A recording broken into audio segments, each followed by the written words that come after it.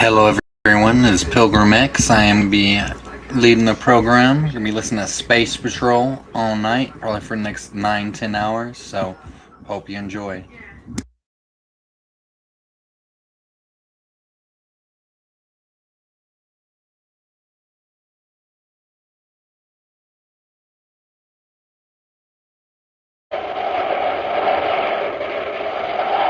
Sweet checks, rice checks, and good hot Ralston presents Space Patrol! High adventure in the wild. Space Patrol Spaceophone set sounds just like a walkie-talkie, looks just like the spaceophone Buzz Corey himself uses. Imagine, you can talk on it to someone a straight 50 feet away. Let me show you with this spaceophone right here. Calling Bob Raitt. Can you hear me, Bob? I'll say loud and clear. Just like talking on the walkie-talkie and the telephone, right? Right. I call it the magic phone you can carry anywhere. Yes, sir. See how the spaceophone sounds, boys and girls? Just like a telephone. Just like a walkie-talkie. And lots of fun. Yes, sir. So send for your spaceophone set today. You get 2 blue and yellow plastic spaceophones. You get 50 feet of communication cord. You get a spaceophone briefing sheet. Now, here's all you do to get the entire set. Buy a box of Instant Ralston. Then, with your name and address, send 25 cents in coin and an Instant Ralston box top to Space Patrol, Box 686, St. Louis, Missouri. This offer good only in continental U.S. and may be withdrawn at any time. That's Space Patrol, Box 686, St. Louis, Missouri. The Space Patrol, with its well-trained personnel, has a very high morale. Disciplinary action is rarely necessary. In fact, a serious infraction of important regulations is so unusual that Commander Corey himself insists on a personal accounting from the men involved. Right now, Buzz is reading a report from the Commandant of the Mercury Patrol Squadron as Happy enters the central office on Terra. Commander, Yes, Happy? Lieutenant Grayson's waiting in the outer office. Oh, thanks. Ask him to come in, please. Yes, sir. Lieutenant Grayson, Commander Corey wants to see you.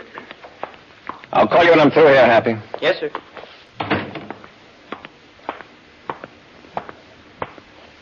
Commander? At ease, Lieutenant. Sit down. Yes, sir. You have an exceptionally fine record. I've been looking it over, and so far I can find no explanation for your behavior of the last few hours. I'm sorry, Commander.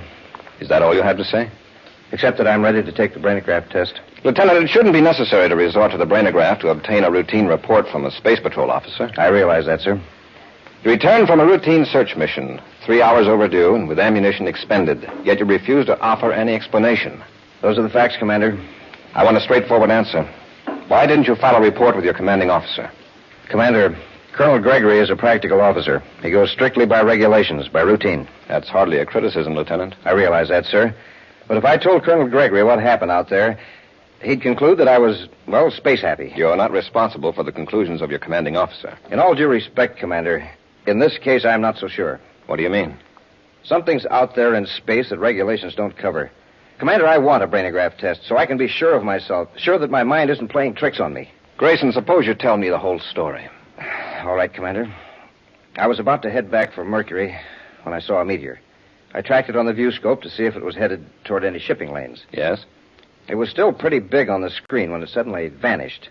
Exploded? No, sir, just vanished. I started after it and checked for fragments. There weren't any.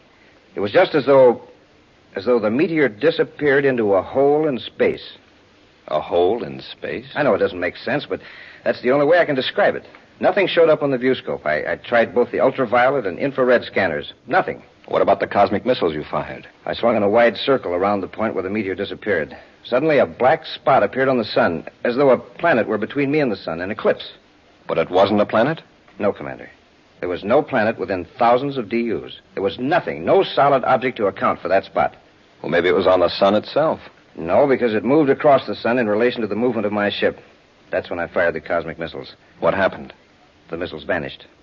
Without an explosion? Without an explosion. Lieutenant, that's the strangest story I ever heard. You don't believe me? I didn't say that. I think your account deserves further investigation. You should have told Colonel Gregory. He'd have put me in the infirmary for mental and emotional checkup. I figured I'd get a brainograph test sooner if I risked disciplinary action. And I was right. He sent me here to Terra immediately. That isn't a very wise risk to take, Grayson. Commander, that thing in space, whatever it is moving. Moving toward the inner planets. Can you point out the location where you saw it on that wall chart? Yes, sir. It was approaching the Mercury orbit on a line from the star Myra. About here, sir. How fast was it moving? It seemed to vary, but at the time I wasn't in any condition to make accurate measurements. I thought I was going space happy for certain. Are you ready for that brainograph test? Yes, sir. Then come on. Oh, excuse me, sir. Happy, will you get Major Robertson? I want to run a brainograph test. Yes, sir. Oh, here's a top priority bulletin from communications, sir. A robot space freighter vanished. What do you mean, vanished? Well, it suddenly pulled off course. 2 passenger ships tracked it. It swung in a wide circle, then smaller and smaller circles, and then just disappeared. Not a trace on the viewscopes. Where did this happen? Midway between Mercury and Venus, sir. On an orientation line with Myra. Lieutenant Grayson, I think we'll cancel that brainograph test. Happy. Yes, sir. Get my ship ready immediately. I'll notify Colonel Gregory that Lieutenant Grayson is assigned to temporary duty with headquarters Thank you, sir. as astrogator aboard Terra 5.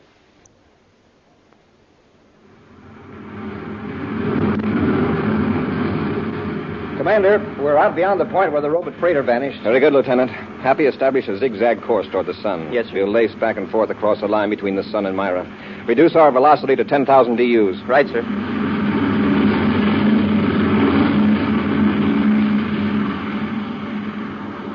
All viewscopes negative, Commander. What's our approximate position, Grayson? In a few minutes, we'll cross the Venus orbit, sir. This is the craziest search I've ever been on, Commander. Looking for something that isn't here. It's there, all right. It just doesn't show up on any instruments. If you could have seen that meteor vanish and those missiles... Oh, wait. There's something moving across the sun. A black spot. That's it. We've located it. Now, let's be certain. Check the viewscope, Happy. Yes, sir. Does anything register? Nothing except the sun itself.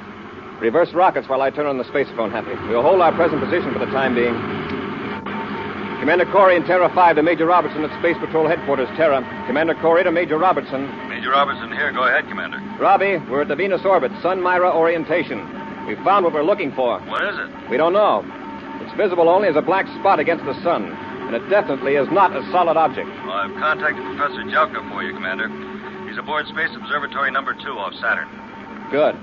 Robbie, spacephone and all planets bulletin immediately. All shipping is to avoid this sector of space until further notice. Yes, Commander. All commercial, private, and Space Patrol ships are to evacuate this sector immediately. Roger. Well, Professor Jelka is waiting on the 150 megacycle channel, Commander. Thanks, Robbie. Corey out. Happy switch to 150 MCs. Yes, sir. Commander Corey aboard Terra 5 calling Professor Jelka aboard Space Observatory number 2. Professor Jelka here. Go ahead, Commander. Professor, have you detected any unusual phenomenon in space the last few days in the direction of Myra? No, Commander. There's something out there, now within the orbit of Venus. It's not a solid object, but it cuts off light from the sun. Well, it's possibly a cloud of gas or tiny particles. Too sharp an outline, Professor. Besides, things like meteors, cosmic missiles, and spaceships just don't disappear permanently in a gas cloud. Did you say disappear? Vanish completely, without an explosion or a trace. Commander, I must have a chance to study this thing at once. I think I know what it is. It's got us baffled. What is it? I call it a cycloplex. A cycloplex. I wrote a paper about it 12 years ago, purely as a theoretical idea. This is no theory. It exists. This is marvelous, Commander. With your permission, I pulled the Space Observatory out of the orbit around Saturn and head for your present location. Well, good. No ordinary instruments register it. You might have some that will. Set your vector for Pluto. Where that vector crosses the orbit of Venus, you'll roughly be at our position. Thank you, Commander. I'll contact you when I'm on the vector. Good. Corey out. Well, at least there's one man in the solar system who seems to have an idea what this thing is. I hope so. But what's more important, I hope he'll know what to do about it.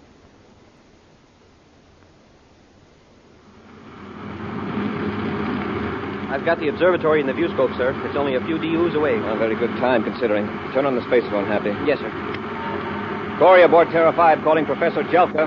Jelka here. Go ahead, Commander. We've picked up the observatory in the viewscope. Have you located us? Yes, Commander, but I can't detect the cycloplex. I've used several types of detection devices. You'll see the black disk against the sun in a few minutes. We'll join space logs with you and come aboard the observatory. Very good, Commander. Corey out. Grayson. Yes, sir? While Happy and I handle the controls, you watch that black spot. If it moves away from the sun, let me know. Right, Commander.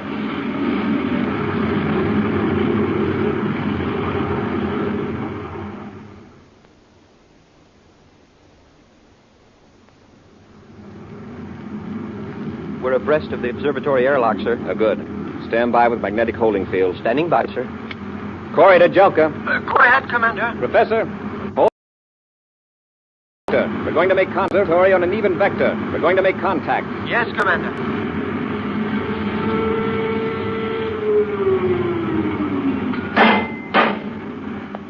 Space lock secured, sir. Lieutenant Grayson, keep an eye on the controls. Happy and I will enter the observatory. Yes, sir. Open the inner hatch, Happy.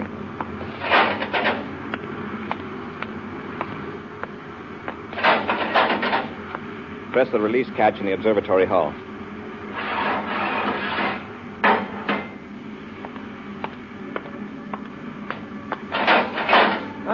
Come in, Commander. This is the most thrilling moment of my life. Professor Jelka, it's about the most puzzling moment of mine. Now, this is my cadet, Happy. How do you do, Professor? How do you do? I tell you, Commander, this is a cycloplex, just as I described it 12 years ago. They really do exist. Fine, Professor, but tell me, just what is a cycloplex? Well, you might call it a hole in space. That's just the way Grayson described it. Grayson? Lieutenant Grayson, the Space Patrol officer who discovered it. Professor, this cycloplex has already destroyed a meteor, 2 cosmic missiles, and a robot spaceship, and it's moving toward the inner planets. If it holds its present direction and velocity, Mars will move right into it in a few days. That would indeed be a calamity. What's the nature of this thing? What happens to objects that move into it? Well, they are transported into other dimensions, or perhaps into a matrix of several dimensions. Well, they cease to exist in space as we know it, that's certain. Yes. For years, mathematicians have speculated on the possibility of many separate dimensions existing simultaneously. I'd like to circle around it and study it some more, or to maneuver the observatory and still manage the instruments. Well, Commander, the controls are very much like standard spaceship controls. Couldn't I work them while the professor handles the instruments? That would be splendid. All right, Happy, you maneuver the observatory. I'll go back to our ship with Grayson. We'll keep you informed as nearly as we can on the location of the cycloplex. Commander, they're getting pretty close. I'll tell Happy to be careful. Commander Corey to Cadet Happy. Happy, go ahead, sir. You're veering pretty close to the cycloplex, Happy. Change your vector. The professor wants me to hold it on this heading, sir. His instruments are beginning to pick up something. Remember what happened to that robot spaceship, Cadet? But this isn't a robot, and the instruments are picking up something.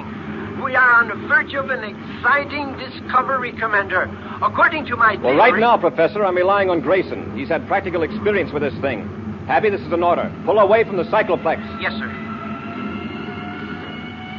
Look at the observatory. It's whirling toward it. Happy, pull away from it. I'm trying to, sir, but the rockets don't seem to have any effect. Use full power on your starboard rockets. I am, but we're caught in some sort of a whirlpool. Pat, hit full repeller ray. If you're caught in that cycloplex, you're finished. We'll be back with Space Patrol in just a moment. Hi, gang. Space Patroller Dick Tufeld speaking from the planet Earth. Today I'm doing a man-on-the-street report. Going to see what some of these young fellas here on their way to school think about those 3 checkerboard super cereals, Rice Chex, Wheat Chex, and Instant Ralston. Now, here's a sharp-looking lad. Tell me, what did you say the very first time you tried delicious Wheat Chex, that bite-sized super cereal spun out of shredded wheat? What did I say? I said, Enough said, thank you. Now, here's a fine-looking boy. What do you think of Rice Chex, the bite-sized super cereal made of crisp and crunchy shredded rice? What did you say, for example, the very first time you tried it? Thank you, that's good enough for me. And here's another young man. Tell me, what's your opinion of Instant Ralston, the hot super cereal? man, oh man, oh man, oh man. There you are, gang. That's what these fellows think about the checkerboard super cereals. The only 3 official cereals of the Space Patrol. Try them yourself. You'll say the same thing. Man, oh man, oh man, oh man. Get them at your grocers today in the red and white checkerboard packages. The super cereals that help to supercharge you Rice Chex, Wheat Chex, and to warm up your motor, good hot Ralston. A Space Patrol officer, Lieutenant Grayson, has discovered an alarming peril in outer space. An invisible force that completely destroys matter without leaving a trace. Professor Jelka, an astronomer and mathematician, says this force, which he calls a cycloplex, is actually a hole in outer space. Happy, piloting the Space Observatory for the professor, flew in too close to the strange force. Now the observatory is being whirled closer and closer to disaster. Meantime, Commander Corey and Lieutenant Grayson in Terror the Fifth are trying desperately to find a way to save Happy and Professor Jelka. Happy, is your repeller ray on full? Yes, sir. All rockets on the starboard side and stern as well. The observatory is being pulled faster than ever toward the cycloplex. Jelka never should have ordered Happy to go so close. Those observatories have a very low power ratio in proportion to their mass, Grayson. We can only give it a boost with our own power. You mean make magnetic contact with the observatory? Yes. Great idea, Commander. You realize what'll happen if we fail. I'm waiting your orders, Commander. Then let's go. You handle a magnetic holding field, Grayson. Yes, sir. Commander, what are you doing? Going to tow you away from the cycloplex. Don't try it, sir. There's some sort of a whirlpool effect. A vortex, the professor calls it. Terra 5 may have enough power to pull itself and the observatory out of danger. But, sir, you The can't. sooner we act, the better chance we'll all have. Stand by for orders. Standing by, sir. We're ready to make contact, Happy. Grayson, apply magnetic holding field. Yes, sir.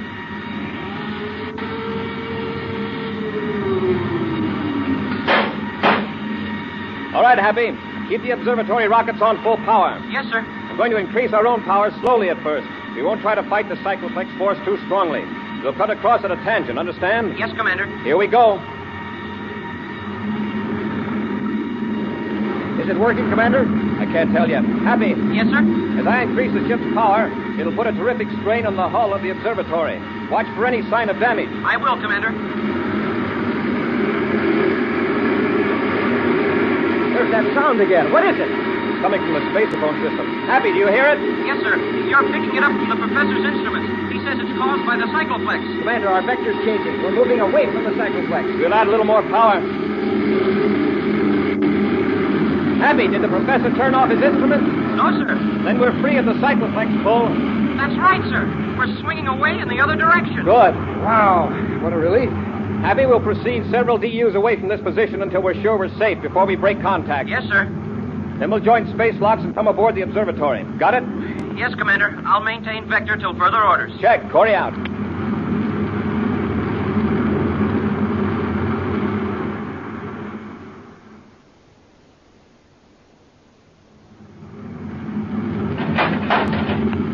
Come in, Commander. Well, how did the observatory stand up under that pull? Well, apparently quite well. Smoking rockets, Commander. For a while there, I thought we were all going to plunge right into the core of that cycloplex. I thought so too, Happy. Professor, did you manage to find out anything about this phenomenon? Very little. Although it did finally activate some of the instruments. Exactly what is it, this force? I can't say. Apparently, this vortex, the whirlpool effect, is some sort of an electromagnetism. And that might account for its effect on the instruments. And this whirlpool effect extends beyond the core. Yes, it draws the objects into the center if they get too close. We sure found that out. And we also know that this force is moving steadily toward Mars. They've got to get busy and do something. Well, is this cycloplex big enough to swallow a whole planet? What about that, Professor? Well, the core itself is fairly small, but with that vortex of force around it, it might easily demolish Mars. Certainly, it would make it unlivable. Well, how can we fight this cycloplex? Every force we know of has some other force that can oppose it. But this thing is from some other dimension, Commander. It's an intruder into our space-time system. You mean it isn't even from another galaxy? From another part of our space? Yes, it's completely new to us, Cadet. It's impossible to imagine dimensions beyond the three we know: length, breadth, and thickness. Professor, you mentioned that it has some sort of magnetic effect. That's right. Suppose we could produce a powerful magnetic force to oppose it. It would take more power than any planet power system could produce. And how could we transfer it here? Professor, you've heard of Huddleston's ring, haven't you? Yes. Very interesting effect. What's Huddleston's ring, sir? Makes use of an effect that occurs at temperatures close to absolute zero. Oh, like those of outer space? Exactly. Extremely low temperatures, some metals become superconductors of electricity. Superconductors? They have no resistance to the flow of current. That means if a current is started in a ring made of a superconducting material, it flows indefinitely. Even when the power's cut off? Right. And if the power is constantly applied, the current builds up. It increases more and more. Oh, I see. A scientist named Huddleston has been conducting experiments with a giant ring in outer space near Jupiter. Yes.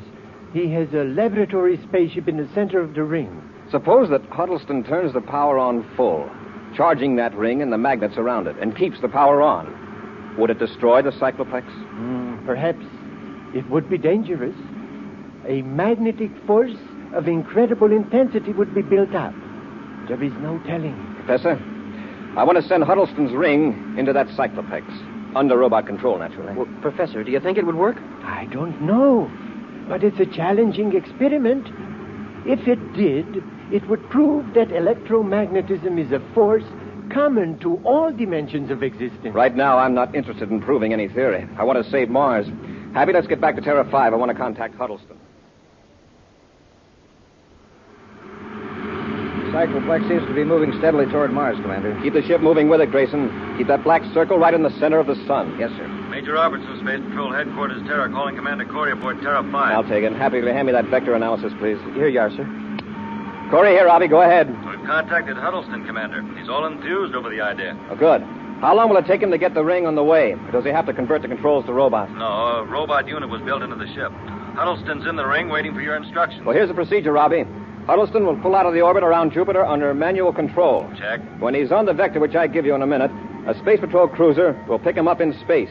Huddleston will handle the ring and its lab ship by remote control until we pick it up on our view scope. Got it, Commander. Then I'll take control of the ring from that point on. Okay, Robbie. Now, here's the vector I want you to relay to Huddleston. Nothing on the view scope yet, sir. Widen the scanning arc, Happy. The lab ship may be slightly off vector. Yes, sir. Commander. Yes, Grayson. Cycloplex seems to be increasing velocity. Any change in vector? No, sir. I'll check with Professor Jelka. Corey to Jelka in observatory. Jelka here. Go ahead, Commander. Lieutenant Grayson reports an increase of velocity by the cycloplex. He's right, Commander. My calculations confirm it. Is it still heading toward Mars? Yes, Commander. Is there any possibility of its changing direction? I'm afraid its motion is unpredictable. We don't know enough about it. Well, that's all, Professor. Thank you. Commander, look at the view scope. I never saw an image like that before. Isn't very clear, Happy. See if you can get rid of that blur. I'll try it, sir. No, sir. That's as clear as I can get it. I'll check with Robbie. Commander Corey to Major Robertson. Robertson here. Go ahead, Commander. We've picked something up in the view scope, but it doesn't look like Huddleston's ring and lab ship. You got a blurred blotch? Yes. Now, that's the ring, Commander. I've been tracking it from Jupiter. Huddleston says your screen's blur is a tremendous magnetic force. Right, Robbie. I'm ready to take over control of the ring. It's now 14:20 and 15 seconds, Universal Star Time. Tell Huddleston the switchover will occur at 14:21. Corey out. The ring's approaching very fast, Commander. The robot control panel's ready, sir. Fine, Grayson. Happy you take over our controls. Yes, sir. Grayson, feed the viewscope data into the vector computer. Yes, sir. I want to get the ring headed for the target as soon as possible after switchover. It might be hard to control if that magnetic force builds up much higher. 10 seconds to switch over. Trajectory computed, Commander. Thanks, Grayson. 5 seconds. 3, 0. Now we'll find out if we've got the ring under control. Watch the viewscope, Grayson. See if the ring turns in the new vector. It's responding, Commander. Good. It's heading straight for the cycloplex now. Nothing to do but wait and hope it works.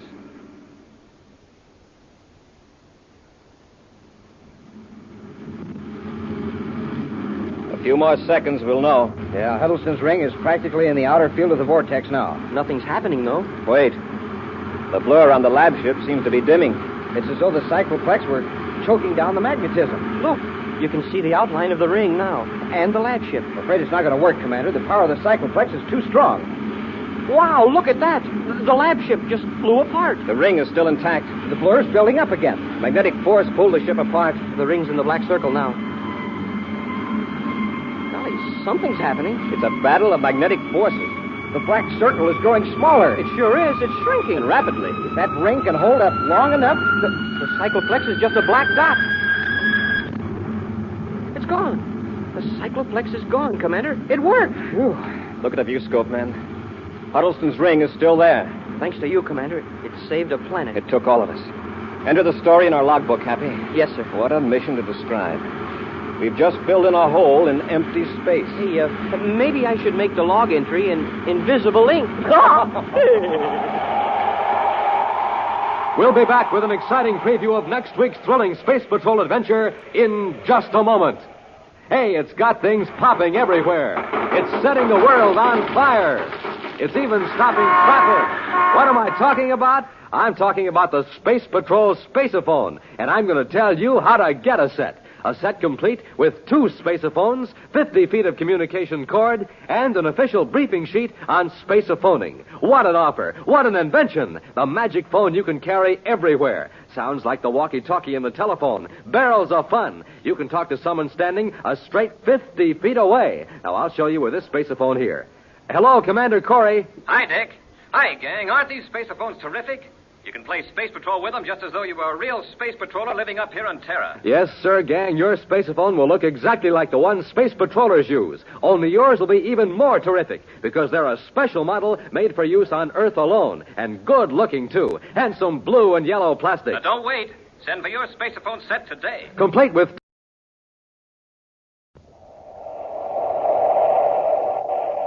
Wheat Chex, Rice Chex, and Good Hot Ralston present Space Patrol! High adventure in the wild, vast reaches of space. Missions of daring in the name of interplanetary justice. Travel into the future with Buzz Corey, Commander-in-Chief of the Space Patrol! In today's transcribed adventure, Buzz and Happy are in their spacesuits, investigating a gigantic six-wheeled atomic digging machine on the planet Mercury. As they walk across the deeply cracked ground in 300-degree heat, the huge machine starts moving toward them with increasing speed. They're trying to run us down with the machine, Commander. Get to the ship, Happy. It's hard to run in these bulky suits. Maybe we can dodge the driller. Don't try it. The driller's big, but it can turn like a cat. It's gaining on us. Don't look back. Run. Hey! Quick, Hap, on your feet. My foot's caught in the crevice. Give me your hand. No, you sir. I can't get loose. I'm caught. Commander, get away, please, while you can. The driller's almost on top of us. We'll be back in just a moment with today's Space Patrol story, The City of the Sun. Hey, gang, listen to this poor old rocket ship here at the Lunar Fleet Base. You know what the trouble is? That rocket's trying to run on ordinary fuel. Now, here's that same rocket ship loaded with super fuel.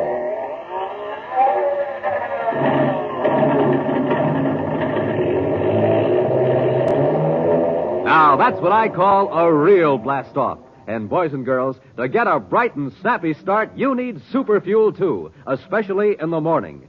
So start your day with a breakfast that supercharges you. A nourishing breakfast with a checkerboard super cereal, like Rice Chex. Triple crisp Rice Chex. Triple crisp because it's toasted 3 times. And oh boy, is Rice Chex delicious. Makes breakfast sparkle, that's how good it is. Rice Chex. Golden shredded rice biscuits in that modern bite-sized design for easy eating. So remember, gang, to start off bright and snappy in the morning, eat a nourishing breakfast with a checkerboard super cereal and get supercharged.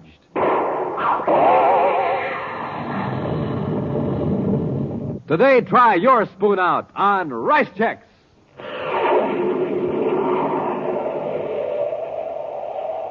Commander Corey and Cadet Happy are on the planet Mercury, organizing Space Patrol units into a search for Professor Mallison, whose spaceship vanished on the dark side of the planet. But now, a second emergency on another part of Mercury sends Buzz and Happy racing to the hot side of the tiny planet, to Solaria, the city of the sun. Who's behind the sabotage, sir? I don't know, Happy. That's what we've got to find out. But I've got a pretty good idea what the motive is. What's that, sir? Solaria has suddenly become very important because of the mineral deposits that have been found about 60 miles south of the city. South?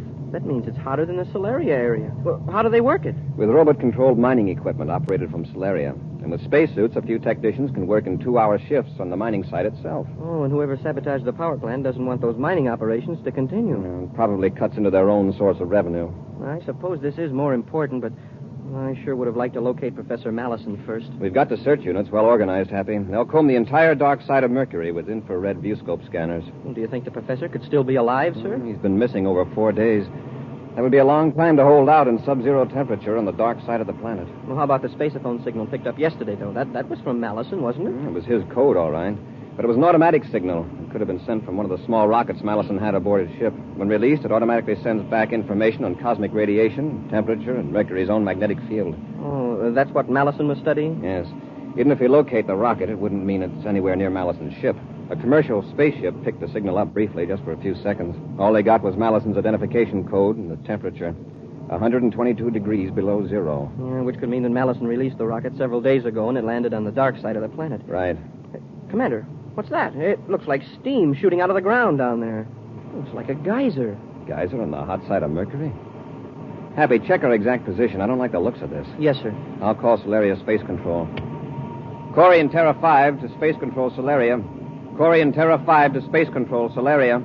Space Control Solaria to Commander Corey, Lieutenant Orris here. Lieutenant, I'm flying low northeast of Solaria. My cadet and I have sighted something that looks like steam shooting out of the ground. Steam, Commander? Yes, I'll give you our position. Check it against the location of water conduits leading to the city. Yes, sir. Happy, got the data? Yes, sir. We're 10 degrees, 27 minutes, 48 seconds south by 112 degrees, 51 minutes, 08 seconds east. Got that, Lieutenant? Yes, sir. I'll check it against the chart. Commander, do you suppose it is a broken conduit? I don't know what else it could be, Happy. Possibly a quake broke the pipe. Commander, it looks like a broken conduit, all right. Solaria's main water supply line runs right through that point from melting and pumping station number 3 on the cold side of Mercury. Better check with Solaria Water Control. See if they've noticed a drop in pressure. Yes, sir. Thanks for telling us. If that's a bad break, we'll be in a tough spot here. Is there a seismograph in Solaria? I believe there is, sir. I suggest you check the city engineering office. Have them contact other cities on the planet and see if there's been a quake in this area. Yes, Commander. We'll circle this vicinity to see if any further trouble develops. Report back when you get the information. Corey out. Well, from the looks of that ground down there, sir, they must have a lot of quakes in this region. You mean those deep cracks? Well, those were formed millions of years ago, Happy, when Mercury first began to dry out under the terrific heat. Yeah, but with one side of the planet covered with ice and the other side with blistering heat, well, wouldn't there be a lot of quakes? Well, as far as I know, there hasn't been a serious one reported in recent years. We'll keep circling till we hear from Solaria. Can't we take it easy, Burdock? This is pretty rough ground. Well, these atomic drillers weren't made for comfort, Grove. And I want to get plenty of distance between us and that broken water conduit. We're going 70 with this thing. If we hit one of those cracks at the speed, we'll tip over. Just quit worrying. We're riding on 6 wheels. And each of them are 20 feet in diameter. And every wheel has its own power drive. I think we're in more danger of being spotted by a space patrol ship than we are of upsetting this monster. What do we do with the driller when we get to our spaceship? We just leave it. It's pretty well camouflaged to blend in with this cracked yellow ground here. We can find it again if we need it. You aren't planning to drill any more holes in the Solaria water supply, are you? Not right away. But this job will cause plenty of trouble. You think they'll be able to repair it? Probably. But with things like this happening, trouble with power and water, the rival companies are going to think twice about using Solaria as a base of operations. Hey, Burdock, watch it! It nearly tipped us over. Oh, just relax, Grove. We're almost to the ship.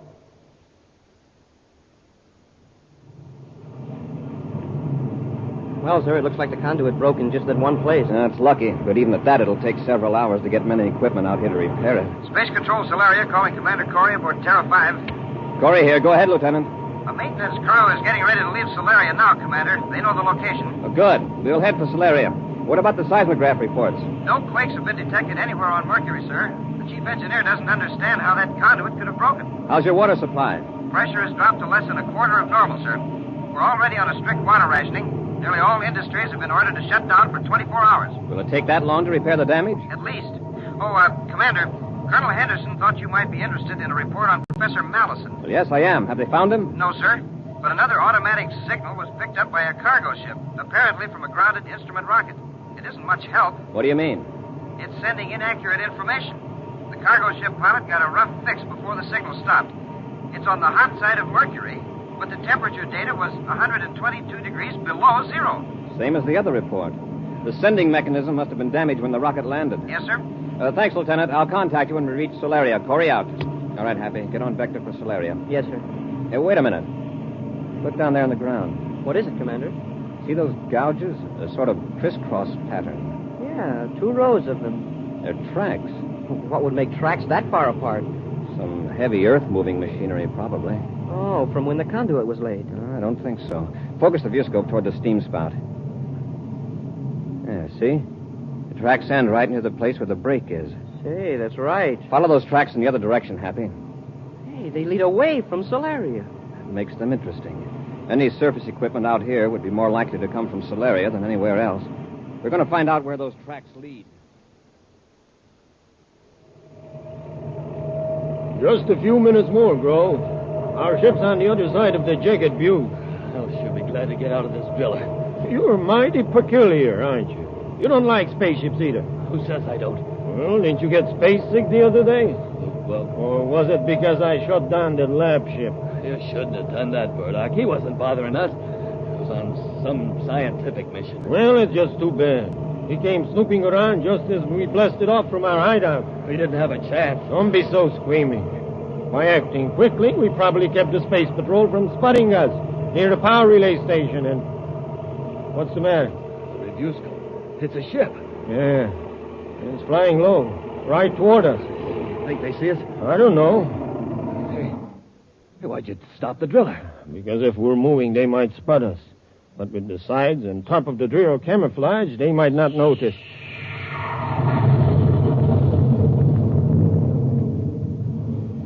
They went right over. It's a Space Patrol ship. They must have spotted the break in the waterline. Yeah, but why were they going so slow? How do I know?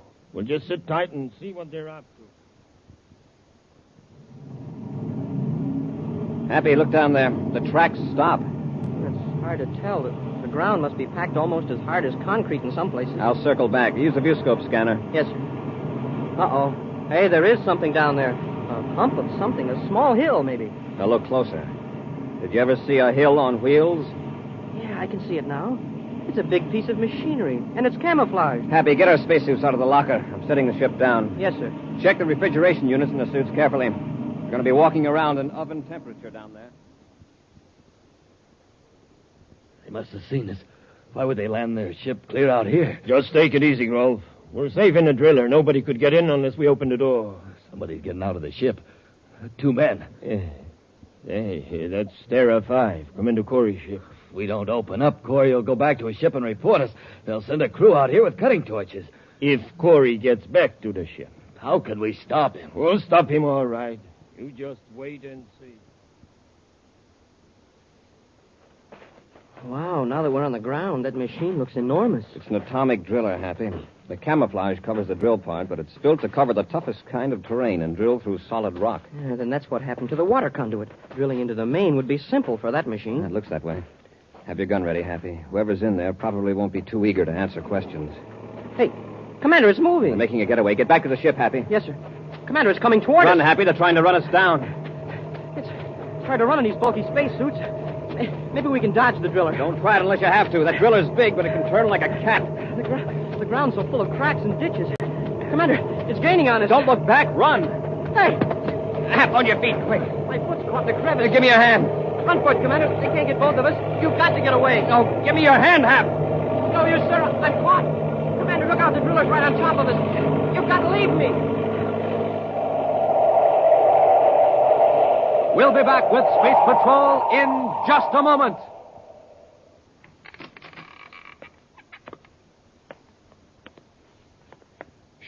Space Patroller Dick Tufeld, gang. I've got a secret for you. Wait till I close the door. Okay? Now, here's a secret Buzz Corey wants you to know about. The secret of how Space Patrollers get a rip-roaring start in the morning. Now, here's what they do. They eat a breakfast that supercharges them. A good breakfast with one of the 3 checkerboard super cereals. Rice Chex, Wheat Chex, and Instant Ralston. Chex, they're the super cereals with that modern bite-sized design. The cereals with a swell new taste you'll like right off the reel.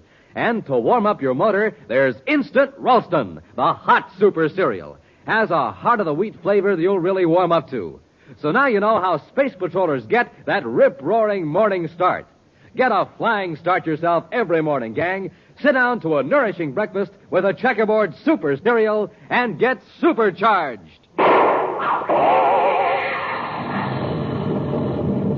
Rice Chex, Wheat Chex, good hot Ralston, the super cereal. Flying low above the hot side of the planet Mercury, Buzz and Happy have sighted a gigantic atomic drilling machine. The driller is driven by Burdick and Grulf, who have bored a hole in the water conduit leading to Solaria, a city in the sun-baked Mercury desert. Buzz and Happy don spacesuits to investigate a cleverly camouflaged drilling machine. Suddenly, the driller started up, rolling across the cracked and fissured earth on its 6 giant wheels. Happy caught his foot in a large crack in the ground. And now, as Buzz tries to pull Happy free, the enormous driller roars down upon them. It's no use, sir. It's still right after us. It's going to crush us. Fall flat. Dive into that crevice quickly. Yes.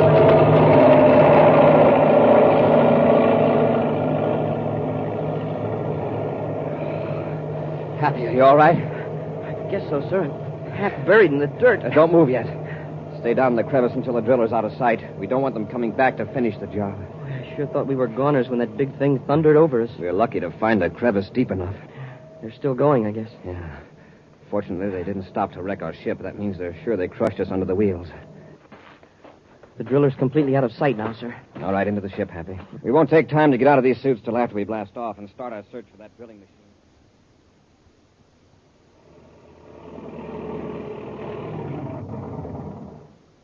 Well, here we are. Here's your spacesuit, Burdock. Get into it and let's get to the ship. I see you're all ready. Yeah, all but the face piece. You know, sometimes I get the impression you don't enjoy riding in a driller. Quit the funny stuff. Let's get out of here. How do we know Corey didn't send a space phone message before he got out of his ship? You're right, Grove.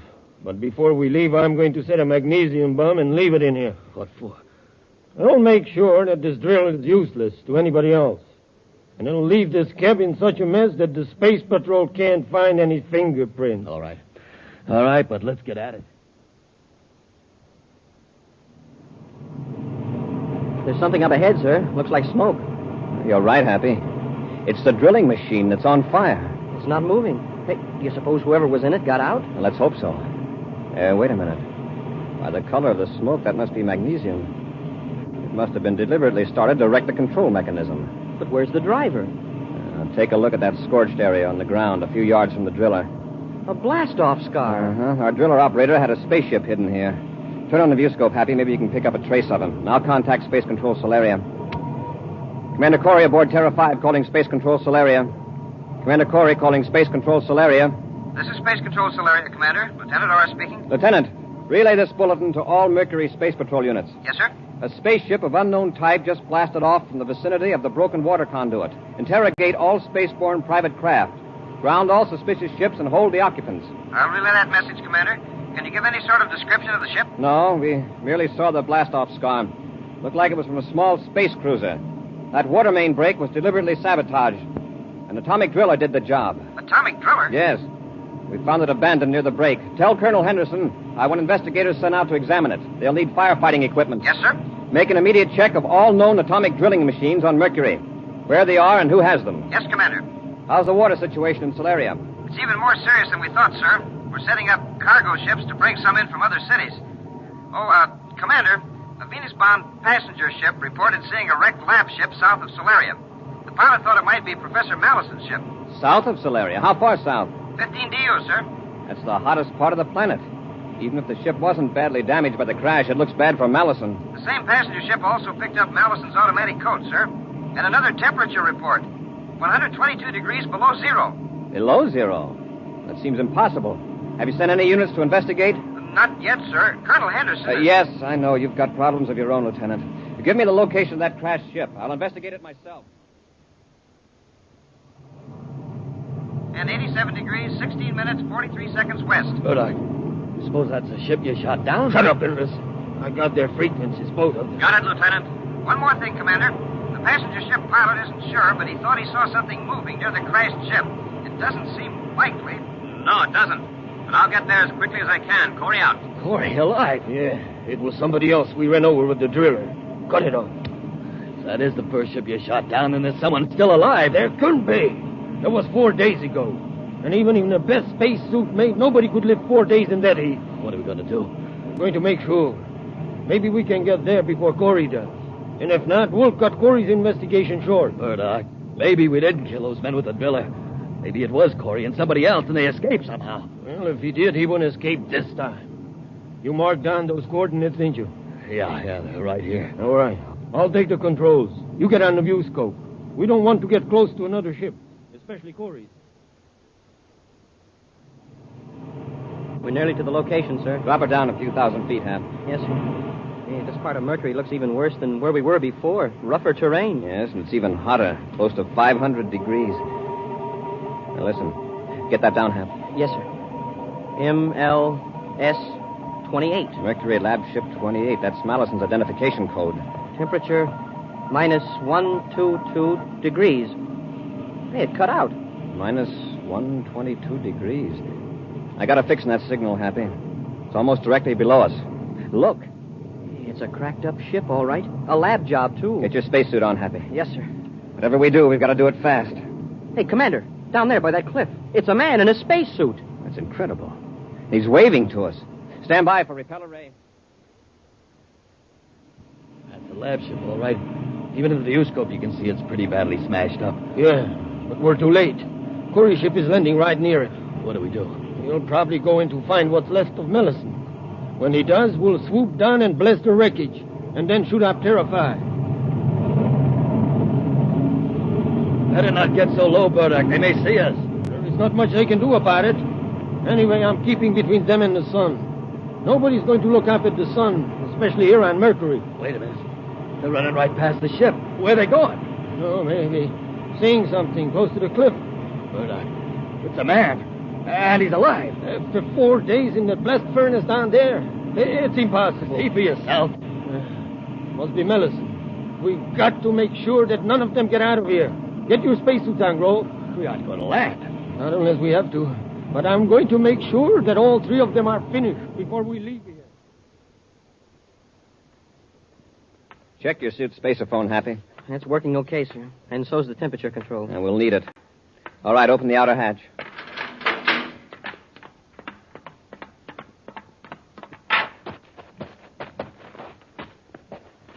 Allison's acting pretty strange, sir. He just stands over there and motions to us instead of coming toward us. It's hardly a normal way to greet rescuers. Let's see if his spacesuit transmitter's working. Professor Mallison, this is Commander Corey. Can you read me? He's just waving more excited than ever. Professor, if you hear me, hold both hands over your head. He's doing it. Apparently he can hear us, but his transmitter's out. I thought I heard something in the earphones just for a second, and another voice. Professor, is there some reason why you want us to come over there? If there is, hold your hands straight out at your sides. Yeah, that's what he wants us to do. We better do as he asks.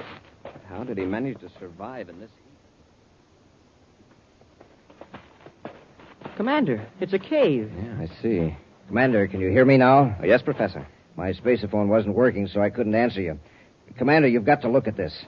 It's a happy surprise to find you alive, Professor. That spacesuit must be remarkably resistant to heat. It isn't the suit that's responsible. Just look in here, where the beam from my atomolight is shining. It just looks like an ordinary cave. Further back, look at the walls. You mean that shiny blue-black mineral? Commander, that's ice. Ice? In this part of Mercury? Right. Thousands of tons of it, perhaps millions. That's how you manage to stay alive. It's cool in the cave. Yes, with 570 degrees outside. Inside, it's a constant 122 below zero. Then your automatic rocket transmitter was right. Commander, do you realize what this underground ice means to Mercury? To the people of Solaria in particular? You mentioned millions of tons. A conservative estimate.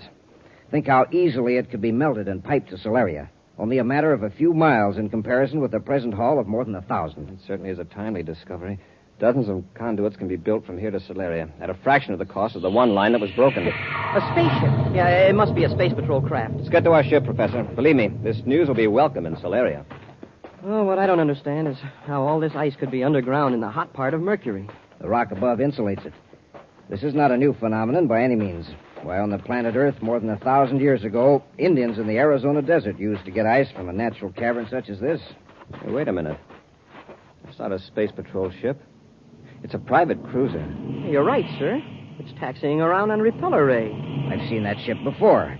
Why, it's the one that shot my lab ship down. Are you sure? I'm positive. Hey, what's a crazy fool doing? He's backing the ship right toward the cave. Better get out of here or he'll run over us. He's got something worse than that in mind. He's seen us and doesn't want us to get out. Well, maybe he's just backing up to get room to blast off between here and the opposite wall of the canyon. Not in your life. Quickly, get out of the cave. He's going to put his stern in here and turn on his rocket blast.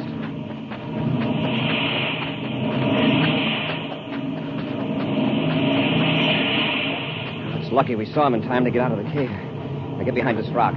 Maybe he won't see us from the ship. Hey, you're right, Commander. He's pushing the tail of his ship back in the cave with blasts from his forward rocket. He really intends to see that we don't get away from here. Now keep close to the rock. I think we'll be safe here.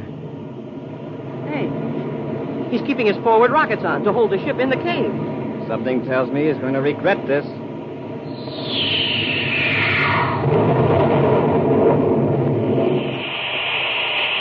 Wow, the ship's wrecked. It shot right across the canyon into the opposite wall. His hand must have slipped off the controls. No, Happy. The heat from his rocket exhaust turned the ice into steam, and it popped the ship out of the cave like a cork. We'd better get over there, Commander. They may be badly hurt. If they haven't got spacesuits on, they haven't a chance. Commander, I see somebody getting out. Yeah, there are two of them. And they do have spacesuits on. Let's get them. By their attitude, I don't think we'll have any trouble. No, sir.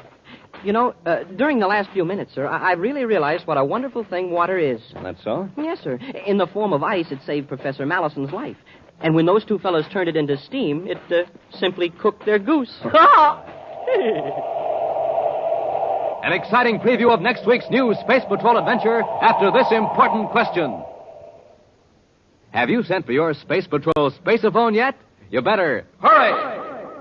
Yes, sir, this sensational offer is soon going to end. And you don't want to be left without one of these thrilling new spaceophone sets, do you? No, sirree. So, hurry! More fun. You can talk back and forth on the spaceophone to someone a straight 50 feet away. Just like talking on the telephone, complete with two spaceophones, 50 feet of communication cord, and secret briefing sheet.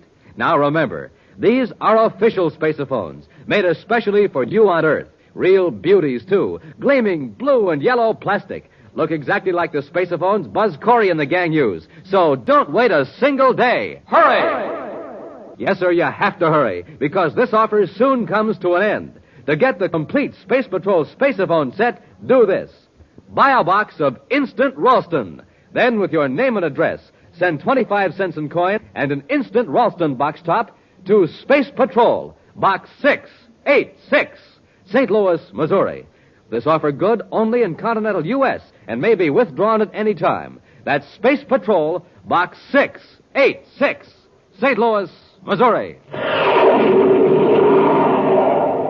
And now for a preview of next week's exciting Space Patrol story.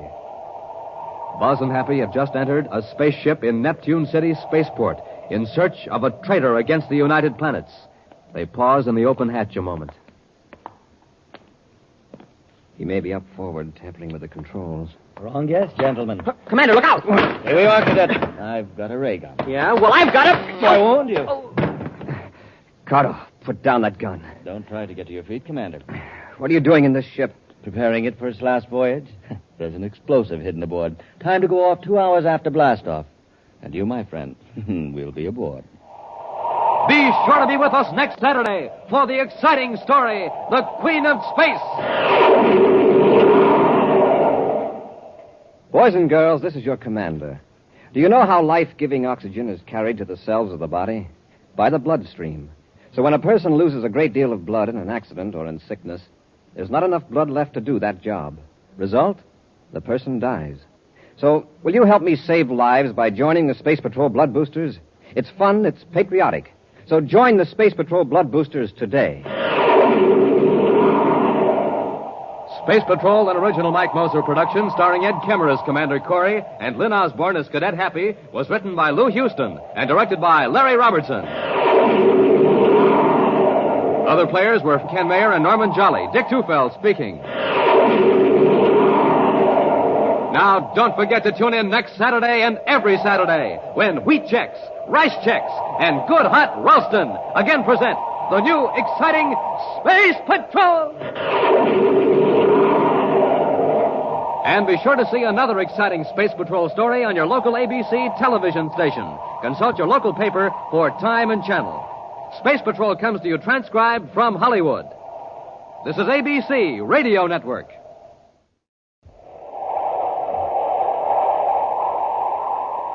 Wheat Chex, Rice Chex, and Good Hot Ralston present Space Patrol! High adventure in the wild, vast reaches of space. Missions of daring in the name of interplanetary justice. Travel into the future with Buzz Corey, Commander-in-Chief of the Space Patrol! In today's transcribed adventure, Buzz and Happy have just entered a spaceship in Neptune City Spaceport in search of a traitor against the United Planets. They pause in the open hatch a moment. He may be up forward, tampering with the controls. Wrong guess, gentlemen. Commander, look out! Stay where you are, Cadet. Oh, yeah? Cardo, put down that gun. Don't try to get to your feet, Commander. You'll get what the Cadet got. What are you doing in this ship? Preparing it for its last voyage. There's an explosive hidden aboard. Time to go off 2 hours after blastoff. And you, my friends, will be aboard. We'll be back in just a moment with today's Space Patrol story, The Queen of Space. Gang, this is Space Patroller Dick Tufeld at an Aquajet boat race on Mars. Now, my favorite is the Shooting Star. But hey, it doesn't have a chance. That driver's filling up the tank with ordinary fuel. You see what I mean? No zip, no zoom. Hey, but wait, the driver's now putting in some super fuel.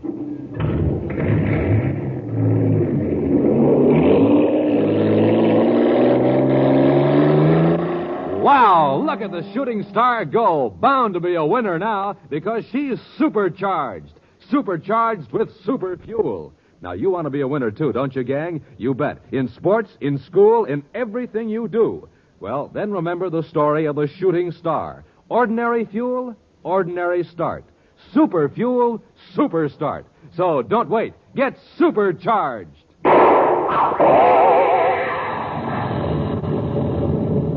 And, gang, get supercharged the way Buzz Corey does.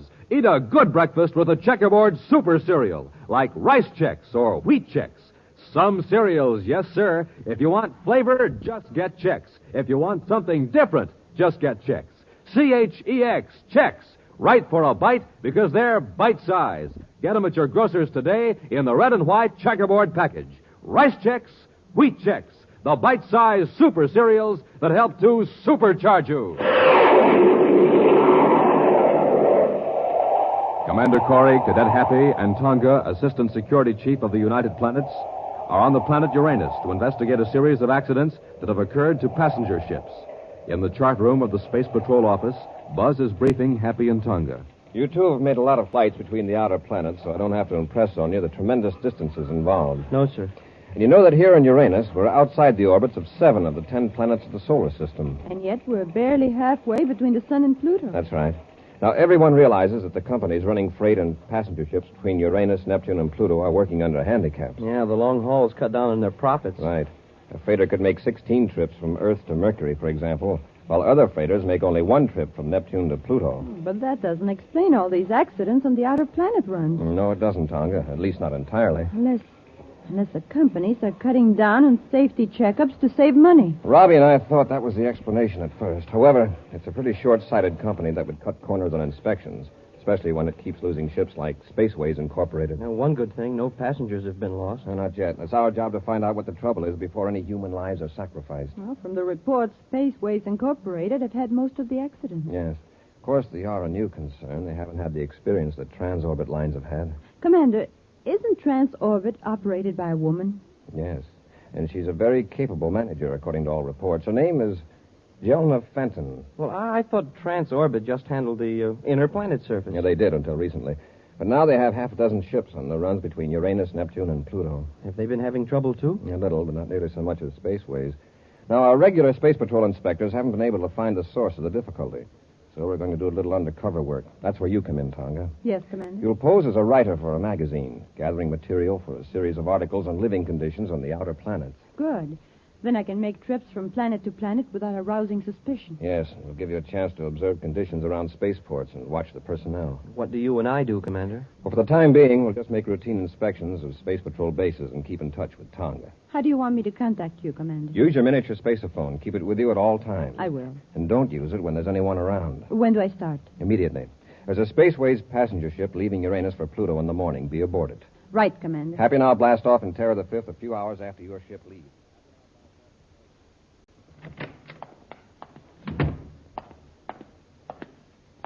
I got your message, Jelna. What's up? You can cancel that trip to Mercury, Cardo. You're staying here on Neptune. What about that Spaceways ship I was supposed to, fix? I've already arranged it. Oh, what happens this time? Does the oxygen reclaiming unit give out? No, we won't use that one again for a while. I've got a better one. Yeah? What?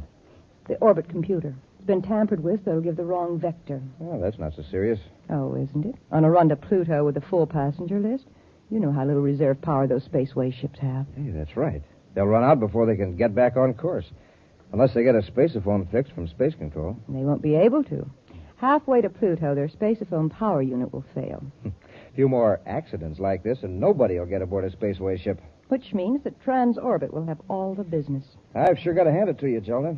At first, I thought you were crazy to take on these outer planet runs. It would have been crazy if we were merely going to be satisfied with a few crumbs that Spaceways didn't want to be bothered with. If you keep on, Jelna, you'll be known as the Queen of Space. Queen of Space. You know, Cardo, I think I rather like it.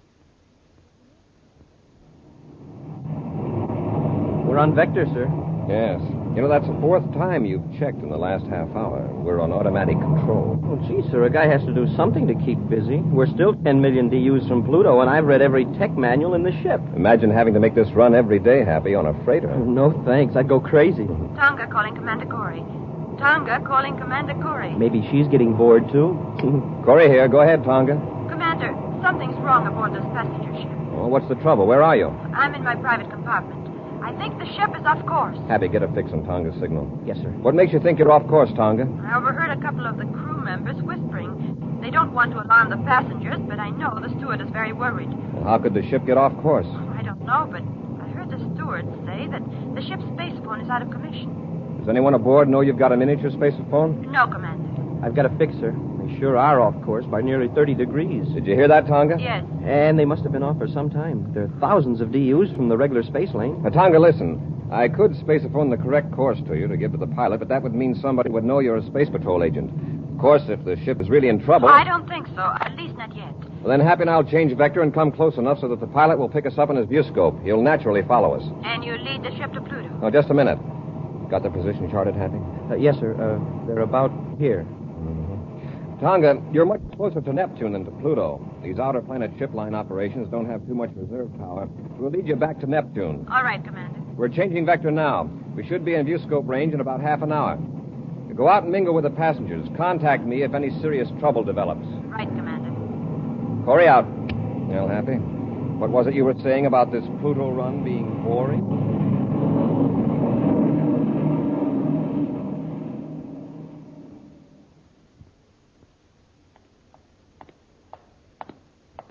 Here's that schedule of Spaceways flights, Jelna. Most of them are inward bound from Pluto. Spaceways Comet is due this afternoon at Neptune City Spaceport. Leaves for Neptune's moon tomorrow morning. That doesn't give us much time. True, but it might give us a fine opportunity. How do you mean? Well, they're short haul to the moon coming up tomorrow. Chances are the maintenance crew won't do much work on the ship. Yeah, that's right. They'll wait till he gets back. Unless there's something that needs immediate attention. All right, Cardo. Keep an eye on the Comet when it comes in. After that long run from Pluto, the pilot and the rest of the crew will probably head for town for a good time. Yeah, you're right, Jelna. Say, I wonder how that other ship's making out, the big passenger job.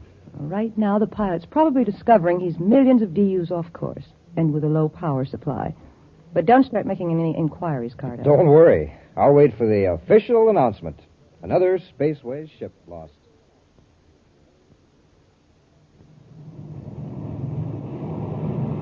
Do you think they see us, sir? They ought to. They show up strong enough in our viewscope. Well, I hope the pilot has sense enough to follow us. He'll probably be very glad to, Happy. I want to change vector now. Watch the screen, see if he follows us. Yes, sir.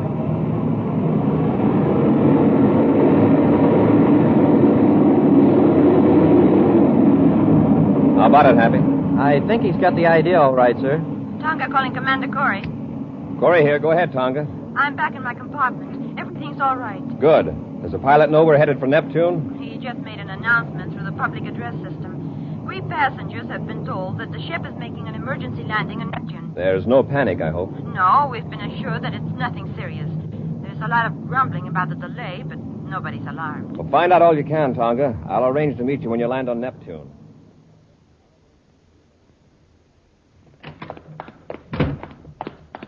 Jelna, something went wrong. What do you mean? That ship that was supposed to get lost on the run to Pluto. Well, what about it? Just landed here on Neptune, of all the rotten breaks. But the orbit computer did fail, didn't it? Yes, but a Space Patrol ship happened along, and the pilot followed him to Neptune. Did you say happened along? Yes. Apparently, the Space Patrol ship didn't even know the passenger ship was in trouble. At least the Space Patrol didn't attempt to make contact. Well, maybe it's better this way.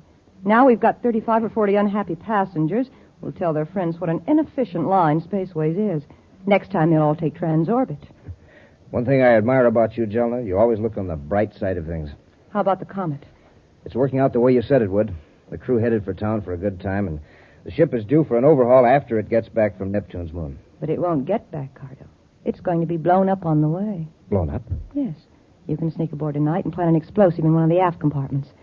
I suggest the emergency rations compartment. Suppose they check the ship before blastoff. It isn't likely they'd check the emergency rations before a short trip to that moon, especially when there's a major overhaul coming up in a couple of days. I've got it all worked out. The explosive will be in a regular emergency ration. I've looked all over the spaceport, Commander, and I can't find Tonga. I wonder what's delaying her. She's had plenty of time to check in at the space hotel and get back here. Shall I look again, sir? And maybe she's over in Wing B. Oh, here she comes, Happy. Yeah, she sees us. Let's move over here behind these pillars. Remember, Hap, don't call her by name. Commander, What did you find out? the orbit computer in the ship had been tampered with. So had the space phone transmitter. So somebody wanted that ship to get lost. Yes. And I picked up a very interesting rumor about who might be behind it. Who? I've been talking to some of the Spaceways employees. They think Transorbit is trying to run them out of business. Well, that's a serious charge. Did they have any evidence? No, but I heard a certain name mentioned. Brox Cardo. Brox Cardo, huh? Yes. Cardo works for Jelna Fenton of Transorbit. And what's Cardo supposed to do? I couldn't learn anything specific, but I get the impression that Cardo would do just about anything. Transorbit's main offices are here in Neptune City. Happy, maybe you and I can check up on this Cardo. Yes, sir. And Tonga, the best thing for you to do is go ahead with our original plan. You mean go on to Pluto? Yes. When is the next passenger ship leaving for Pluto? Spaceways hasn't any scheduled until day after tomorrow. But there is a Transorbit ship leaving tomorrow morning. And take that one. Oh, and by the way, this might be a good time to start gathering material for those magazine articles you're supposed to be writing. Oh? See if you can get an interview with Jelna Fenton at Transorbit. All right, Commander. In the meantime, Happy and I'll check up on Brox Cardo.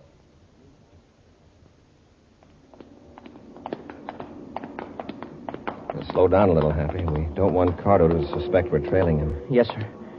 He's heading for that spaceship. Yeah, that's the Comet. Just got in from Pluto this afternoon. See, it's a beautiful ship, isn't it, sir? Yes, it's the pride of Spaceways. Hold it, Happy. Cardo's getting in the ship. Yes. I'm very curious to know why a Transorbit employee is snooping around a Spaceways ship. What do you suppose he's got in that box he's carrying? Suppose we find out. Come on, Happy.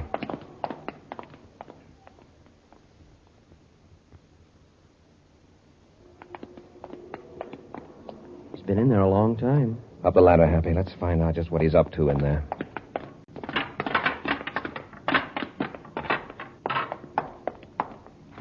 Which way, sir?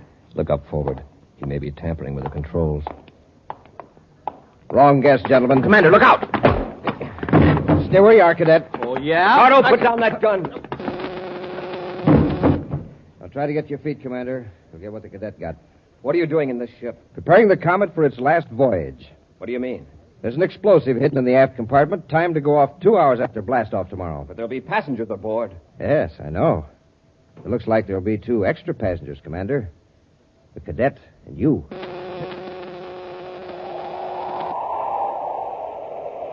We'll be back with Space Patrol in just a moment. Gang, this is Space Patroller Dick Tufeld speaking from the Interplanetary School Stadium on Terra. Just saw a swell football game here. Listen to this crowd cheering the winners. Yes, it sure is fun when you're a winner, and here's something like that. Right, gang? But remember, to be a winner, you have to be supercharged. And here's the way to take care of that. Eat a good breakfast with Rice Chex or Wheat Chex, the bite-sized super cereals that help to supercharge you. Delicious? Why, there's sure plenty of zing in that Rice Chex flavor. And man, oh man, Rice Chex biscuits are toasted and toasted to make them crisper and crisper. And Wheat Chex, there's a flavor you'd fly to the moon for. Now remember, it's fun to be a winner, and hear this. So move right up and be a winner. Move right up to the table for a breakfast that supercharges you. A good breakfast with Rice Chex or Wheat Chex. Get them today, gang, and get supercharged.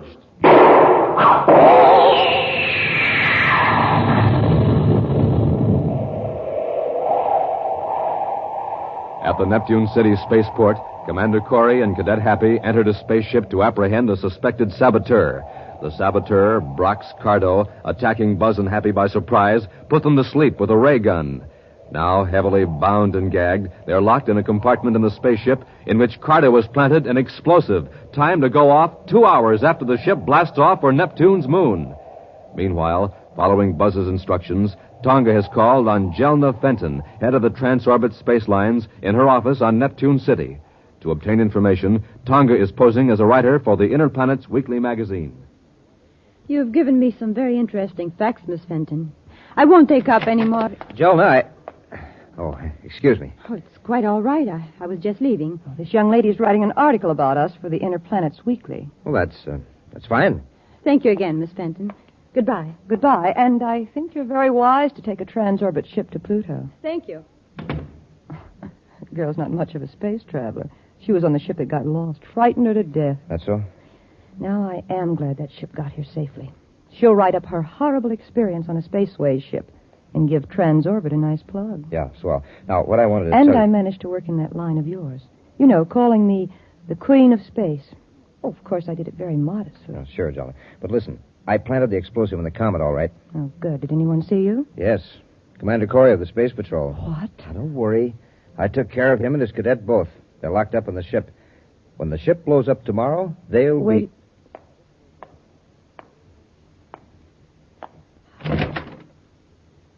Thought so. She was listening. Who? That girl, the reporter. Oh, do you think she heard us? We've got to find out. Come on, Cardo. We'll follow her and see where she goes.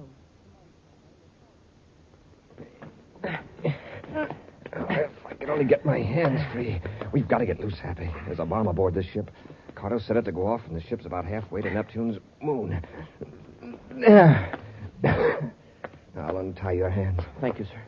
I don't know how we're going to get out of this compartment, but we've got to. Well, when somebody comes aboard, maybe they can hear us pounding on the door. Possibly.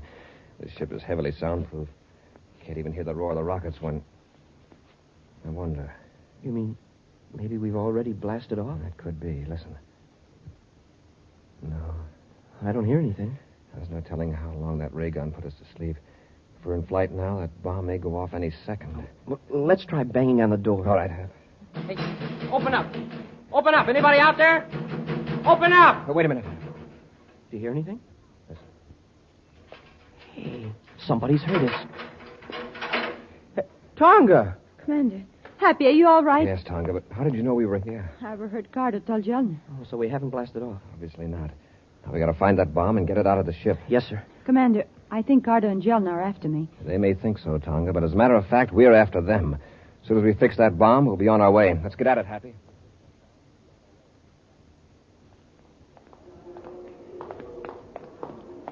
I can carry the bomb, sir. It's not heavy, huh? Are you sure that's the right box? Yes, Tonga. It was the only one that was hidden in the emergency ration storage compartment. Yeah, you can tell by the weight. This box is twice as heavy as the others. Happy, you and I'll take this bomb to the Space Patrol emergency officer here at the spaceport for detonating, and we'll all meet later at Gate 7. Yes, sir. Tonga, while we're doing that, you call Neptune Unit Space Patrol headquarters and alert them to pick up Cardo and Jelna Fenton.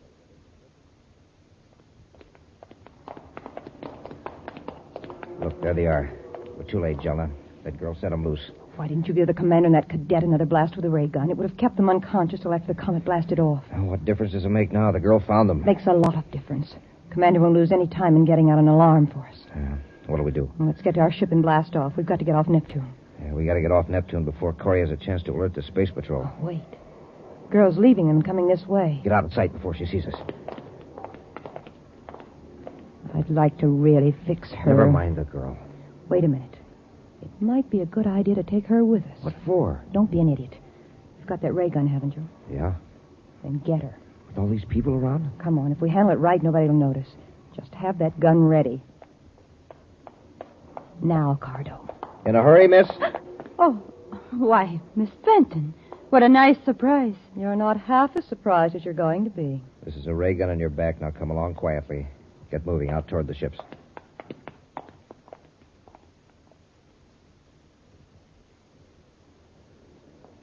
Tonga's not at Gate 7, Commander. I know, and she won't be. What? She never did call headquarters. I just checked.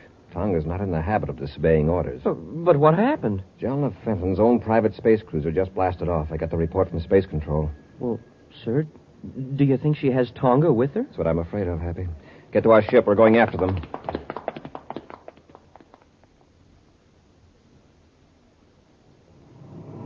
I've got the ship on vector for Saturn, Jelna. Put it in full acceleration. We've got to get plenty of distance between us and Neptune. Yeah. How's the girl? Still locked up in the compartment. Oh, I found out who she is. Yeah? Who? Tonga, Assistant Security Chief of the Space Patrol. Oh, that's not good. Why? This could mean plenty of trouble. Oh, and I suppose you don't think we're in trouble now? Tonga can help keep Corey off our necks. Yeah, but will she? Save her own, sure. Besides, we don't care whether she cooperates or not. Jelna, look, the rear view scope. Ship. It's coming right toward us and gaining every second. Jelna, they're after us. Now, don't get excited. Calm down. That's a space patrol ship. It's Corey. So much the better. Relax, Cardo. It's a private cruiser, sir. Yes, with a Transorbit trademark on it. It's Jelna Fenton's ship, all right. And we're sure gaining on it. They must know they're being followed. They don't seem to be doing anything about it. Turn on the spaceophone, Happy. Yes, sir. This is Commander Corey aboard Terra 5 calling Jelna Fenton in private cruiser N56. Corey to Jelna Fenton. Cruiser N56 to Terra 5. Go ahead. Return to Neptune immediately. You're under arrest. Really, Commander? Is Brox Cardo aboard? Brox Cardo? Well, I never heard of him. This is an order, Miss Fenton. Return to Neptune immediately, or we'll have to use force. It's very interesting, Commander, but I don't think you will. You wouldn't want to risk harming your Assistant Security Chief, would you? So you have Tonga aboard? That's right, Commander. I suppose you think I'm bluffing. No, Jelna. I believe you. And I'm warning you, if you harm Tonga in any way... If you don't want her harmed, then I suggest you just go about your own business and leave us alone. Goodbye, Commander. Jelna, listen. Tonga calling Commander Corey. Hey, Tonga's still got her miniature spaceophone, and she's on our private frequency. Go ahead, Tonga. Commander, I'm aboard Jelna Fenton's private cruiser. I know. Happy and I are right behind you. I just talked to Jelna, and she refused to return to Neptune. I've tried to get out of the compartment, but I can't. It's locked. Well, listen, Tonga. Right now, Jelna has the upper hand. If we join airlocks with her ship, she'll carry out her threat to harm you. Well, she'll have to land sometime. Yes, but that still doesn't help your case.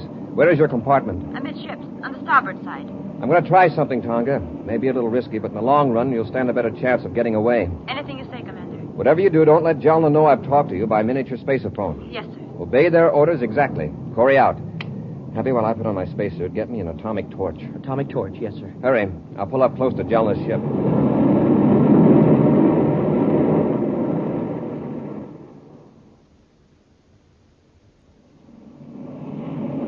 Up to. His ship's right off our starboard. I guess he doesn't believe we've got Tonga aboard.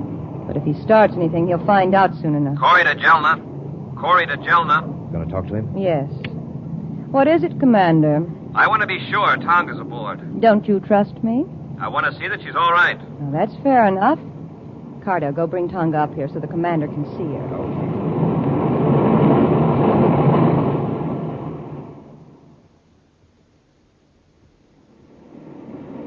Keep pulling in closer to Jelna's ship, Happy. We're nearly touching now, sir. I'm going to keep back so they can't see that I've got a spacesuit on. You know what to do. Yes, sir. As soon as you tell Jelna that you see Tonga, I let our ship drop back a little, and you go out the airlock and jetpack over to Jelna's ship. That's right.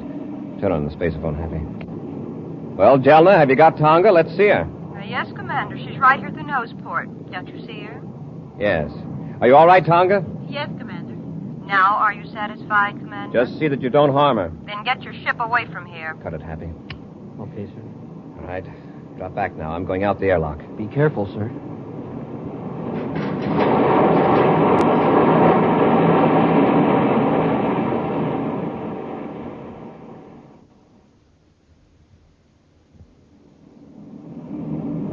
Corey's pulled his ship away. Good. He finally got some sense. I was afraid for a while he was going to connect airlocks. Would have been just too bad for Tonga if he had. I'll take her back and lock her up again. All right. Never mind. I'll take care of Corey! her. Commander! Don't reach for that gun, Cardo. Cardo! Send the arm, Miss Fenton. Let go of me, Tonga. Let go. Then stop struggling. Drop it, Cardo. All right, you asked for it. I just stay down there. How did you get aboard, Corey? Doesn't the spacesuit give you a hint? I came in through the airlock. I triggered the latch with an atomic cutting torch. Tonga, you can let go of Miss Fenton now. I've got her covered. Yes, Commander. We'll lock them up after I contact Happy. Commander Corey calling Cadet Happy. You made it, sir. Right, Happy. Tonga and I have got Cardo and Miss Fenton. She seems pretty unhappy. I suppose she's disappointed because there won't be an article about her in the Inner Planet Weekly. Well, tell her to cheer up, sir. There'll be a nice long one about her in the next Space Patrol crime report.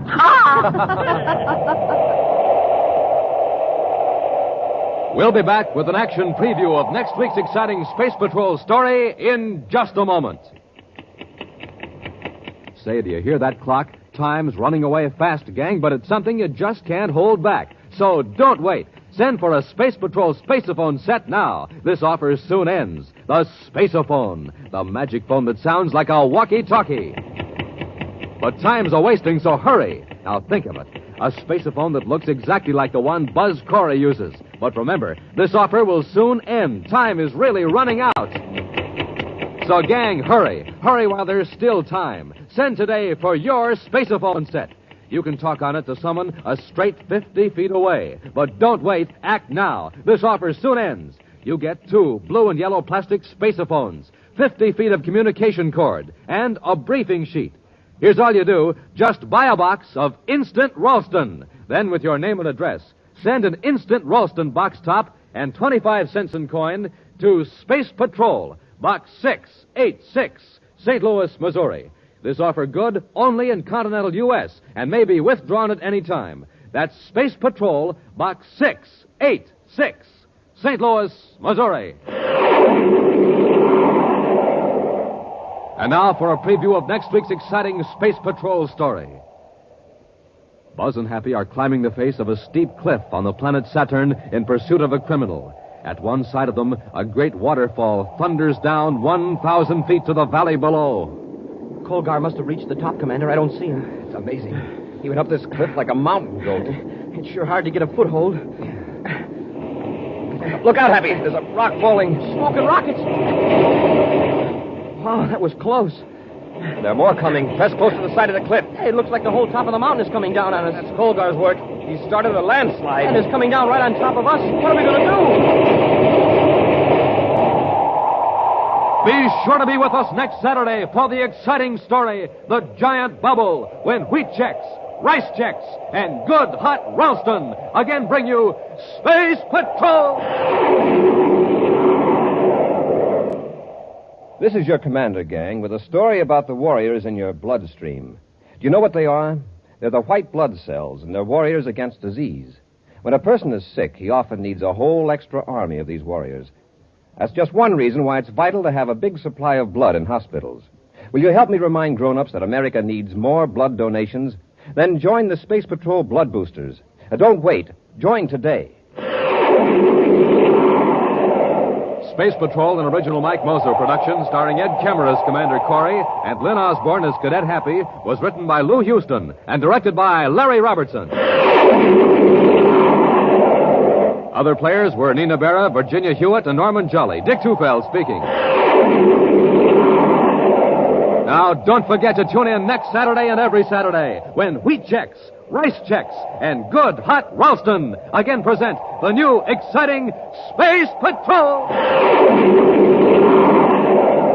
And be sure to see another exciting Space Patrol program on your local ABC television station. Consult your newspaper for time and channel. Space Patrol comes to you transcribed from Hollywood. This is ABC Radio Network. Wheat Chex, Rice Chex, and Good Hot Ralston present Space Patrol! High adventure in the wild, vast reaches of space. Missions of daring in the name of interplanetary justice. Travel into the future with Buzz Corey, Commander-in-Chief of the Space Patrol! In today's transcribed adventure, Buzz and Happy are climbing the face of a steep cliff on the planet Saturn in pursuit of 2 criminals. At one side of them, a great waterfall thunders down 1,000 feet to the valley below. Colgar must have reached the top, Commander. I don't see him. They went up the cliff like a couple of mountain goats. And with hardly any footholds. Look out, Happy. There's a rock falling. What? Wow, smoke and rockets. That was close. There are more coming. Press close to the cliff. Hey, it looks like the whole top of the mountain is coming down on us. It's Colgar's work. He started a landslide. Hey, it's right on top of us. What are we going to do?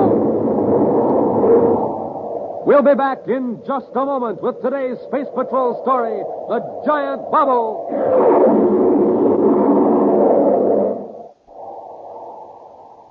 You can't buy it anywhere, gang. Today is positively the last time we can make this sensational offer. I'm speaking of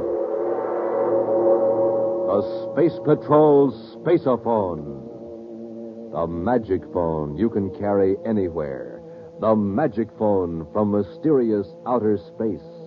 The magic phone, created in the secret laboratories of the Space Patrol. The Space Patrol Spaceophone. Imagine, you can talk on it to someone a straight 50 feet away. Complete with 2 blue and yellow plastic spaceophones. Complete with 50 feet of communication cord. Complete with secret briefing sheet. But remember now, today is absolutely the last time we can make this unusual offer. The Space Patrol Spaceophone. To get the whole set, here's what you do. Buy a box of Instant Ralston. Then, with your name and address, send 25 cents in coin and an Instant Ralston box top to Space Patrol, Box 686, St. Louis, Missouri. This offer good only in continental U.S. and may be withdrawn at any time. That's an Instant Ralston box top and 25 cents in coin to Space Patrol, Box 686, St. Louis, Missouri. In Commander Corey's central office at Space Patrol headquarters on Terra, Cadet Happy is puzzling over some reports from the security section as Buzz enters. Oh, can't make head or tails of this thing. Happy, has Dr. Berman been in? Huh? Oh, beg your pardon, sir. What'd you say? Have you seen Dr. Berman? He was to meet me here. Oh, no, sir. He hasn't been in. Did the appropriation go through? Yes, Happy. I just got the Secretary General's approval. That ought to make Dr. Berman just about the happiest man in the solar system. Yes, sir. Which, judging by your expression, is more than can be said for you. What's the trouble, huh? Well, Major Robertson asked me if I'd check over these reports of intercepted messages, and I haven't been able to make much headway. There's unidentified spacephone signals from Saturn. Uh-huh. All I can figure out is that the broadcasts seem to follow a time pattern, and they're in perfectly plain English, but, well, they just don't make sense. I know. One word keeps popping up in several of the messages. That is, if it is a word, Gleck. Now, what in the universe is Gleck? And no one else around here seems to know either. Well, all I can gather is that whoever is sending the messages doesn't like Gleck. And one message says, suggest getting rid of Gleck at source. Well, forget about it. Turn the folder back to Robbie. Yes, sir. Commander Corey? Oh, yes, Dr. Berman. Come in. Thank you. Happy, this is Dr. Berman, the inventor of a new process of constructing atmosphere shells. Oh, I've heard about it. Yeah, it's something to do with blowing a big bubble out in space, isn't it? That's right, young man.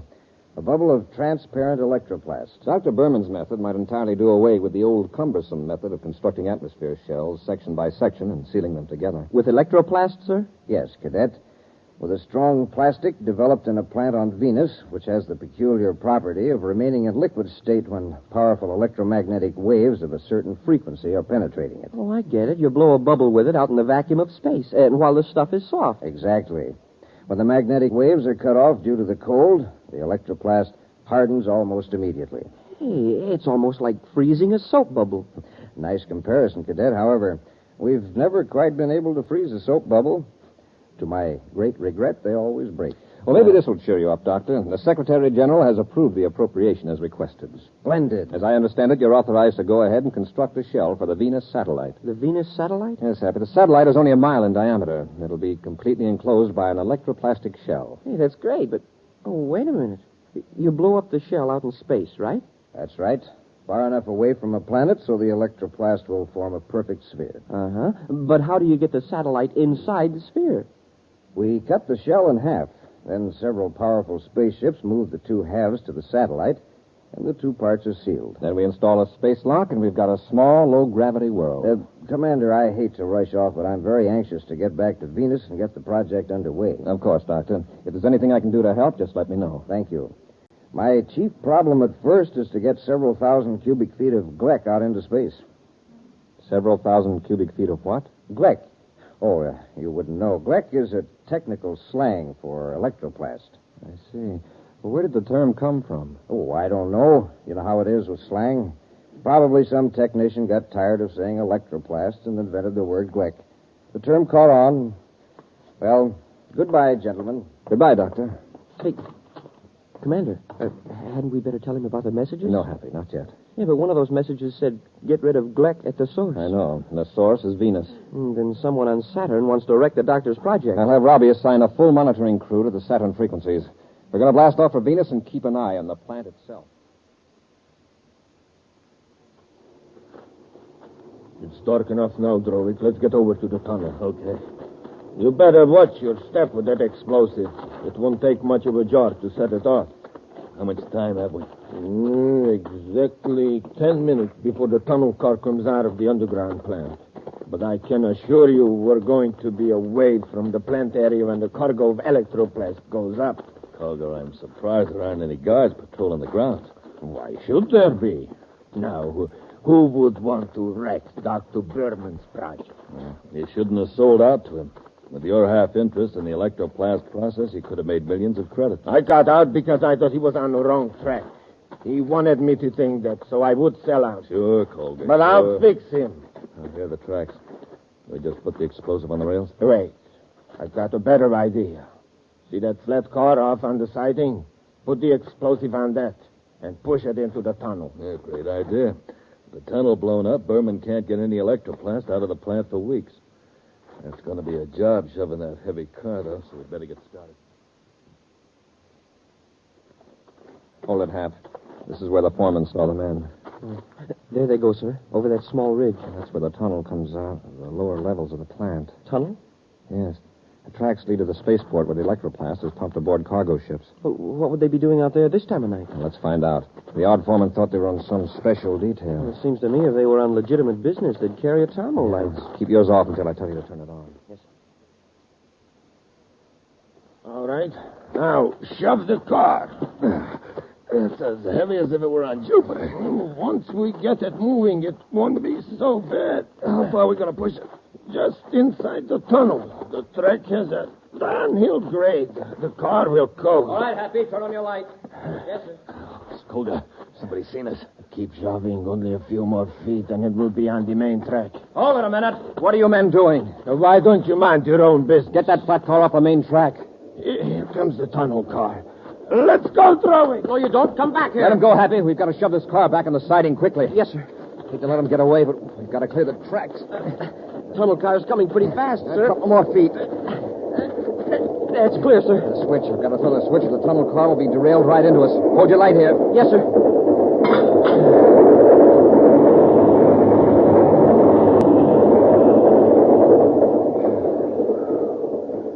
Wow, that was close. Yeah, we made it. Just barely. Look what was on this flat car. A can of explosives. Come on, Happy. We'll go to the main gate and give some orders. Nobody's going to leave the plant.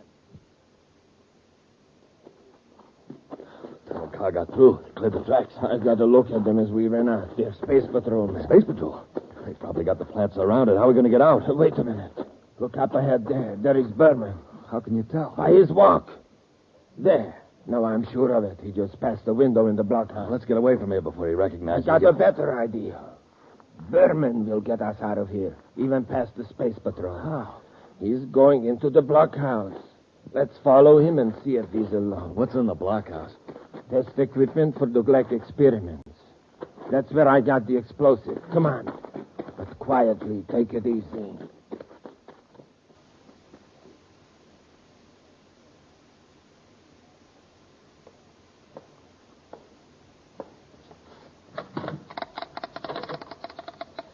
Down this hall, Droig. Gate captain, please. Quiet. Berman is in the lab. Yes, thank you. Captain, this is Dr. Berman. Would you locate Commander Corey for me? I don't know where he is, but... Oh, he is? Put him on, please. He's talking on the intercom. Commander? Dr. Berman, What? The tunnel? Good heavens. Thank you, Commander. That would have set the project back for weeks. Yes, I do have an idea who's behind this. Something happened earlier today that aroused my suspicion. We better rush him. I'll wait. Yes, Commander, but I'm not positive. I don't like to discuss this over the intercom.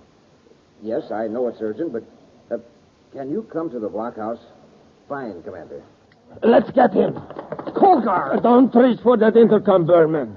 Yes, it was me. You tried to blow up my plant. Keep the ray gun on him, Droid. Yes, Berman, you double-crossing swindler. I didn't wreck your plan, but you'll never build an atmosphere shell. We were friends once, Colgar. I can't understand this. Oh, can't you? You tricked me into thinking you were failing in your electroplast research so I would sell. But that was your decision. I was trying to be honest with you. You walked out on me when I needed your help. We haven't time to argue with him, Kolga. You're right, Drovik. Berman, give me a pass so I can get out of gate. A pass? Yes. A time-stamped pass with your signature for Drovik and me. Say that we are being sent to Venus City for special work on the project. Come on, we don't have much time. Come on, hurry up. Put your name on it. That's it. Kolga, someone's coming. Get behind the door. Berman, you stay where you are. And if you warn them, you'll regret it, believe me.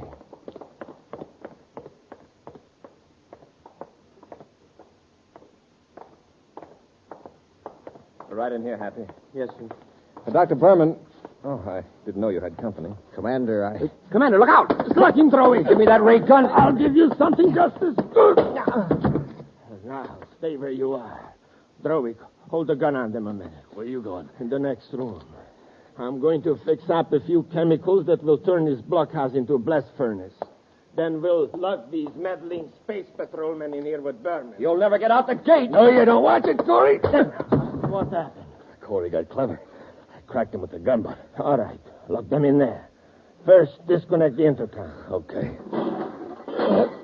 Takes care of... Good. And by the time we're out of the gate, this blockhouse will be blown to pieces. And Corey with it.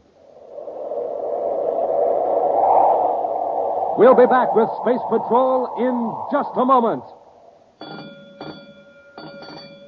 Say, it's a fire. A 4-alarm blaze on Terra. But, hey, what's the matter with that atomic fire control power unit? Oh, too bad. It's trying to get along on ordinary fuel. But wait. Now that fire control officer is filling up the tank with super fuel.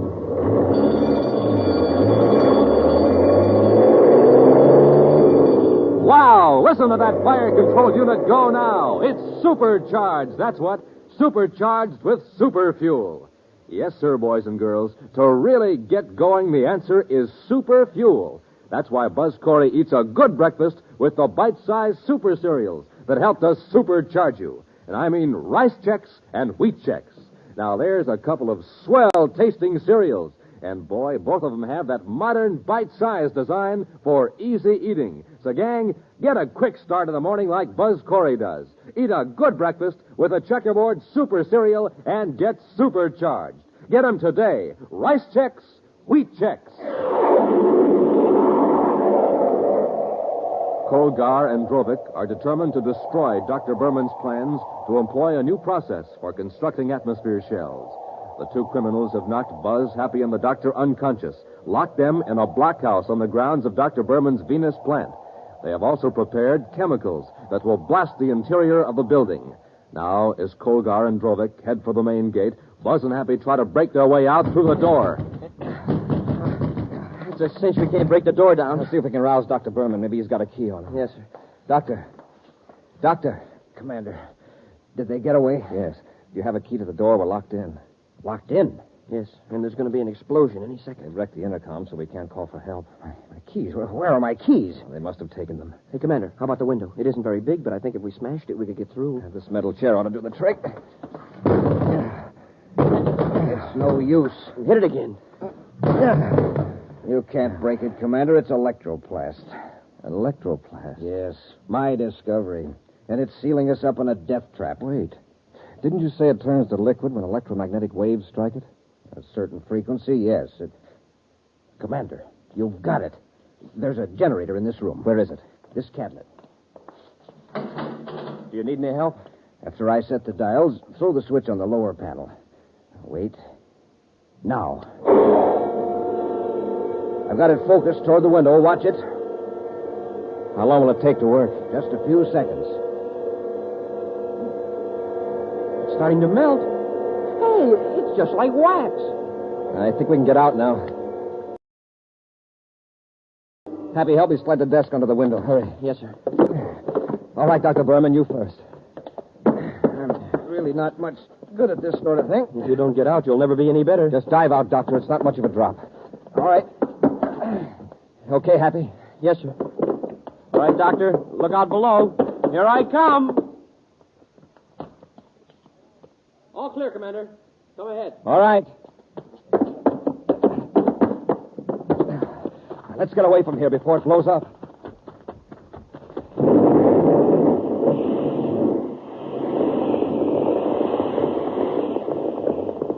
Wow. We got away just in time. Commander, if you hadn't thought of that electromagnetic wave when you did... Lucky you had the equipment in the lab, Doctor. Happy, let's get to the main gate and see if our friends have escaped. We were too late, Doctor. The guard let them through. Yeah, but we'll get out on all planets alarm. They won't get far. I think he was once my friend. Dr. Berman, I know this has been a terrible experience for you, but I've got to ask some questions. Do you know where Colgar might go? No, I don't. Some time ago, I heard he was living on Saturn. Saturn's a big planet. Any particular area? I don't know. You'll have the Saturn spaceports watched. Now, Doctor, was there anything destroyed in the blockhouse which would delay the construction of the shell around the Venus satellite? Fortunately, no. And you can go ahead and direct the project out in space. Yes, I want to do it right away. The lab ship is ready. Good. Happy and I are going to keep an eye on things, just in case our friends Colgar and Drovik decide to try something else.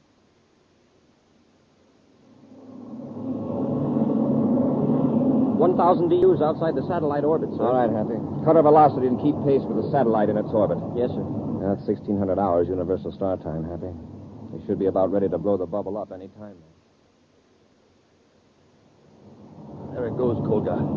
It's getting bigger. We better not get any closer to Berman's bubble. Let's watch it from here. I didn't think it'd work, but look at it. We're gonna wait till it's nearly finished. And blast the shell with a cosmic low-frequency missile. Yeah, but first we take care of Berman's control ship. The shell will be an easy target after Berman's out of the way. How did he get out of the blockhouse? We saw the explosion. Well, he won't get out of this explosion. Keep his lab ship in your side, Drovik. The shell doesn't seem to be getting any bigger, sir. It is, though, Hap. Happy. Starboard view scope. A private cruiser. Yes. Heading in toward the lab ship. Let's go.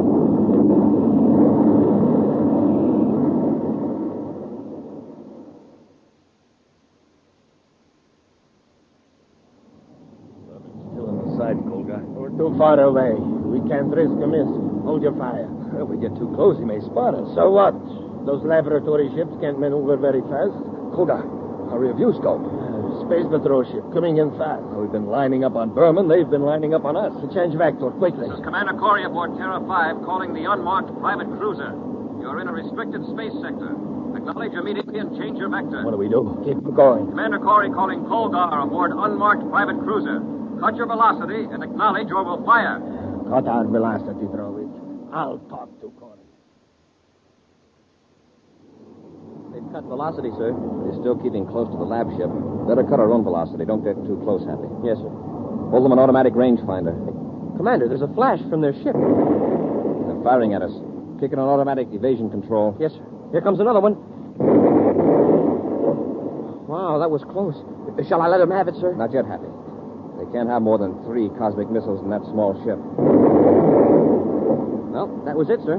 Can I let them have it now? Well, there isn't much point in firing on an unarmed enemy, is there? Well, no, but we can't let them get away. I don't intend to, but I want them to think they are. Well, they're barreling off on a new vector now. That's fine. Let them gain some distance. Kick the view scope up to maximum sensitivity. Yes, sir. We'll find out just where Mr. Colgar is going in such a hurry.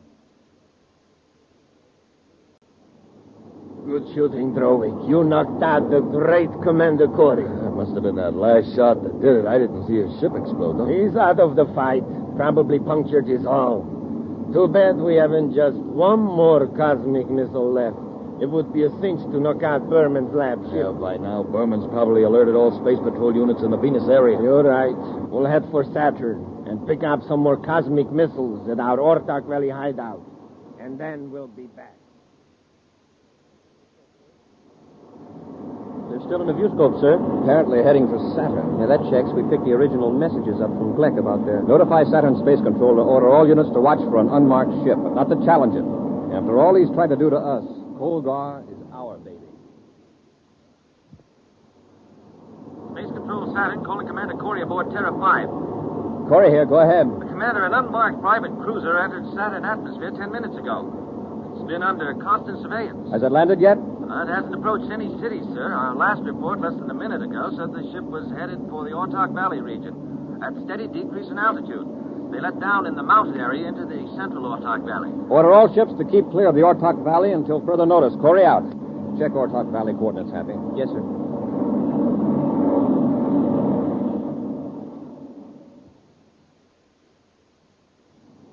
Terrifically low ceiling, sir. Yes. Keep her steady, Happy. We've got 1,000-foot cliffs on either side of us. Yeah, I'm checking them through the infrared viewscope, sir. I've got something on the ground scope, Happy. Cut our velocity. It's a spaceship. Yes. The one we're looking for. Their landing ladder is down, so they probably aren't in the ship. Just like to see them try to take off now. Set her down, Happy.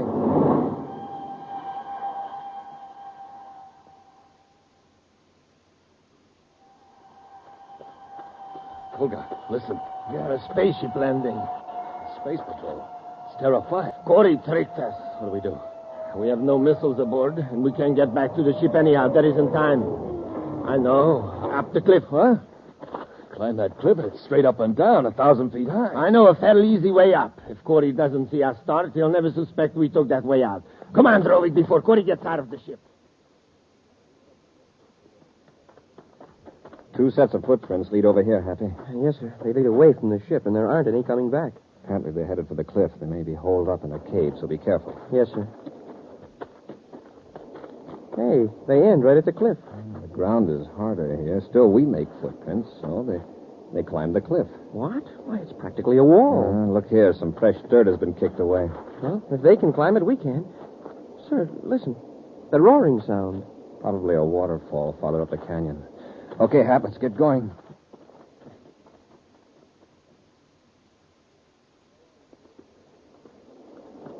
Go on, Drovik. Keep moving.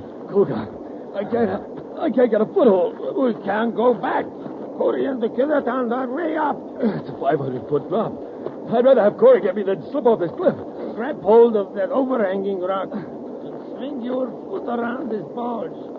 There is almost a path from here on up. Go on. I can't get past you. So either move or I'll kick you off. No, I'll go on. Watch out for that soft shale. You'll slide off the cliff. I thought I was finished. See? Yeah, you started a miniature landslide. Yeah, that gives me an idea. Start pushing these rocks down. These boulders. Come on, get busy.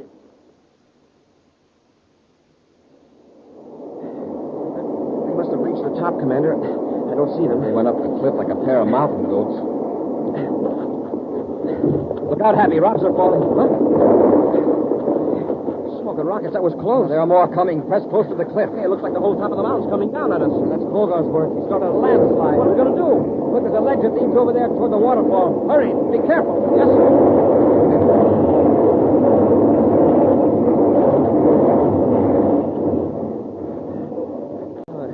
It missed us. Yes. But look at the cliff. Now there's no way up or down. The fall's on one side and 800-foot drop on the other. We're stuck. Wait. Look, behind the falls. What? Behind the falls, there's an opening there. You're right. And there's a path behind the falls. Watch your foothold. These rocks are wet and slippery.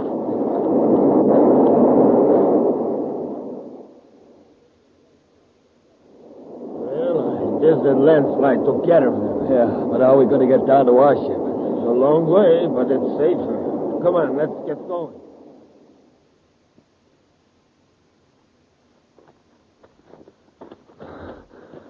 We made it. The ship sure looks good. Yeah. Get in and let's blast off. What's your hurry? Corey! That's right, and don't try anything, either of you. A landslide. I saw it crash right on top of the path. Uh-huh. So did we, from behind the waterfall. There's a nice, easy path the other side of the falls. Yeah, a straight and narrow path. Something you ought to try sometime. Ha! An exciting preview of next week's thrilling Space Patrol adventure in just a moment.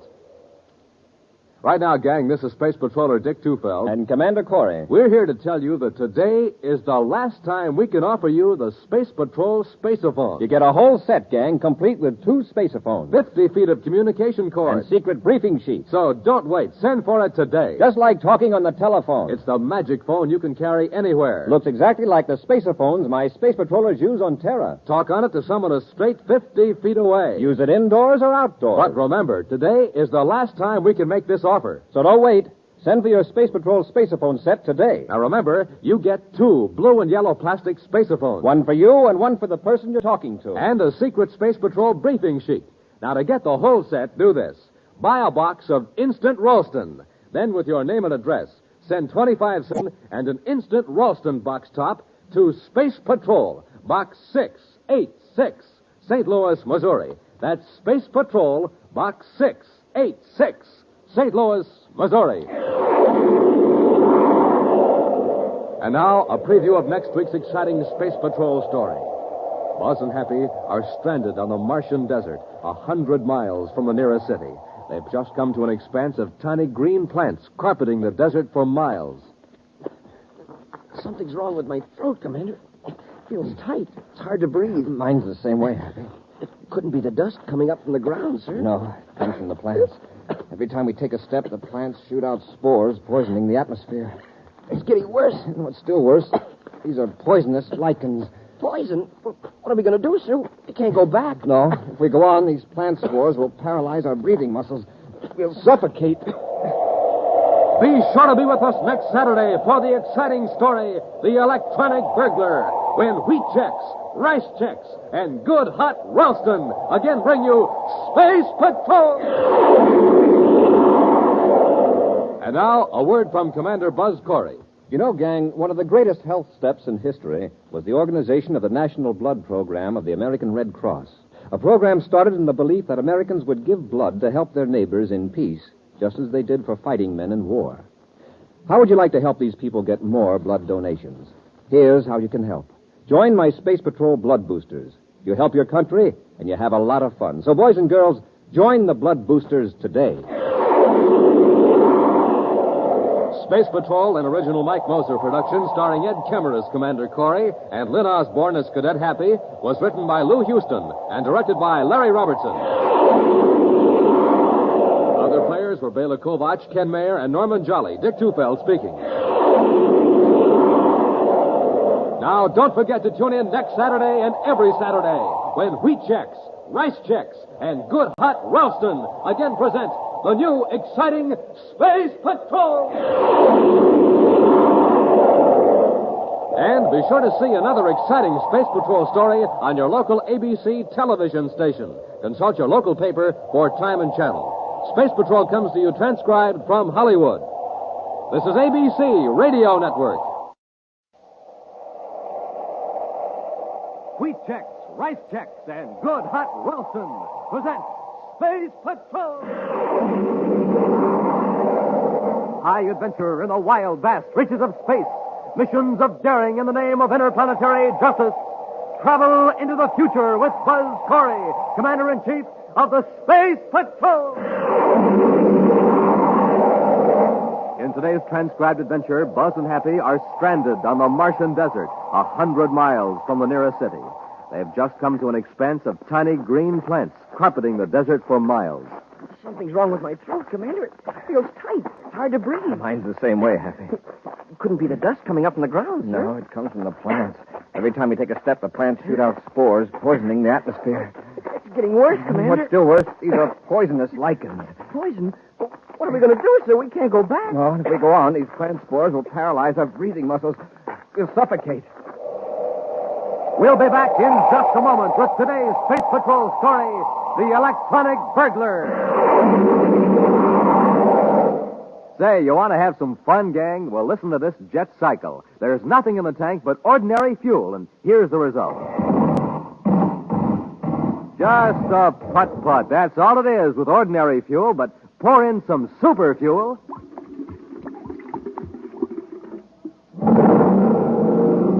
Wow, that jet cycle is supercharged now. Yes, sir, gang, when it comes to supercharging, you need super fuel. And the same thing is true of you, especially in the morning when you haven't had a bite to eat for hours.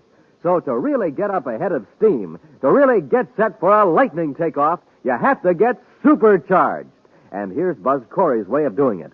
He eats a good breakfast with Rice Checks or Wheat Checks, the super cereals that help to supercharge you. Bite-sized Checks. Checks, the cereals that taste so good. Checks, the cereals that are so crisp, so absolutely different. So take a tip from Buzz Corey. Eat a good breakfast with a super cereal and get supercharged. The super cereals, Rice Chex, Wheat Chex. Even on the man-made planet Terra itself, few citizens are aware of the existence of the Maris Design and Development Company. Yet, from Mercury to Pluto, there's hardly a man, woman, or child whose life isn't made more secure and pleasant because of the engineering know-how in the creation of electronic devices by the Maris Company. And so, when Howard Maris reported that his Terra offices had been burglarized, Commander Corey assumed personal charge of the investigation. Right now, Buzz and Happy are standing before the damaged door of the Maris Company vault, questioning the perplexed and worried executive, Howard Maris. I can't understand why the alarm system didn't work. I set it myself last night, just as I always do. How do you set it? There's a lock switch in my private office. Once that switch is set, nobody can force an entrance to the building without setting off the alarm. But what if somebody had the key to the outside doors? If they used it before regular opening time, even a key would set off the alarm. The only sign of force, inside or out, is at the vault door. Mr. Maris, are you positive you set the alarm switch last night? Absolutely. And the alarm did work, you know. Yes, but several hours too late. By the time our men got here, the metal on the Endurium door had cooled where the atomo torch had melted it. It's the most baffling thing I've ever run into, Commander. Mm-hmm. One fact is pretty clear, Mr. Maris. Yes, what's that? Whoever did this job was extremely familiar with your operations. Are you suggesting it was an inside job? Yeah, it almost had to be. Just look at what was taken. Yes, the anoscope plans. The most valuable thing in the vault. Excuse me, sir, but what is this anoscope? It's a device for detecting mineral deposits hundreds of feet underground. It's 10 times more efficient than any other instrument or method we have. Those plans in the hands of someone who knows their value are worth at least 1 million space credits. Wow. Oh, excuse me. Yes, Maris here. Oh, very well. Commander, I'm wanted in my office. Would you excuse me, please? Surely, Mr. Maris. Go ahead. Thank you.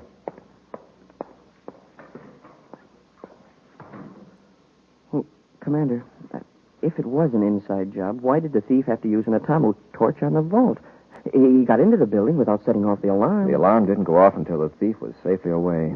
If I didn't know Maris so well, I'd suspect him of being involved in the robbery. Well, how about his chief engineer, Cheller? They both agreed to a brainograph test. I think they'll pass it. They've worked with Robbie and me on top-secret projects a number of times. Maris and Cheller are exceptionally honest. Well, the security department men have gone over everything and haven't found a single clue. What's the next step? The brainograph. Excuse me, sir, but have a look at this. What? On the floor of the vault here, it looks like broken glass. It is. Somebody dropped his glasses. Gather it up carefully, Happy. Yes, sir. Well, there's hardly anything left but slivers. Don't cut yourself, but get all of it. Hey, Maris doesn't wear glasses. Neither does Cheller. Happy, don't mention this to anyone.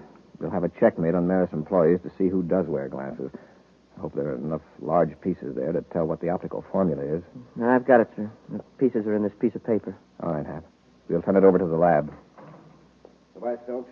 So long, Maris, and thanks. Don't make that any time. Now, Commander, you mentioned a brainograph test whenever you're ready. Fine, Mr. Maris. By the way, the man who just left, he looks familiar. Oh, that was Ward Stokes. He's a precision machinist. Does special assignments for me from time to time. Oh, sure. I remember him now. About a year ago, Major Robertson had him work on a special viewscope for the security lab. Oh, that's so? I had him in mind for the anoscope job. Did you discuss it with him? Oh, no. No, I wouldn't do that until I'd checked with security. That's our standard policy on really important jobs. Stokes just dropped in, pick up an instrument case he left in my office. I see. Your man, Captain Scoville, talked to him. Captain Scoville and his men will remain on duty here for a day or two, Mr. Maris, checking the alarm system. Yes, Commander, I understand. They won't interfere with your regular operations any more than they have to. Now, if you'll get Cheller, Happy and I will take you to headquarters for the brainograph test.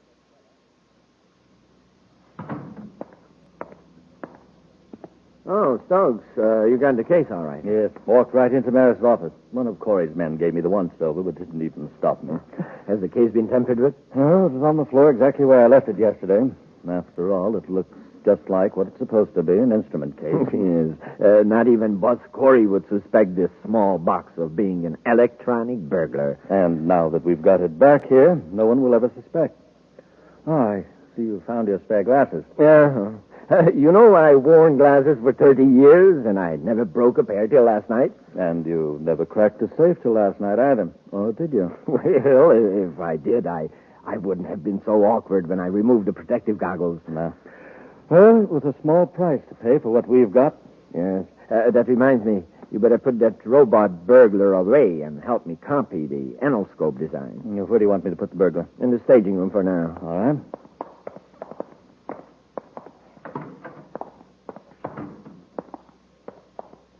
This stage set's a great piece of work, even if I do say so myself. Startling duplicate of Mer's private office. Well, it would have to be, wouldn't it? Otherwise, we couldn't have trained our mechanical helper to find the alarm switch in the real office. You know, I've made dozens of machines operated by electric eyes.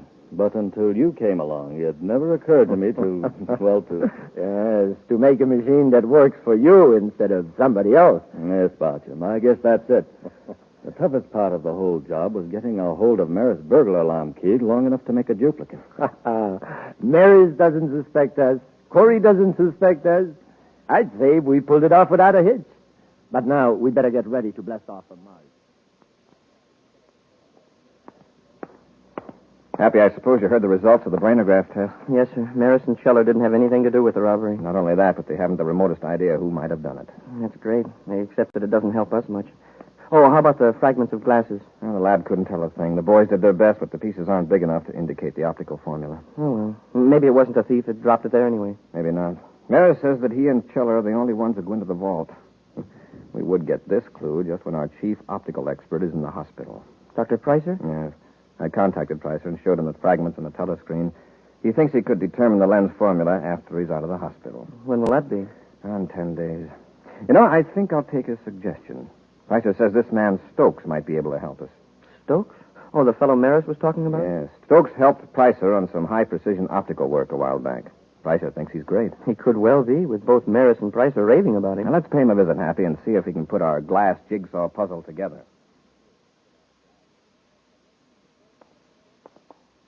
Mr. Stokes, I imagine you're a pretty busy man, but at the moment, you're the only one who can help us. I'm rather rushed, Commander, but if it's for the Space Patrol, I'll be glad to if I can. I have some fragments of what apparently was once a pair of glasses. Can you determine the optical formula from these small pieces? Why, it would be rather difficult. May I ask why you want this information? By tracing the prescription, we might be able to check with various opticians and find a thief. A thief? Yes.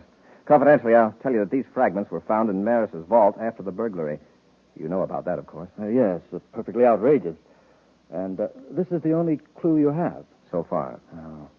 Well, I'm afraid I couldn't give you a very accurate analysis, Commander. I see. Well, perhaps Dr. Pricer can do it when he gets out of the hospital. However, let me examine these fragments more closely. Will you let me take them into my lab in the next room? Of course. It won't take me long to find out if further tests will be worthwhile.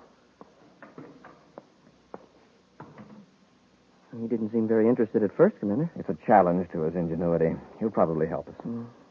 All these pictures of gadgets on the walls. Are these Stokes' inventions? I suppose so. Hey, come and look at this one, sir. The picture here by the door. All right. It's a miniature view scope, no bigger than your hand. An amazing piece of construction. I'd like to see the actual thing. Hey, I wonder what's in this room here. Happy. Oh, well, I wasn't snooping, sir. I just thought... Hey, look at this. What is it? For a minute, I thought I'd been here before. But this is an exact duplicate of Maris's private office. It does look like it. Same furniture arrangement, same size, same fixtures. Yeah, maybe the same person designed the offices, and Maris's is just like Stokes. No, I don't think so, Happy. What do you mean, sir? These walls don't reach the ceiling. This is a room built inside a larger room, like a stage set. You're right. It seems kind of silly. It certainly does. And then... Hey, what's that, Commander? Machinery of some kind, but I don't see... Oh, it's that instrument case. The lid's opening. Look at it, Commander. Now the whole case is moving, rolling across the floor. I wonder what could have started that thing up. Now look, it's running a long rod up in the air. Yeah, very ingenious. A telescoping rod in sections with a key on the end of it. I'd sure like to have one of those things. Here. Hey, looks like it's on its way to unlock something. Mm-hmm. To unlock a mystery. Watch it closely, Happy. What am I going to tell him about you? Well, tell him you can probably figure out the optical prescription. Then, in a day or two, give him a fake formula. Good. Then Corey will never be able to trace you. Go tell him and get him out of here. Yes. Commander, I've got good news for you. Commander, where are you? In here, Stokes. Oh. Happy and I are watching this fantastic gadget of yours. How does that thing get started? Here, I'll shut it off. No, wait. Let's see what it does. It's just a silly toy. I'll turn it off. Later, Stokes. But Commander. Hey, it acts like it's looking for something. Now it's heading right for that little doogie on the wall there. The lock switch. It's feeling for the keyhole. A very clever machine, Stokes. So that's how the alarm system was shut off. What do you mean? You can't deny this room is an exact replica of Naris's office. Suppose it is. Lots of offices are alike. I see. Then, of course, you won't mind taking a brainograph test. That'll be enough snooping, Corey. Get your hands up, you two, cadet. Get their weapons, Stokes. Yes, Boucher. Keep behind them in case I have to use this ray gun. So you're Stokes' partner in the burglary. Boucher, huh? Hold them, Stokes. Confounded men, you should have locked the door. How did I know they'd be coming here? And that robot. How did it get started? The timing mechanism. I forgot to shut it off. So just 12 hours after the robbery, it started up again. Yes. In another 3 hours, the robot would turn the lock switch back on, move back to its original position, withdraw its wheels and levers, and become an innocent instrument case again. Too bad Stokes has such a good reputation as a precision machinist, or we'd never have come here. It is too bad, Corey. But I'm afraid it's too bad for you. What are we going to do with them? We can't dispose of them here on Terra. We'll take them to my lab on the Martian desert, where they'll never be found.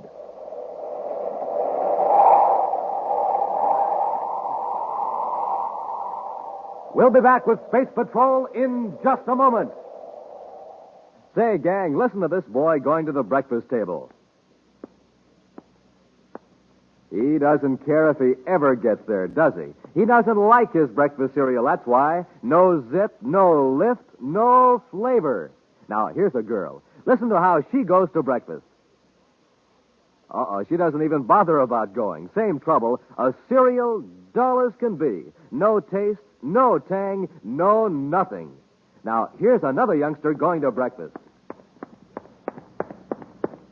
No wonder he's in a hurry. He's really going for breakfast, because this fella does what Buzz Corey does.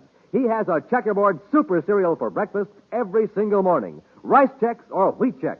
The cereals with that modern bite-sized design for easy eating. And boy, it's not just the size that makes Chex easy to eat. It's that flavor. Man, oh man, Chex have a flavor that keeps that spoon of yours going up and down, up and down, up and down until the cereal bowl's empty.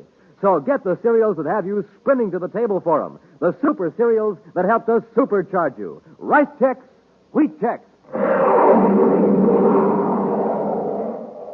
Buzz and Happy have been captured by two criminals who stole designs for a valuable new mineral detection device from the Maris Design and Development Company vault. The thieves, Stoke and Boucher, have locked a space patrolman in a compartment on a spaceship and are heading for a hideout on the Martian desert. Certainly aren't taking any chances, sir. My wrists are tied so tight, my fingers are numb. If we can work loose before the ship lands, we might be able to fight our way out of this mess, Happy. Keep at it. Yes, sir. Now, they cut the rockets.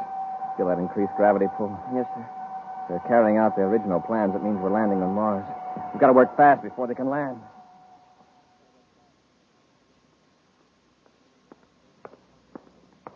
Unlock the compartment, Stokes. I'll keep them covered. All right.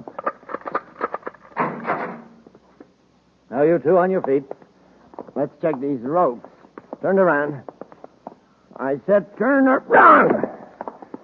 And I say something, I mean it, Corey. I'll remember that, Boucher. With the little time you got left, I suggest you dwell on more pleasant memories. Okay. The ropes are still tight. Get moving, you two.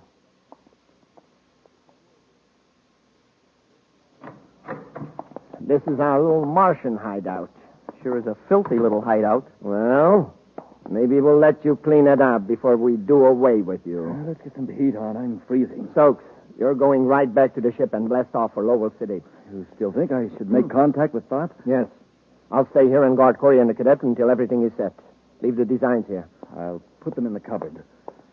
All right.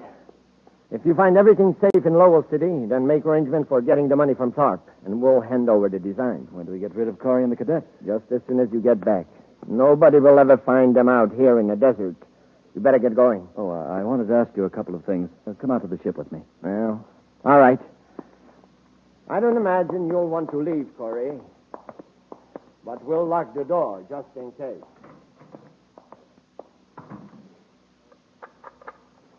Well, sir, we've got until Stokes gets back to get out of here. Even if we overpower Boucher, we'll need Stokes' ship to escape. Do you see a space phone in here? No, sir. But maybe there's one hidden around someplace. Happy, there's a heating control. Kick the switch with your foot. You cold, sir? No, but put it on full, quickly. Yes, sir. There it is, sir. Good. Now, if this room will just heat up in a hurry.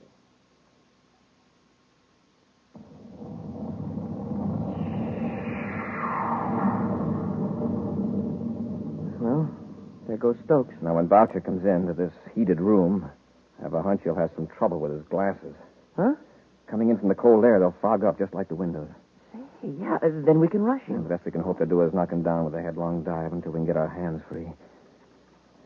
Here he comes. Get ready. Yes, sir. All right, gentlemen. Now we'll just relax. Oh, you got the heat on. I told you space patrolmen were hardy souls accustomed to cool. Confound it. My glasses are... Okay, Happy? Get off of me. He dropped his gun, Commander. Kick it out of the way. That's it. Can you handle Boucher with your hands tied, sir? I won't have to. They're loose, Happy. All right, Boucher. Let go of me. And stop struggling. On your feet. I'll take the gun, Happy. Boucher, untie the cadet. Wait till I get my breath. You knocked all the wind out of me. It's all right, sir. The ropes are working loose. Good. Boucher, is there a spaceophone in this building? No, there was a portable set on the ship, but I forgot to bring it in. We'll just have to wait till Stokes returns. We get a nice surprise when he walks in that door. Should we tie Boucher up, sir? That might be a good idea. We won't have to watch him so closely. Boucher, get away from that cupboard. I'll get him, Commander. They're not there. They're gone. What are you talking about? The anoscope design. Stoke never put them in a cupboard. I saw him walk over there. He double-crossed me. The dirty rat. What good would they do you if they were there? Don't you see? Stoke isn't coming back, and we're stuck here. He's right, Happy.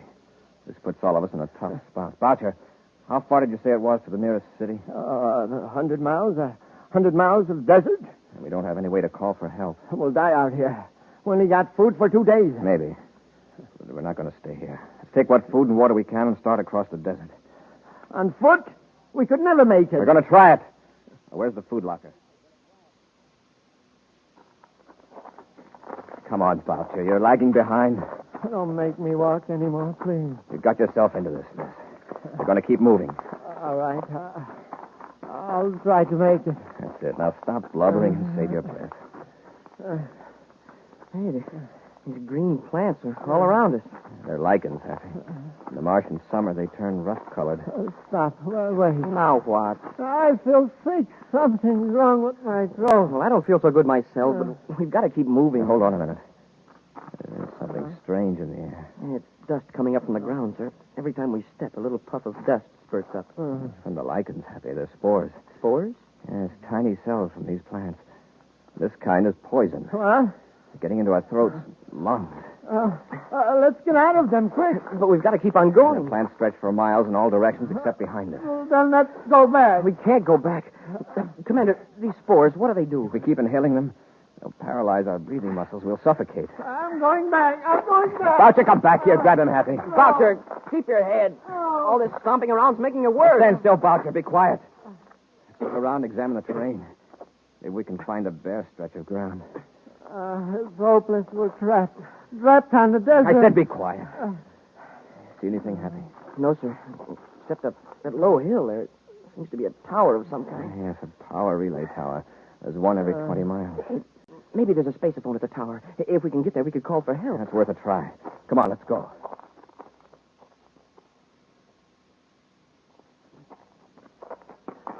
Come on, Boucher. Just a few yards more.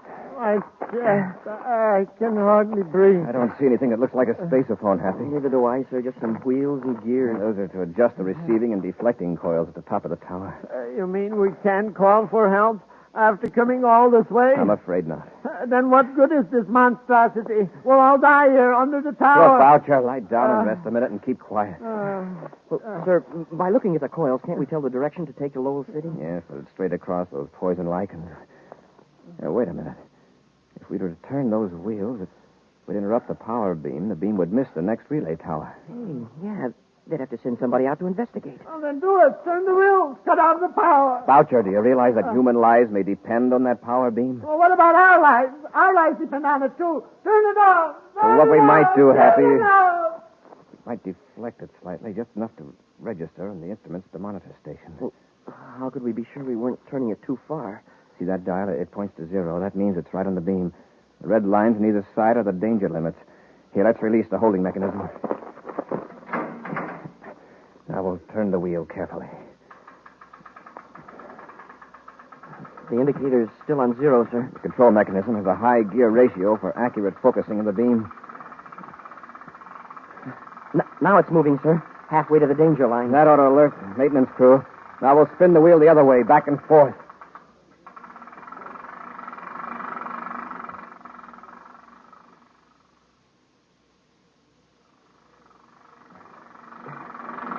Want me to take over again, sir? You must be tired. All right, Happy. Thanks.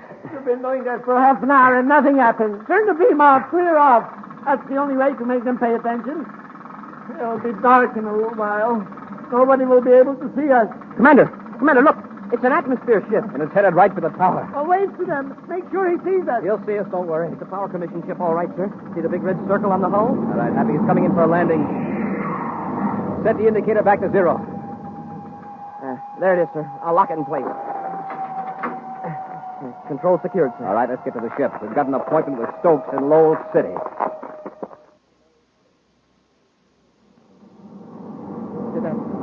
I told you and the commander how you can pick up Stokes and the man who's going to buy the design.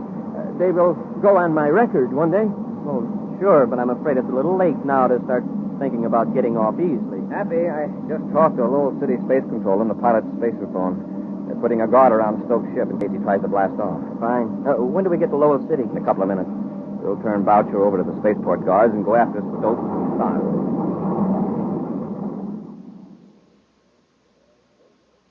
Well, Stokes, the design seemed to be complete. That all there, Mr. Tharp? Now I'd like my money. Of course. I'm glad you and Boucher changed your minds and made a straightforward business deal. The original plan was just a precaution in case we were being followed.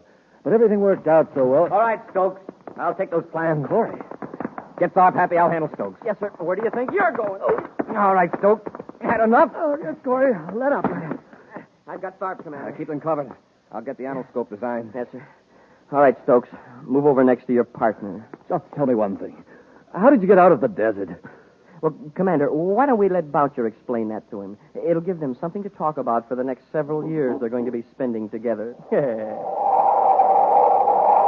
We'll be back with an action preview of next week's exciting Space Patrol story in just a moment. Say, you want to hear something funny? Well, listen to this.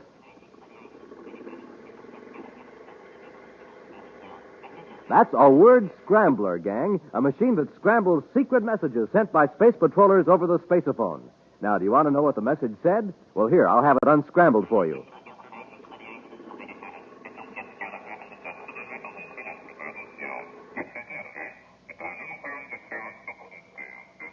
To get supercharged, eat a good breakfast with Instant Ralston. That's one of the most important messages a space patroller ever sent. Yes, sir, when you sit down to a good breakfast with good hot Ralston, well, boy, oh, boy, that's your day to shine. For Instant Ralston packs a wallop in every spoonful. It's rich whole wheat. Remember, rich whole wheat. That means it'll warm up your motor, tune up your thinker, help start off your day with a bang. Yes, that's the kind of start Buzz Corey gets. That's the kind of start you need to be a winner just like him. So come on, Space Patrollers, get supercharged. Eat a good breakfast with good hot Ralston. And now for a preview of next week's exciting Space Patrol story. Buzz and Happy are on Venus on a farm where food is chemically grown in large tanks. As they walk toward a building where Tonga is held captive, huge sun mirrors atop several tall towers turn ominously toward them. Smoking rockets, Commander. It's really getting hot all of a sudden. Yes, waves of heat. Even for Venus, this is unusual. Oh, my eyes. What a glare. Happy, don't look at those reflectors. They'll blind you. Let's run for the building and get out of this sun. Hap, look out. They're focusing those sun mirrors on us. A whole battery of them are pointed right toward us. Maybe we can dodge them. Run back this way. Commander, they've got us surrounded by those heat beams, and they're closing in. If they hit us with all those at once, we're finished for good. Be sure to be with us next Saturday for the exciting story, The Space Shark, when wheat checks, rice checks, and good hot Ralston again bring you Space Patrol! And now here's a message from Commander Buzz Corey. Here's a little riddle. What is it that is scarce, valuable and necessary, yet given away free? The answer is blood, the gift of life. Yes, when grown-ups give blood at the Red Cross Center, they don't receive money, but they do receive the wonderful, deep-felt satisfaction of knowing they helped save a life. Now, how would you like to help me get more people to save lives? Join my Space Patrol Blood Boosters. It's lots of fun, so how about it? Join today. Space Patrol, an original Mike Moser production, starring Ed Kemmer as Commander Corey and Lynn Osborne as Cadet Happy, was written by Lou Houston and directed by Larry Robertson. Other players were Bela Kovac, Ken Mayer, and Norman Jolly. Dick Tufeld speaking. Now, don't forget to tune in next Saturday and every Saturday when Wheat Chex, Rice Chex, and Good Hot Ralston again present the new, exciting Space Patrol! And be sure to see another exciting Space Patrol story on your local ABC television station. Consult your local paper for time and channel. Space Patrol comes to you transcribed from Hollywood. This is ABC Radio Network.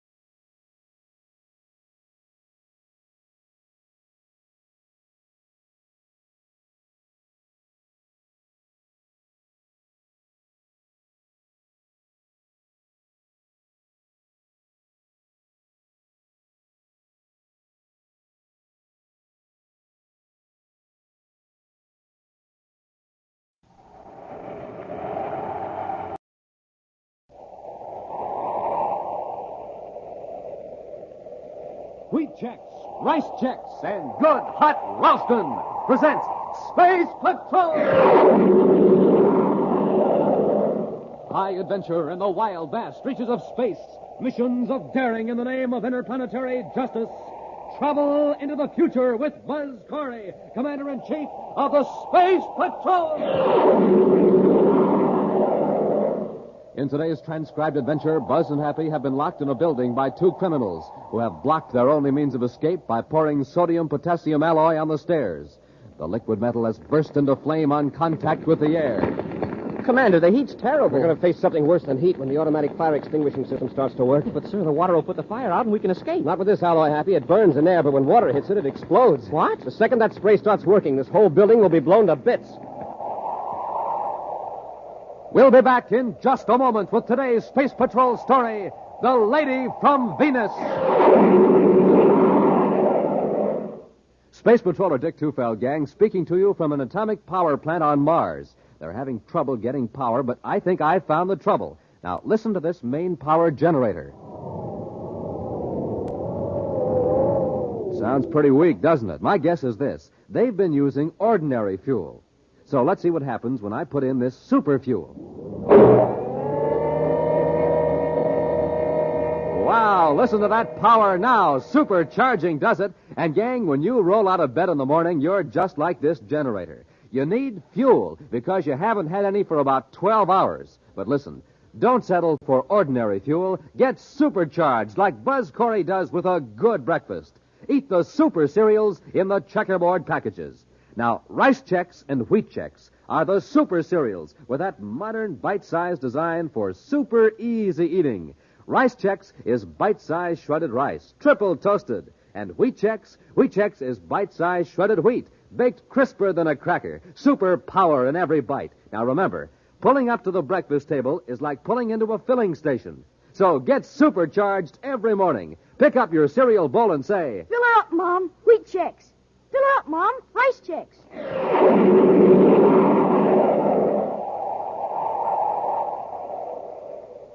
In Commander Corey's central office on Terra, a tall, middle-aged man anxiously paces the floor while Cadet Happy checks the Space Patrol search mission reports.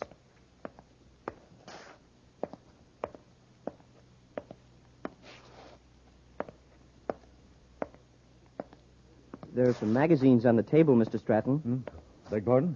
I said if you want to read, there are some magazines. Oh, no, thank you, Cadet. Is that clock correct? Yes, it is, Mr. Stratton. Are you sure? It's a uranium clock, sir. It gives the correct universal star time within a millionth of a second. Commander Corey did say 10:30, didn't he? Yes, sir. It's 10:40 now.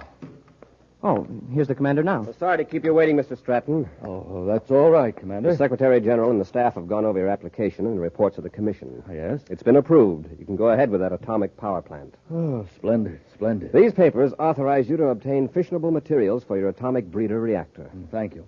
I suppose you're blasting off to Venus right away and get your plan into operation. Oh, I have a few matters to clear up first in my Terra office. Goodbye, Commander. And, Cadet, thank you for your courtesy. Well, that's all right, Mr. Stratton. Goodbye.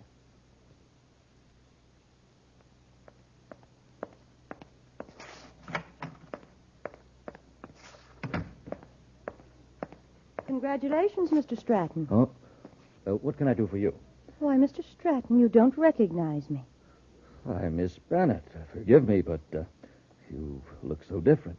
Don't tell me I've aged that much in 5 years. Oh, no, it's not that. It's I'm a blonde now instead of a brunette. Oh, yes, that's it, of course, your hair. And I dress more expensively than I did when I worked for you. I always thought you dressed very nicely, Miss Bennett. Why so formal, Edward? On Mars, you used to call me Elspeth, the lady from Venus. What are you doing now, Elspeth? Oh, that's better. Well, right now I'm in the manufacturing business on my own. Well, we're competitors, eh? No, not entirely, Edward. In fact, I'm actually interested in becoming one of your customers. Splendid. We parted on very unpleasant terms, as I recall. I'm glad you're willing to let bygones be bygones. Yes, and I was delighted to hear that the Secretary General gave you the go-ahead for your reactor on Venus. Why, I just came from Space Patrol headquarters myself. How did you know about it so soon? Oh, I know a lot of things about you, Edward. I was one of the people questioned by the Space Patrol security agents. Evidently, your replies were favorable. Thank you. How soon will your plant be in operation? It'll take 3 weeks to get into active production. Good, then I can count on you for a shipment of plutonium in less than a month. I'm not joking, Edward. I'm ready to pay you a fair amount of credits for a small percentage of your plutonium output. You have a United Planets authorization to buy it? Oh, no.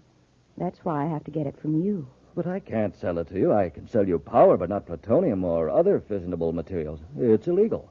Stratton, how long do you think you'd be permitted to operate that plant if I should go to Space Patrol with certain evidence?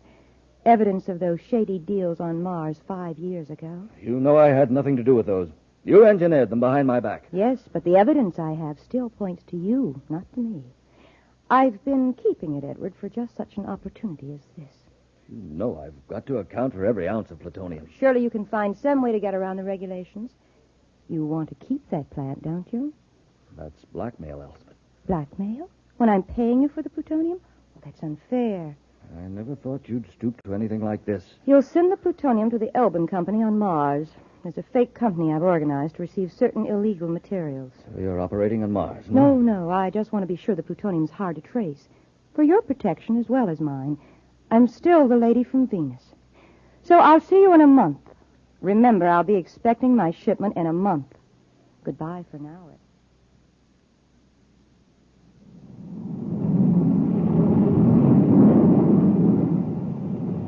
You know what I'm going to do when we get to Lake Azure, Commander? What, Happy? I'm going to go for a swim, and then I'm going to the club and have a steak that thick. And then Wait a minute, Happy. There's one thing I forgot to tell you when we blasted off from Terra. What's that, sir? Officially, this is a pleasure trip. Unofficially, we're on official duty. Huh? I'm all confused. You remember the man Stratton who was in my office about a month ago? The fellow who was authorized to operate an atomic reactor plant on Venus? Oh, yes, sir. I remember Mr. Stratton. He ought to be producing by now. He's in some sort of trouble.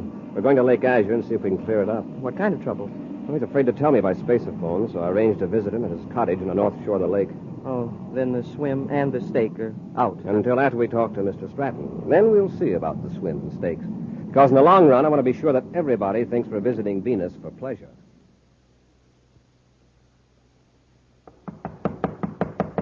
Just a minute. Oh, Elspeth. Yes, Edward. I heard you were resting here at Lake Azure after getting your plant into operation, so I thought I'd pay you a visit. Well, aren't you going to ask us in? Mr. Stratton, this is my assistant, Ivan Almond. How do you do? Hello. Well, shake hands with him, Edward, or Ivan will think you don't like him. He's very sensitive. Yeah. Shake, huh? Oh, easy, Ivan. Mr. Stratton will probably need his right hand to correct a little mistake he made. Mistake? Yes. One of our representatives inside your plant informed us that you shipped a crate to the Elbin Company on Mars yesterday. That's right. I did. I followed your instructions. Yeah, except you didn't put plutonium in the crate. What a waste of time and money it would be for us to pick up that crate of worthless metal and haul it back to Venus. Oh, worthless metal? Yes. So I brought Ivan with me to persuade you to correct this oversight. You like me to work him over, Miss Bennett? Well, that's up to Mr. Stratton. Yes, I'll correct the oversight. Good. But the next time you make a mistake, Ivan will work you over, as he calls it. And I'll turn my evidence over to the Space Patrol. It won't happen again. See that it doesn't. Come on, Ivan. All right, Miss Bennett.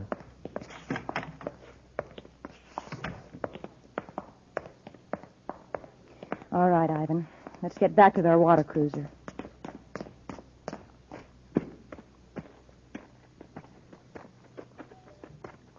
Miss Bennett, look. There is another water cruiser pulling up to Stratton's wharf. Yes, men in uniform. Quick, get over behind those bushes before they see us.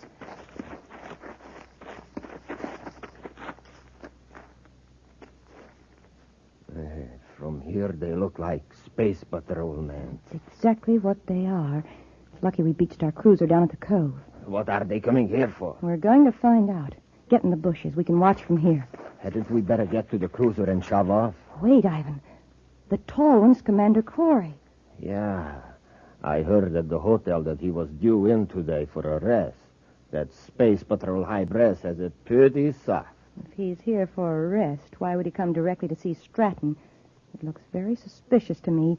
If he's double-crossed They are on the wharf now. Let's get going. No. Wait till they get in the house. Then we'll slip up and see if we can hear what's going on. Oh, Mr. Stratton, we didn't see anybody. And there was no boat at the wharf. They must have come here in a surface car then. They could have, all right, along the Lakeshore Road. Who were these people? Elspeth Bennett and a man named Ivan Almond. They're the reason I asked you to come here. They're trying to force me to sell them plutonium illegally. I see. One of their spies in my plant found out about a fake shipment I tried to trick them with, so they came here to threaten me. Threaten you? With violence, you mean? Yes, and... Well, Commander, I'm going to tell you the whole story. It may mean that the government might take my license away, but I'll not be blackmailed into committing a crime. Blackmail? Well, how could they? Your record's clean. Let me give you the facts. This Elspeth Bennett worked for me 5 years ago on Mars. Without my knowledge, she put over several very dishonest deals. Here's exactly what she did. In order to make it look as though I were responsible, she faked a series of orders. Fool, he's blabbing the whole story. Maybe Corey will not believe him, huh? The Space Patrol will investigate us, and we can't afford that. At any rate, we can't get any plutonium from Stratton now. Let's get out of here before Corey comes out. If Corey finds our plant, we're finished. Ivan, we've got to take care of Corey, the cadet, and Stratton. I can't handle all three of them. They are armed. I'll fix it so you can take the Space Patrolman by surprise. You wait in the bushes near the lakeshore. I'll pretend to be in trouble. While they're rescuing me, you can jump out and overpower them.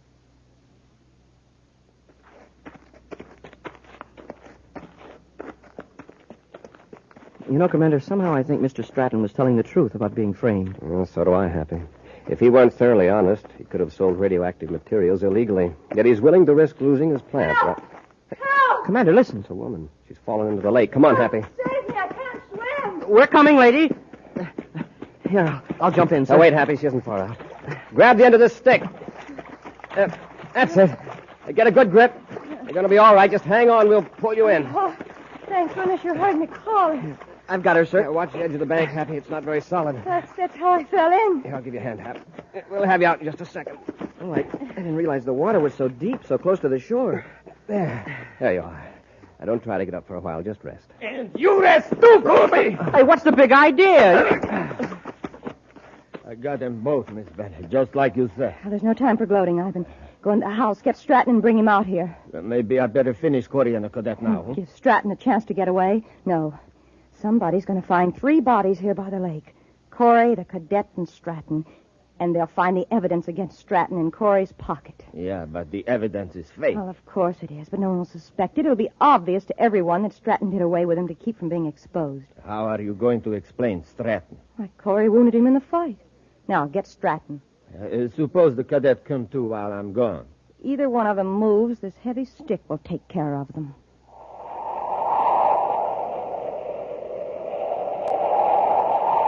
We'll be back with Space Patrol in just a moment.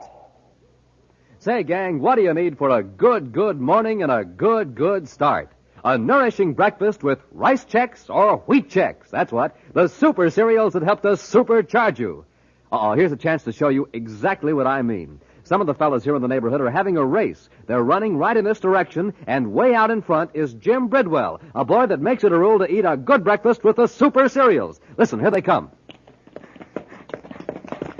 And let me tell you, Jim is going to win because he's supercharged. I won! There, Jim did win, which just goes to show you that to be a winner, you have to eat a winner's breakfast. So latch on quick, gang, to Rice Chex and Wheat Chex, the super cereals that helped us supercharge you.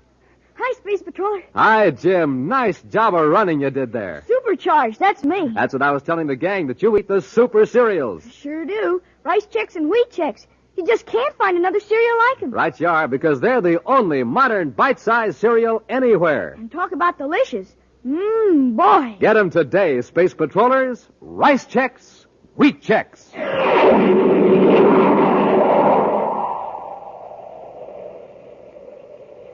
Edward Stratton, operator of an atomic reactor plant on Venus, is being blackmailed by a former employee, Elspeth Bennett, into selling plutonium illegally. Buzz and Happy went to Lake Azure on Venus to get Stratton's report and were knocked unconscious by Elspeth's assistant, the burly Ivan Almond. Now, while Ivan goes to bring Stratton out of his lakeside cottage, Buzz and Happy regain consciousness to find Elspeth standing over them with a heavy club. Don't get any ideas about rushing me. I've got you covered. Commander, look. She's holding the same stick we used to pull her out of the water. If you think I won't use it, just make a move to get up. Oh, Cadet, what are you looking so pop-eyed about? Look, right over your head. There's a snake hanging from that tree limb. Oh, now, really? Don't try any childish tricks on me. He's right, Miss Bennett. It's a poisonous snake. Oh, who do you think you're fooling? We're not fooling. You better move, Miss Bennett. And you'd better not, Commander. It's ready to strike. And so am I. Look out, Commander. I warned you, Commander. Let go of that stick. I was hoping you'd swing at me. Now, give me that towel. I don't want to hurt you. There. If you hadn't ducked, I'd have fixed you good. Yeah, and if the commander hadn't yanked you forward, something would have fixed you for good. Look what's on that branch. It is a snake. Oh. I've got her, Hap. 1 minute she's swinging a club at us, and the next she faints dead away. Women are sure temperamental. At least this one is. You know, Commander, if that snake had bitten Miss Bennett, I'm afraid it would have been one sick snake. This is no time for jokes, Happy. We've got to save Stratton. Come on.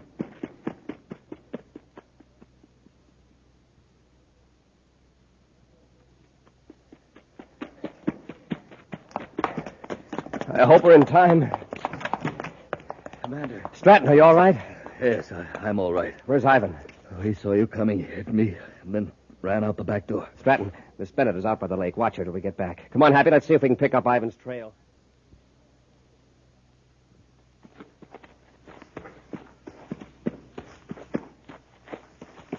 Wait, Ivan. Miss Bennett, I thought they captured you. I saw Corey and the cadet run toward the cottage. No. Corey struck me and thought I was unconscious. Ivan, did you finish Stratton? No. I didn't have a chance. Corey and the cadet arrived too soon. Miss Bennett, we better get in the boat and shove off. Corey may have trailed me through the brush. All right, let's get across the lake to our spaceship. Help me into the boat.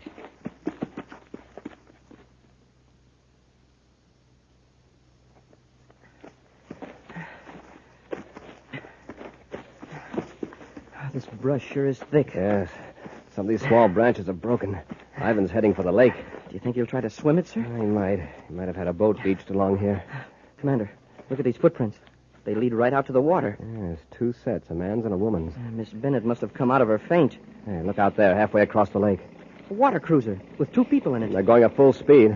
By the time we got to our boat at the wharf, well, they'd be out of sight. Get back to Stratton's cottage and space a phone and alarm.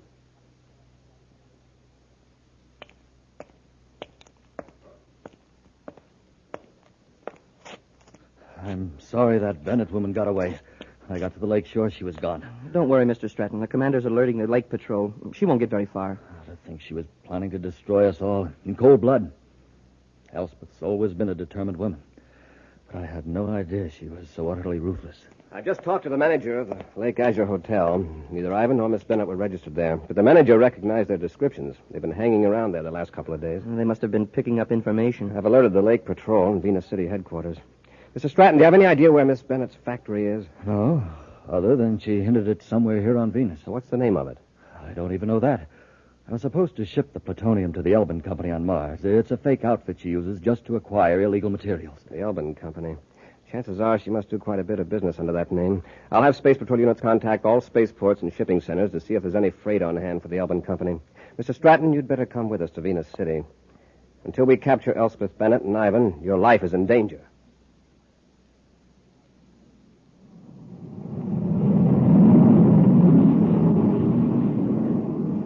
Miss Bennett, the plants are in the other direction. You are way off vector. We're not going to the plant right now. We're going to Venus City to pick up some freight. What for? There's an electromagnetic pump waiting to be picked up, and it's got the Elbin Company name on it. Sooner or later, Corey's going to trace us through the Elbin Company. But, Miss Bennett, we can't get a magnetic pump in this ship. It's too small. We'll hire a surface truck from the warehouse and drive to the plant. There's another ship there. We'll pick up some documents I need and then blast off for Jupiter. Corey'll never find us there.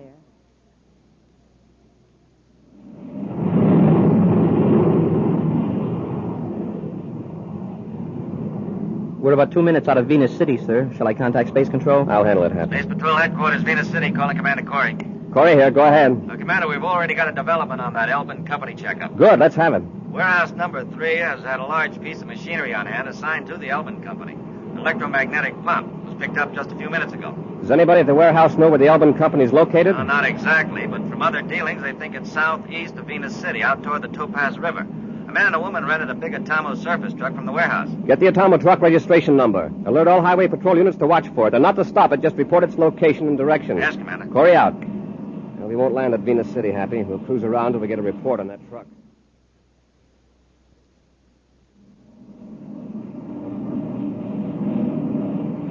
I've got the Atomo truck in the viewscope, sir. It's the only vehicle on the highway for miles. Yeah, that must be it, then. Check that chart of the Topaz River region. Yes, sir. What manufacturing concerns are marked there? Well, there's only one, sir, but it doesn't say what it is. When the truck arrives, we'll be there.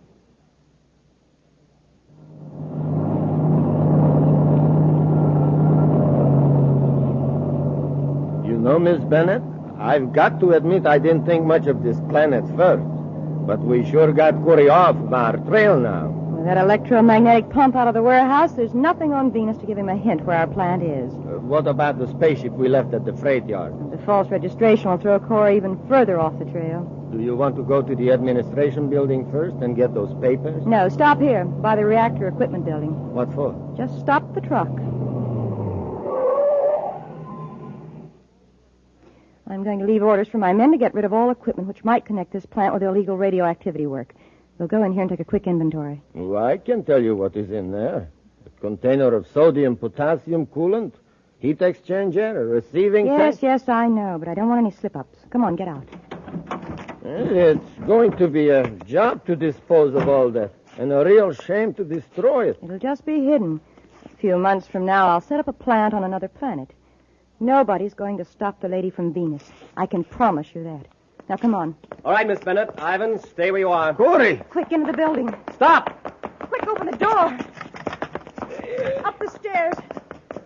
We can cross to the next building with a catwalk.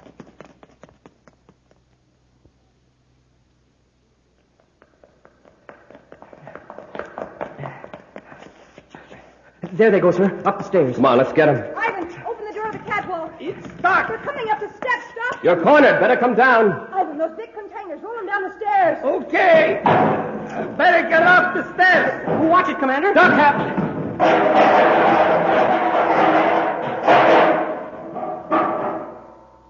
Shall I roll this one now? Ivan, wait.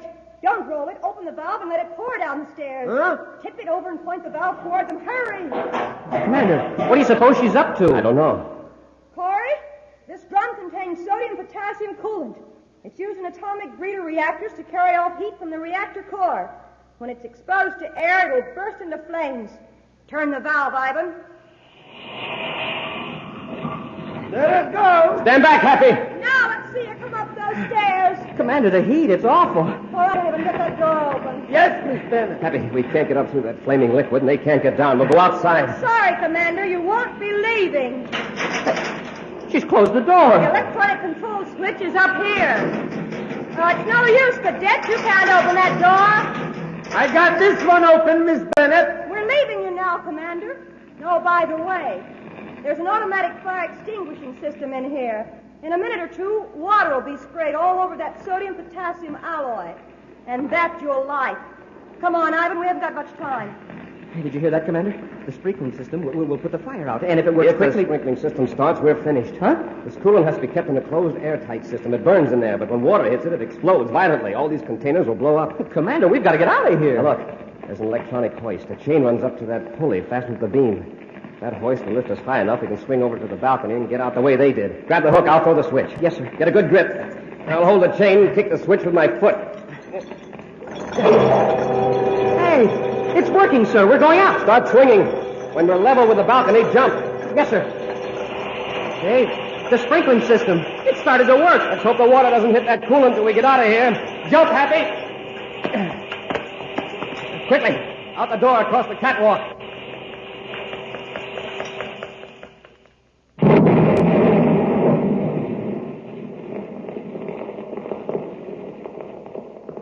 There it goes. 3 whole buildings blown to bits. Yes, and Commander Corey along with them. Now, come on, let's get to the ship. Let's use my ship. It's closer. Corey! Hold it, Ivan. Corey, you couldn't have escaped. But we did, which is something that's never going to happen to a certain lady from Venus. Yes, sir, Commander. When she teamed up with Ivan Ammon, it sure was an evil omen.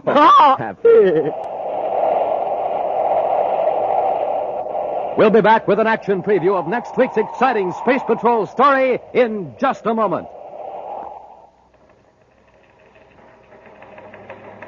Jumpin' Jupiter, gang. Here's a 5-star bulletin from Buzz Corey. It's coming over the teletype here in the newsroom of Terra's biggest newspaper, the Outer Space Dispatch. Here, I'll read it to you hot off the news tape.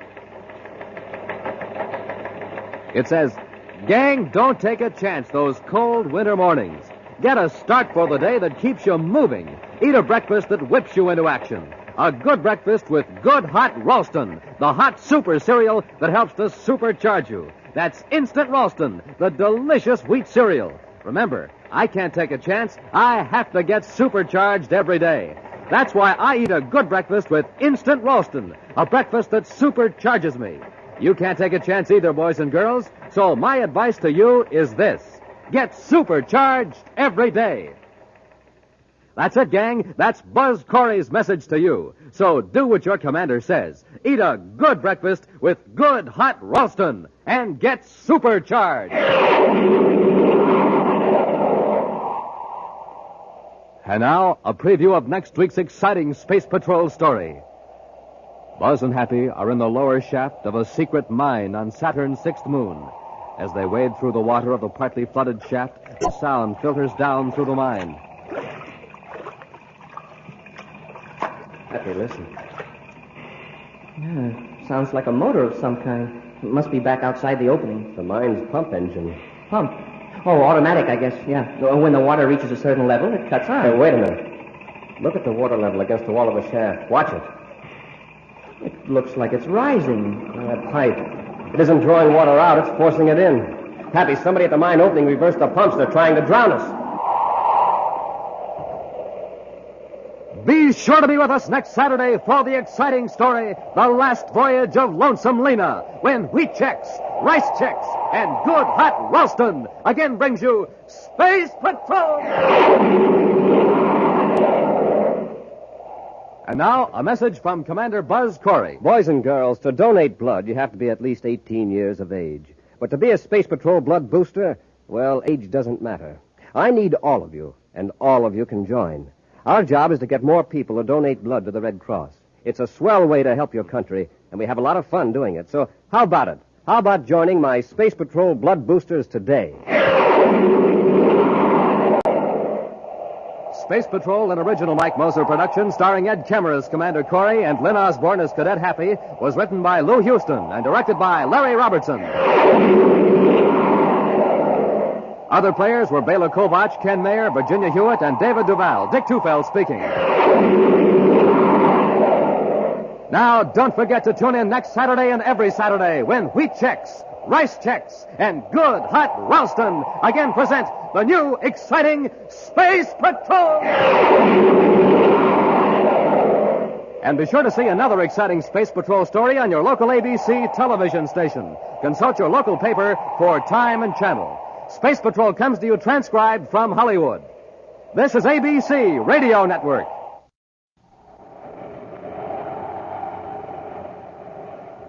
Wheat Checks, Rice Checks, and Good Hot Ralston present Space Patrol! Transcribed high adventure in the wild, vast reaches of space. Missions of daring in the name of interplanetary justice. Travel into the future with Buzz Corey, Commander-in-Chief of the Space Patrol. Buzz and Happy are in the lower shaft of a secret mine on Saturn's 6th moon. As they wade through the water of the partly flooded shaft, a strange sound filters down through the mine. Happy, listen.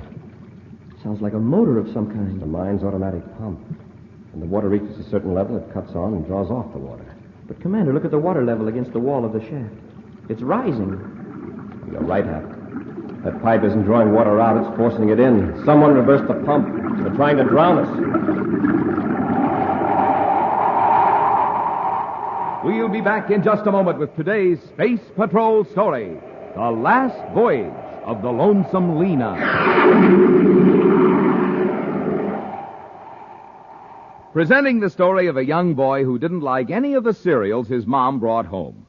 First he'd say, I can't eat that stuff, Mom. sometimes he'd say, Oh, gee, no flavor. and then again. Don't like it, Mom. I just don't like it. So she tried cereals in white packages, yellow packages, blue packages, but no luck. No flavor. Then one day she brought home a pair of cereals in red and white checkerboard packages. Wowee, that's good. Oh, boy. That's what he said when he tasted one of them. Jumpin' Jupiter. Great day in the morning. This is it. That's what he said when he tasted the other. The cereals? Rice Chex and Wheat Chex, gang. Man, oh, man. They're my cereals. Buzz Corey cereals, too. The bite-sized super cereals that help to supercharge you. Best tasting cereals in the universe. And the only official ready-to-eat cereals of the Space Patrol. Fill her up, Mom. Rice Chex. That's what our friend says now. Fill her up, Mom. Wheat Chex. So, gang, if you want a cereal that's right on the beam for flavor, get the cereals in the red and white checkerboard packages. Rice Chex. Wheat Chex.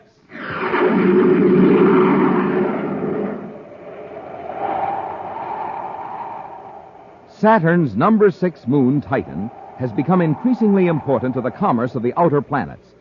However, rumors of illegal activity on Titan have caused Commander Corey to send Tonga, his assistant security chief, to the Saturn satellite to investigate. Now, Buzz and Happy aboard Space Patrol battlecruiser Terra 5, headed for Titan, are talking to Tonga by spaceophone, as she reports from the satellite's chief settlement, Titan Center. So you find that the chief black market items are processed foods and medical supplies, huh? That's right, Commander. What about those reports we received in the uranium mine? Was there anything to the sabotage rumors? Well, there was no actual sabotage, but about 2 weeks ago, a couple of men did try to get inside the guarded area. Were they captured? No, they got away. But there haven't been any recent incidents. Have you found out who's behind this black market food situation? No, but there's a lot of talk about a Captain Kruger. Captain Gustav Kruger? Yes, he's the one. He's quite a legend in this part of the solar system. I think I've heard of him, Commander. Isn't he that old-time space pilot who has the broken-down cargo ship? Yes, Happy. Lonesome Lena, he calls it. He's been shuttling back and forth between Saturn's moons for years. I've never heard of him being mixed up in anything dishonest. Who gave you this information? A man named Sherwin McCurdy, for one. He's behind a lot of this new development in Titan. Kruger has given McCurdy some trouble, but I don't think McCurdy takes the old gentleman too seriously. Have you met Kruger? No, not yet. He just got back from Saturn. He's at Titan Center spaceport repairing his ship. We'll have a talk with him when we land. Meet us at the spaceport and we'll go over together. Yes, sir. Corey out. Well, stand by for landing, Happy. Standing by, sir. Kill rockets. Rockets out. Hit repeller ray. Repeller ray on, sir.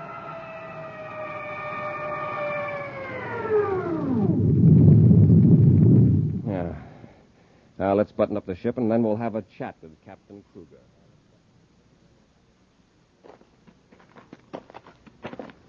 So that's the Lonesome Lena. Boy, that ship must be 100 years old. Well, not quite, Happy, but it has seen a lot of service. It's so patched up.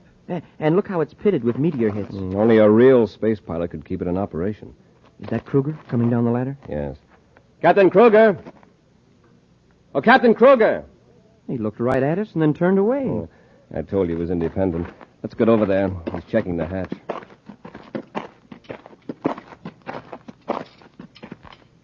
Well, how's the ship, Captain? Good for another 50 billion GUs. With you handling it anyway.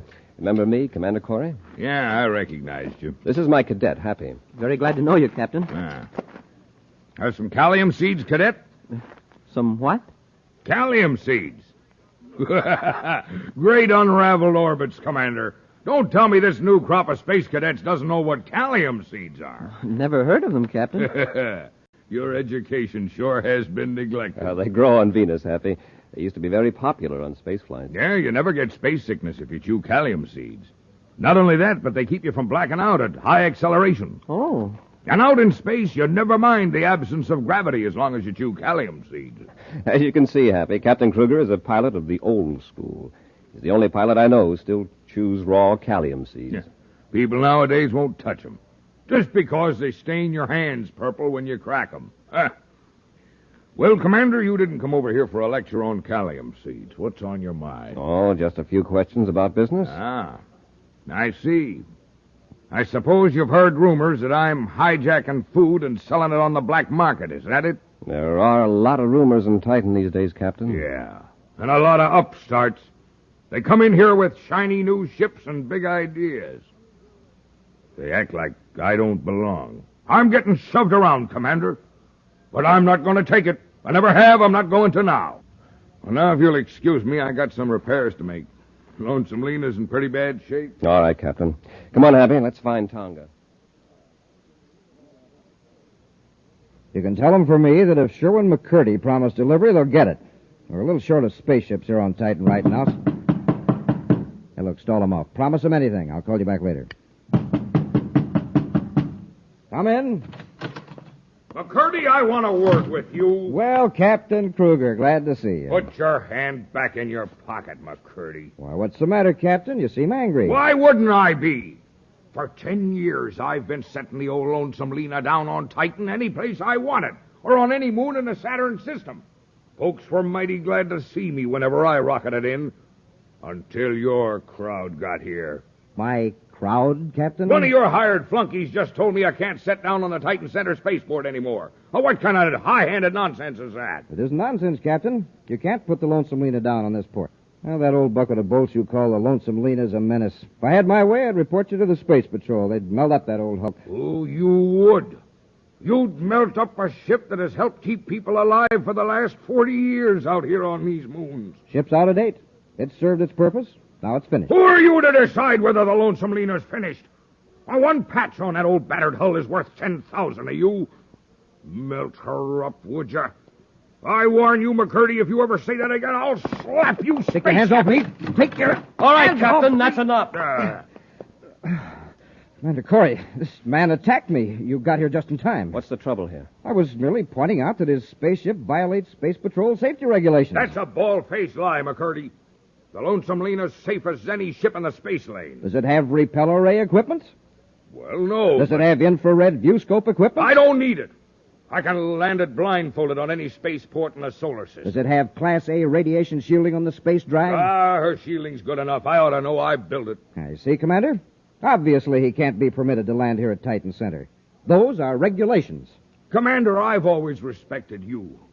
Are you going to side in with this planet lubber? I'm sorry, Captain Kruger, but I don't make the regulations. My job is to enforce them. There are thousands of people here in Titan Center. Their safety comes first. They're safer with Lonesome Lena than with half the amateur pilots in these new ships, and you know it. Captain, if we made an exception in your case, we'd have to do it for everyone. However, we won't be concerned if you have these safety devices installed. But that takes money, Commander. I haven't got it.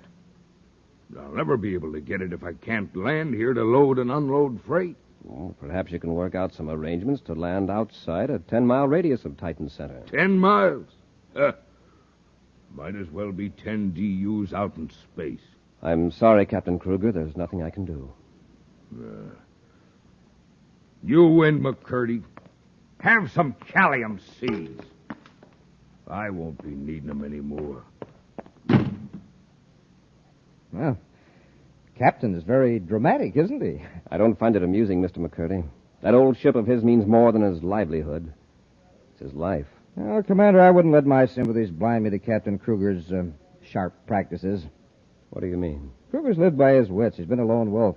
Now he's up against the rules of society, and instead of abiding by the rules, he takes the attitude that everyone's against him. Watch him, Commander. I confess I'm rather afraid of what he might do. I'm here on Titan to prevent trouble, Mr. McCurdy. That's why I came to see you. I'd like to talk to you about conditions here. Of course. Sit down. All right, now, I just want to make an appointment. I have a few matters to talk over first with my assistant security chief, Tonga, back at our temporary headquarters. I see. How about later today? That'll be fine, Commander. I'll look forward to it. So the captain is really sore, huh? Yeah. In a way, I can't blame him. Oh, Tonga, did you tell the commander about the uranium mine? Uranium mine? Yes, the big one, halfway around Titan. Someone is planning to tap the mine, dig into it from a natural cavern on the other side of the mountain so they can steal the ore, or sabotage the mine. Who's behind this? I don't know. But I do know that some mining equipment has been hidden in the cavern. And I know the location. They are being very careful. The crust tunnel is being worked only when the cavern is on the night side of Titan. It's daylight there now. And I think Happy and I ought to take a look at it. Do you want me to go too, Commander? No, you stay here in Titan Center. Call Sherwin McCurdy. Tell him I won't be able to keep that appointment. May not be back in time.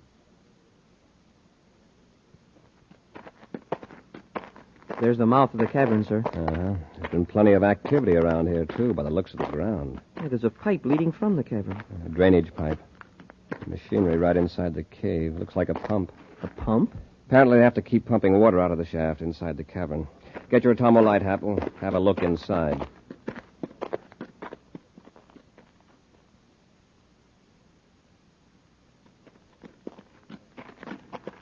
Don't bump your head when you go through this opening, Happy.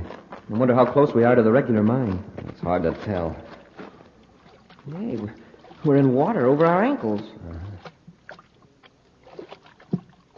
Oh, the shaft can't go much farther. We must be halfway into the mountain by now. The water's getting deeper, sir. It's nearly up to my waist. Yeah. Listen. Sounds like a motor of some kind. Must be back outside the cavern. The automatic pump engine. When the water reaches a certain level, it cuts on and draws off the water. But, Commander, look at the water level against the wall of the shaft. Looks like it's rising. You're right, Hap. That pipe isn't drawing water out, it's forcing it in. Someone reversed the pumps. They know we're down here, and they're trying to drown us.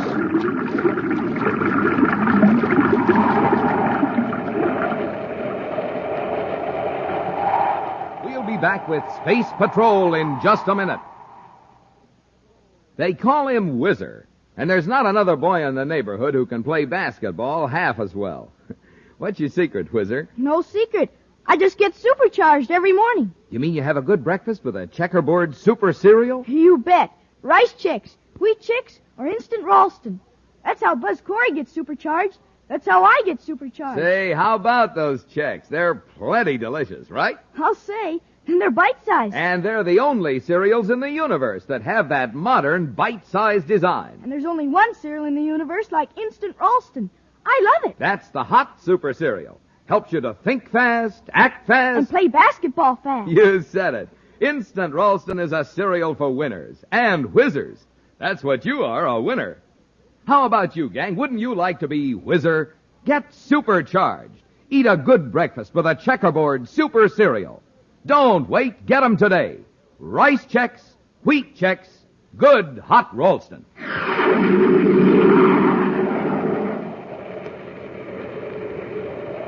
Buzz and Happy have entered a cavern on Titan, 6th moon of the planet Saturn, to investigate a hidden shaft that they believe leads to a uranium mine. After crawling through a narrow opening far under the ground, they suddenly noticed that the water in the bottom of the shaft seemed to be rising. Then they heard the sound of the pump echoing down from the cavern opening and realized that water was being deliberately pumped into the mine shaft to drown them. With the water up to their chests, they flashed their atomolites around them, searching for a way to escape. Hey, wait, Hap. Listen. I don't hear the pump anymore. Maybe it's been shut off. No. The water's still gushing in from that pipe. We don't hear the pump because the water is over the narrow opening. Well, then how are we going to get through? We'll dive under long enough to get to a place where the water doesn't fill the shaft. All set, Happy? Yes, sir. Dive deep.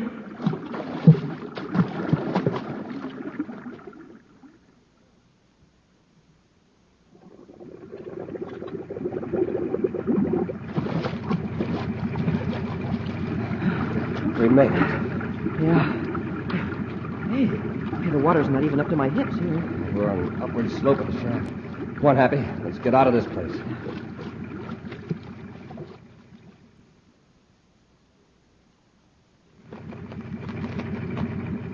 I'll shut it off.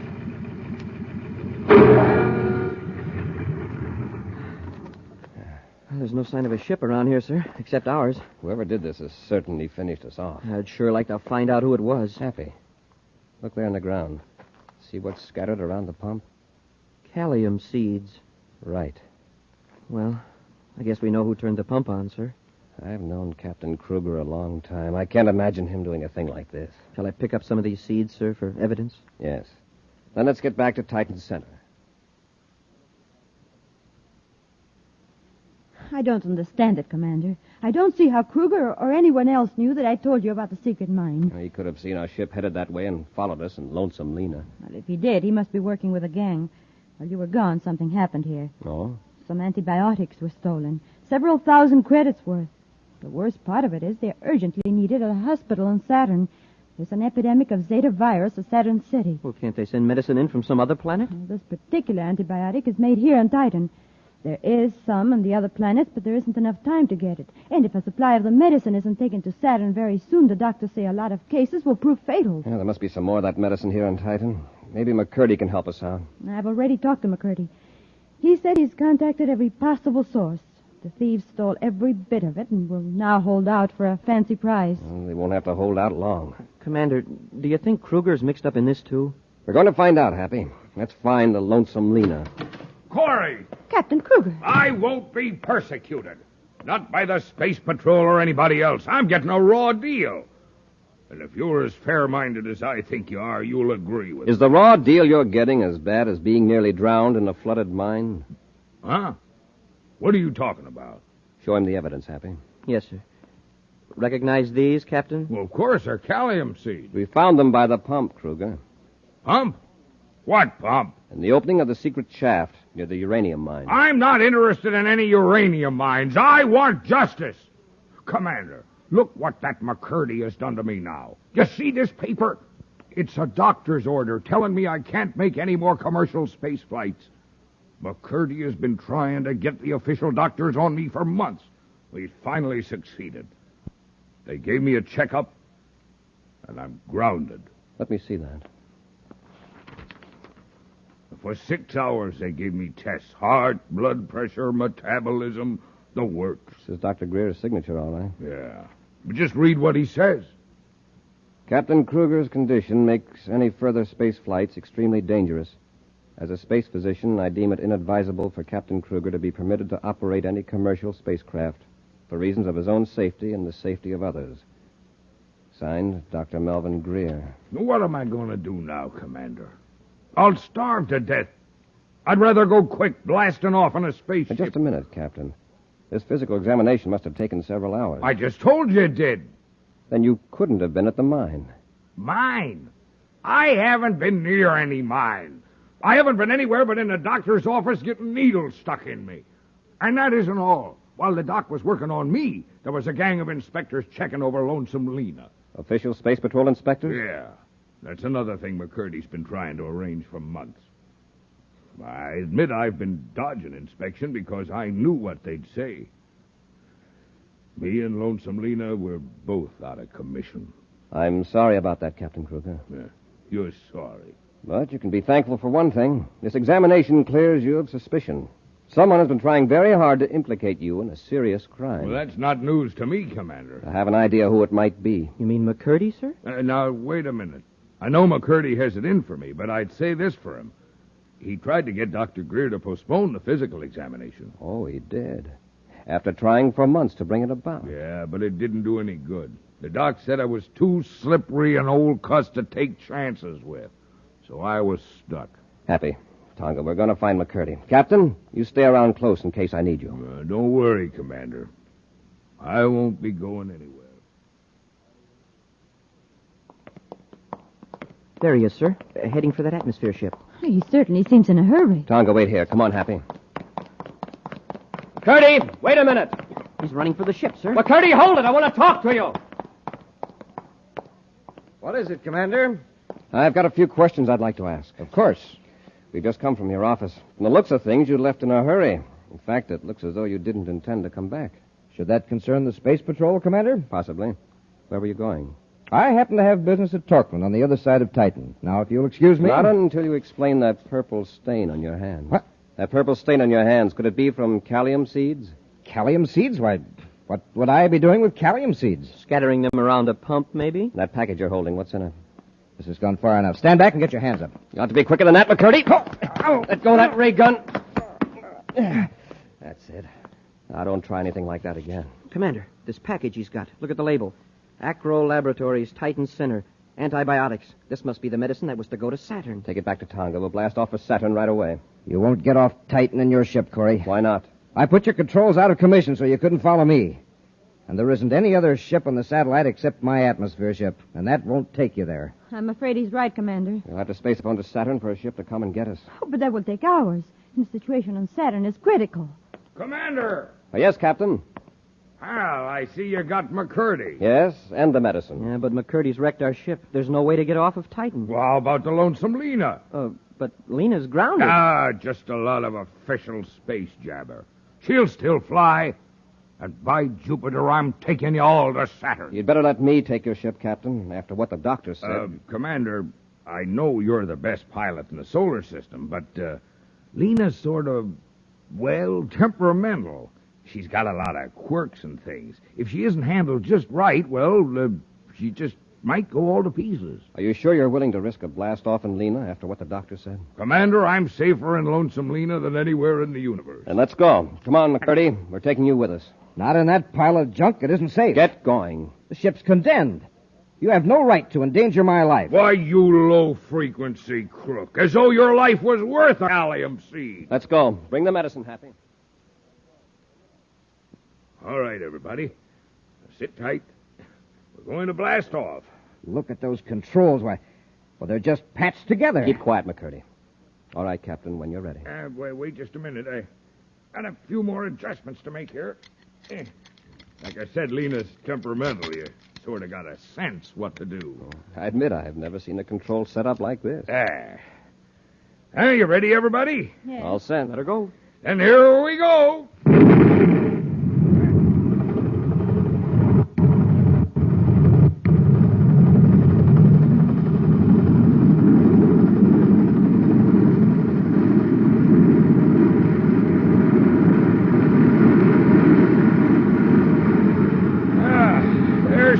Commander. We're spaceborne. An excellent blast-off, Captain. Yeah, just like I said. Captain, what's wrong? Tonga, get the first aid kit, if there is one. He's passed out. Now what are we going to do? Happy. Yes, Commander? Help me lift the captain out of the pilot seat. Yes, sir. There. Happy, you and Tonga see what you can do to make him comfortable. I'll take the Lonesome Lena into Saturn.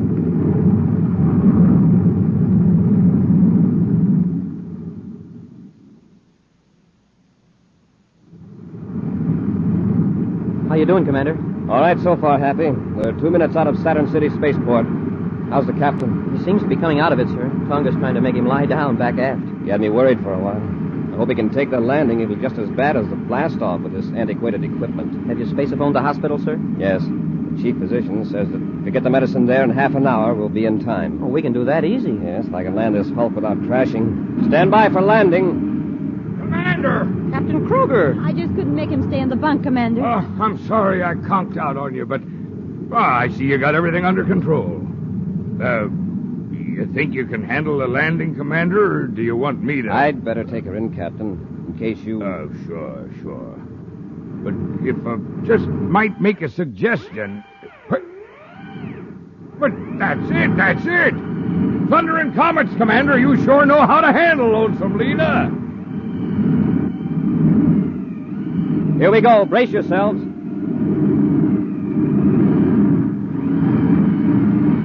That's it. You've got it.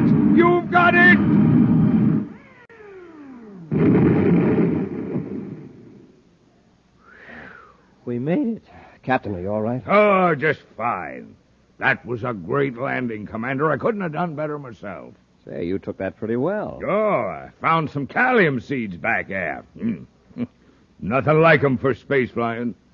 You have some, Cadet? This time you've got a customer, Captain. I don't feel so well.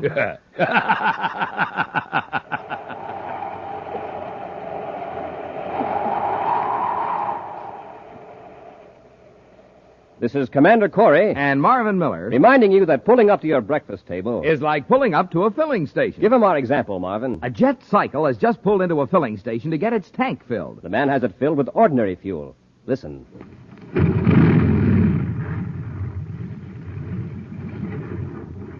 Not much go in that jet cycle, is there? Now listen to the same jet cycle filled with super fuel.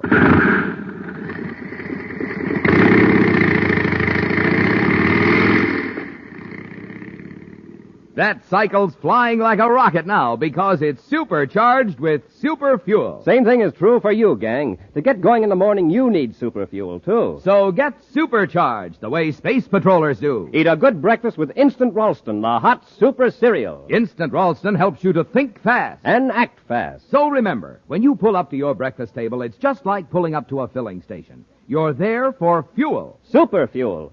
So you can get supercharged. Take a tip. Eat a good breakfast with Instant Ralston and get supercharged. Get it today in the red and white checkerboard package. Good hot Ralston. And now for a preview of next week's exciting Space Patrol story. Buzz and Happy have gone to the offices of John Crozer to rescue a noted scientist abducted by Crozer. I know Professor Hegman is somewhere in this building, Crozer. Take us to him. Why, Commander, you're mistaken. Oh, no, we're not. Don't sit there under that sun lamp. Take me to Hegman. Well, all right, Corey. If you insist. Hey, my eyes! Turn that lamp off! Get him, Happy. I can't see. Here's yours, Cadet. Now, Corey, I'm going to finish you off permanently. Be sure to be with us next Saturday for the exciting story, The Brain Bank and the Space Binoculars, when wheat checks, rice checks, and good hot Ralston again bring you Space Patrol! And now, gang, here's a word from Cadet Happy. Boys and girls, this is Cadet Happy. Do you know how life-giving oxygen is carried to the cells of the body? By the bloodstream. So when a person loses a great deal of blood in an accident or in sickness, there's not enough blood left to do that job. Result? The person dies. So will you help me save lives by joining the Space Patrol Blood Boosters? It's fun. It's patriotic. So join the Space Patrol Blood Boosters today. Space Patrol, an original Mike Moser production, starring Ed Kemmer as Commander Corey and Lynn Osborne as Cadet Happy, was written by Lou Houston and directed by Larry Robertson.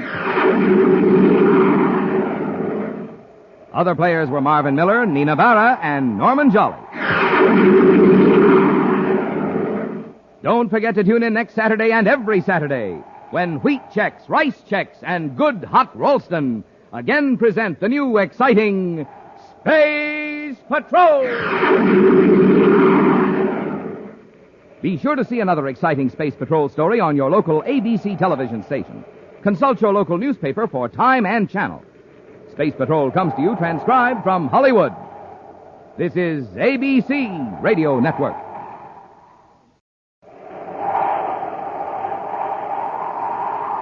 Wheat checks, rice checks, and good hot Ralston present Space Patrol! High adventure in the wild, vast reaches of space. Missions of daring in the name of interplanetary justice. Travel into the future with Buzz Corey, Commander-in-Chief of the Space Patrol! In today's transcribed adventure, Buzz and Happy have gone to the offices of John Crozer to rescue a noted scientist abducted by Crozer. I know Professor Hegman is somewhere in this building, Crozer. Take us to him. Why, Commander, you're mistaken. Oh, no, we're not. Don't sit there under that sun lamp. Take me to Hegman. Well, all right, Corey, if you insist. My eyes! Turn off that lamp! Get him, Happy! I can't see! Here's yours, Cadet! Now, Corey, I am going to finish you off permanently. We'll be back in just a moment with today's Space Patrol story, The Brain Bank and the Space Binoculars. Wow! Man, oh man, oh man! Yummy! That boy sounds excited, doesn't he? Well, no wonder. He's just had his first taste of Rice Chex, the delicious bite-sized super cereal. Wow! Man, oh man, oh man! Yummy! Same boy, yep, and the same cereal, only it's his second bowl. Try Rice Chex yourself, gang. You'll love it. I'll say, and when you eat a good breakfast with Rice Chex, you're supercharged. Absolutely. So, gang, try it today. Delicious Rice Chex. And hey, today's the day for the biggest news ever announced on Space Patrol. So stand by, and I mean with pencil and paper, for the most sensational message you ever heard on Space Patrol.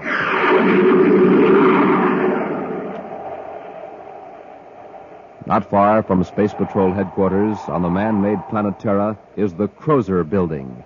From his spacious offices on the top floor, John Crozer directs his far-reaching enterprises.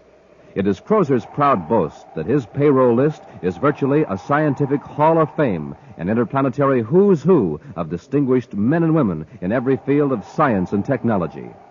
His rugged features and penetrating eyes are reflected on the polished surface of his mammoth Endorium desk as he confers with his director of plant operations, Erla Becker, and the noted physicist, Professor David Hegman. Miss Becker, is there anything else on the agenda which concerns Professor Hegman? Yes, you wanted me to remind you to congratulate the professor. Oh, yes, the Kleinhurst Medal. I understand you're to receive it at a banquet this evening. That's right, Mr. Crozer. Congratulations. You're upholding the Crozer tradition. The Crozer tradition? Of course. For the past 3 years, every winner of the Kleinhurst Medal for Scientific Achievement has been associated with Crozer Enterprises. Oh, I understand that the medal is given for work, which I did before I joined your organization. Well, I speak in jest, more or less. Well, that completes our conference, Professor. I have something to tell you, Mr. Crozer. Yes? I am forced, with regret, of course, to submit my resignation. Your resignation? I don't understand, Professor. Well, it's my doctor's orders. He says my health won't permit me to continue my work for your company. But you're under contract. You're absolutely necessary to this project. I am very sorry. But my doctor tells me that unless I retire, I may not last for more than a few months. This puts my company in an awkward position, Professor. I won't tolerate it. I regret this as much as you do, Mr. Crozer. But I don't see what I can do about it. See here, Hegman. It'll take us 3 years to complete construction and install equipment.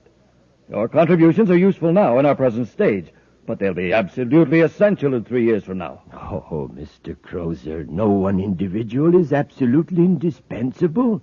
There are other scientists in my field. Hegman, I hired you because you're the only man alive today who can see this particular phase through to a successful conclusion. This whole operation is geared around you. You can't resign. Well, my doctor tells me that I have no choice. Surely you don't expect me to endanger my life? I'm going to have a talk with that doctor of yours. I'm afraid it won't do you any good, Mr. Crozer. 2 other doctors have confirmed his diagnosis. Very well. We shall see. Our interview is ended, Hegman. I have other matters to discuss with Miss Becker now. Goodbye, Mr. Crozer. Goodbye, Professor. The nerve of that man. Trying to walk out on me, John Crozer. I understand how you feel, but as the professor says, it can't be helped. I'll hold him to his contract. He's got to keep working for me. That project must be finished as I planned. You can't force him to disobey his doctor's orders, contract or no contract. Look here, Miss Becker. You're director of plant operations. It's up to you to find a way out of this. Well, let's face facts. Hegman's brain will be of most value to us 3 years from now. But he's got to retire immediately, so he's out of the picture. If there were only someone else with his knowledge. There is one possibility, but it's not legal. Well, let's hear it. Suppose Professor Hegman were to be put in suspended animation for 3 years. Then, when he's revived, his health will be exactly as it is now. He'll be able to do a few months of work when he's most needed.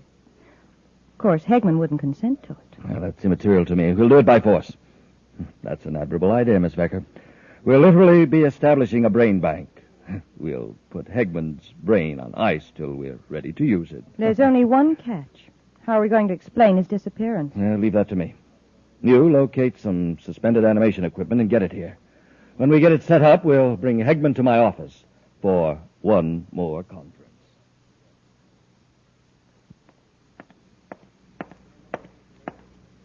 Well, nobody seems to know where the professor is, Commander. I've even checked with his doctor. I've just phoned Crozer. He hasn't seen him either. Well, maybe the professor forgot about his appointment with you. He could be out with friends celebrating. After all, he's just received the Kleinhurst Medal. I doubt that he'd forget the appointment, Happy. He seemed very anxious to talk to me.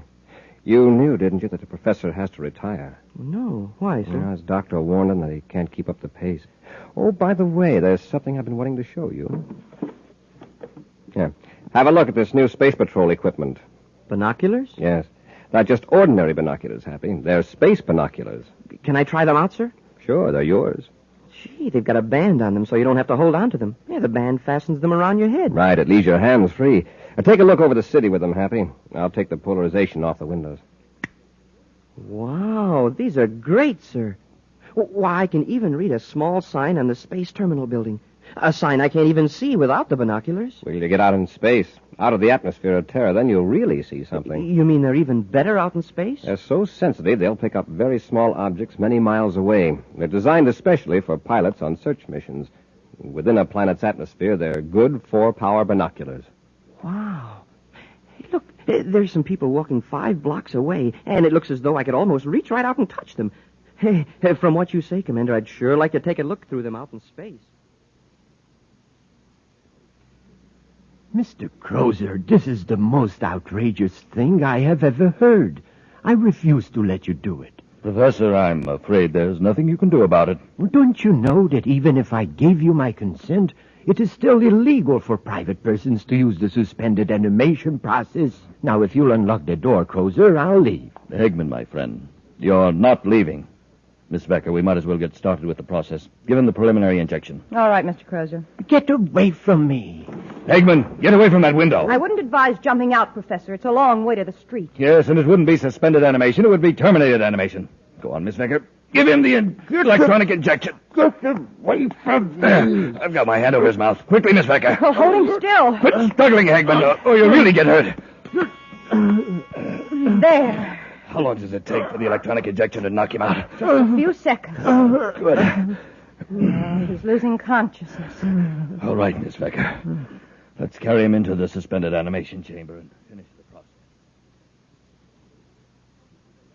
Commander, look. I can see the lettering on the windows of the Crozer building. These binoculars are fantastic, even in the atmosphere. Take a look at Terra Park, Happy. You can probably see the ants on the rose bushes. Yeah, they aren't that good. But I can see people inside the Crozer building. Look, sir. On the top floor, there's a man standing in the window. I can see him just as plain. Here, sir, try him. All right, I'll take just one look, but then I think we'd better get to work. Yes, sir. It's the 4th window from the corner of the building, see? Yeah, it is clear. Well, that's Professor Hegman. Huh? At least I think it is. Oh, he's gone now. Wonder why Crozer didn't have the professor call me. I suppose Hegman's busy closing up his work with Crozer. Yeah, I think he'd at least phone you. I'll tell you what, Happy. I've got an errand to make right near the Crozer building. Let's drop in and see the professor on the way over. I've checked the suspended animation equipment. Everything's working fine, Mr. Crozer. How long does it take? Another hour and we'll be through. Oh, good. You aren't going to keep him here in the building, are you? No, in a day or so we'll take him to Mars. We'll have to take the equipment there, too. We have to give him booster treatments every 3 months. Say, haven't you been under that helio lamp long enough? Oh, I've got it on low setting. You ought to try it, Miss Becker. It's really very relaxing. Not as relaxing as that treatment we're giving Hegman. Yes. He'll be relaxed for 3 years. Speaking of Hegman, did you see him throw anything out of the window when you were struggling with it? I know. Did you? Well, he made a sort of throwing motion with his hand. I think I better go down the street and check. Yeah, that's right. He certainly didn't have time to scribble any note. But let's not take any chances. Come in. Hello, Mr. Crozer. Commander Corey. Nice to see you. Thank you. This is Cadet Happy. How do you do, Cadet? How do you do, sir? Sit down, gentlemen. I hope you don't mind if I go on with this lamp treatment. I'm acquiring a tan for myself. I see you are. Unfortunately, I don't have the opportunity to get it the natural way as you space patrolmen do. That's quite a high-powered lamp. Yes, it can be if it's turned up. Have to know how to handle it. The reason I came over, Mr. Crozer, is to see Professor Hegman. The professor isn't here. Remember, I told you I'd ask him to call you if he showed up. We saw him standing by the window of this office just a few minutes ago. You saw him in the window? Happy and I were testing some new Space Patrol binoculars. We thought we saw Hegman. Hegman? You must be mistaken. Oh, I know. One of my attorneys was here a while ago. He's about the same height and build as Hegman. Yes, come to think of it, there is a resemblance. Funny, I never thought about it before. Well, apparently we made a mistake, Mr. Crozer. Sorry to have bothered you. No bother at all. No bother at all. The old fool threw this out of the window. I didn't know there was anyone in here. We were just leaving, but I've changed my mind. May I see what you have there? Oh, it's nothing at all. No, Commander. Just a little promotion gimmick one of our companies is putting out. May I see it? Yes, of course. The Kleinhurst medal, a promotion gimmick? The Kleinhurst medal? There's only one man who would have that medal on his person at this time. That would be Professor Hegman. What are you getting at? This young lady just said it was thrown out of the window. Well, why would anyone throw a valuable award like this out of a window unless they wanted to attract attention? Give it to me straight, Crozer. Where is Professor Hegman? You're jumping to conclusions, aren't you, Commander? That was Hegman we saw. If you're not trying to hide something, why are you and this woman so evasive? Why did you lie about the metal? You've got Hegman somewhere in this building. I suppose you won't be satisfied until you search the place. That's right. All right, then. Come on. I'll just turn this lamp on full power and right in your eyes. Turn it off! My eyes. Get him, Happy. I can't see him. No, but I can. Grab that bookend, Miss Becker. Nice work, Miss Becker. And now, Cadet. That'll hold them for a while. It was a smart trick, Mr. Crozer, shining that helio sun lamp in their eyes. I had to do something after that faux pas you pulled. Oh, I'm sorry. I didn't know they were here. We've got to move fast. Arrange for a spaceship. We'll get Hegman aboard. What about these two? We'll lock them in the next room till we get Hegman out of here. Then I'll come back and finish our Space Patrol friends for good. We'll be back with Space Patrol in just a moment. Oh, come on, Captain Tufeld. Tell me what Buzz Corey's big new surprise is for all his kids. Won't you, huh? No, I can't tell you. Please? Nope, it's a secret until the end of today's program. Is it something the commander himself uses? Oh, you bet it is. It's official Space Patrol equipment. Can't you really tell me what it is? Nope, it's a secret. Well, then, how about a little hint? Well, I'll tell you this. It's something absolutely new and different. Oh, man, I just can't wait. Well, you hurry now, get a pencil and paper ready, and keep listening, because in just a few moments, I'll tell you what the big surprise is and how you can get it. And all you boys and girls listening in, you do the same thing. Get pencil and paper ready, and be all set to take down the information you need to get that wonderful new surprise Buzz Corey has for you. So long for now. See you at the end of today's program, when I'll tell you all about the biggest, the swellest, the most exciting value ever offered on Space Patrol.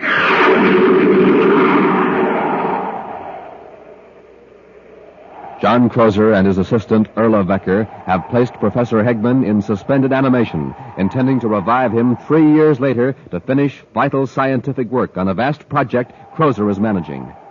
When Commander Corey and Cadet Happy decided to search the building for the professor, Crozer blinded them with a beam from a high-powered helio sun lamp and then knocked out the virtually defenseless space patrolman. Buzz and Happy have just regained consciousness and their vision and find themselves locked in a room. That's no use, Happy. You can't break down that door. We must be in the Crozer building, judging by the view from the window. Yeah, on the top floor. And Crozer's probably miles away by now with the professor. I doubt it. He wouldn't go away without being sure we'd never be able to report him. He'll be back. And then I've got a feeling we'd better get out of here before he returns. Let's take a look out the window. Say, maybe we can attract the attention of somebody in another building. Oh, it's locked, too. Yeah, there's a ledge out there. If we break the window, we could crawl on the ledge to another window. And that's not my idea of a pleasant stroll, 50 stories up. It's not mine either, but it's a lot safer than what Crozer has in mind for us. Yeah, this chair ought to do the trick. Turn your head, Happy. Watch out for the glass. All right. You want me to go first, sir? Wait till I knock these sharp splinters loose. Okay, let's go. I'll boost you up. I can make it now, sir. Wow, what a long way down to the street. Don't look down, Happy. Lie flat on the ledge and crawl. Yes, sir. I hope we can find another open window along here. I wish this ledge was wider. I feel like a tightrope walker. Oh, easy, Happy. Oh, my knee slipped off. For a minute, I thought I was a goner. Don't try to hurry. Hey, Commander, we're in luck. Is that window unlocked? Yes, sir, and it's part way open. All I have to do is push it. Easy now. Don't push yourself off the ledge. Anybody inside? I don't see anybody. Well, here goes.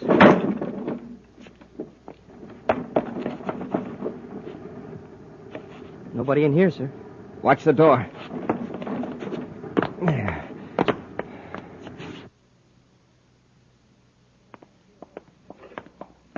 How are you going to do away with Corey and the cadet? You unlock the door. Swing it open. I'll blast them with this gun before they have a chance to rush us.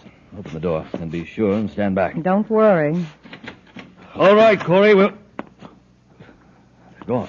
Gone? This room's empty. Look at the window. Well, they couldn't have climbed down the side of the building. Yeah, they certainly wouldn't jump. The ledge. They used the ledge. By now, they've probably given an alarm. This whole building will be swarming with space patrolmen soon. Well, what'll we do? We've got to get out of here. We'll have to forget about the equipment. We've got to get to the spaceport and blast off right away. Hurry, Erla. We haven't a second to spare.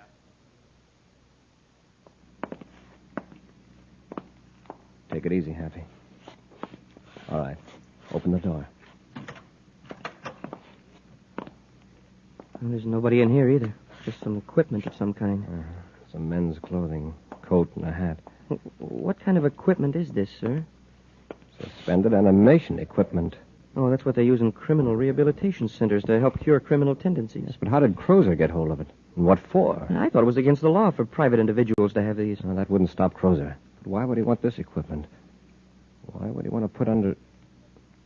Professor. What? That must be it. With the professor in suspended animation, he'd be easier to conceal. Well, sure, but what good would the professor be if he was unconscious? Crozer could revive him whenever he needed him, even months or years from now. I wonder what Crozer did with him. He'd try to get him off Terra. Let's go to the spaceport, Happy.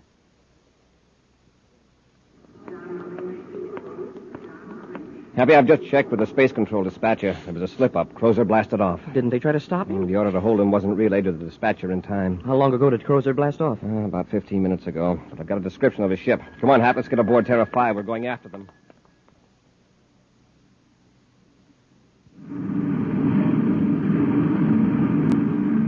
That was luck. I was afraid they'd stop us at the spaceport. Look in the viewscope. There's a ship following us. The space patrol. Yeah, we are in a spot. We can't outrun that ship. No, but we can get rid of the professor. Corey doesn't find Hegman on the ship. He can't prove anything against us. Well, what do you intend to do? Just shove the chamber out into space? Yeah. Chances are the professor will never be found. Come on, we've got to get rid of Hegman, and then we'll take our evasive action. Corey won't stand a chance of locating that box with Hegman in it.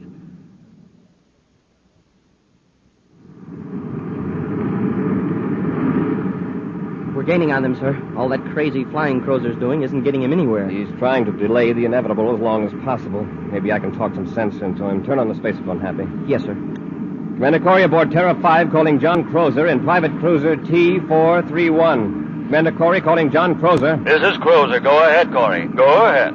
This hide and seek isn't getting you anywhere. It's just a matter of minutes. Play it smart and give up. You talked me into it, Corey. But at least I gave you a run for your money. What do you want me to do? We'll pull alongside and join airlocks. All right, Corey. Just a warning, Crozer. Don't try anything. Corey out.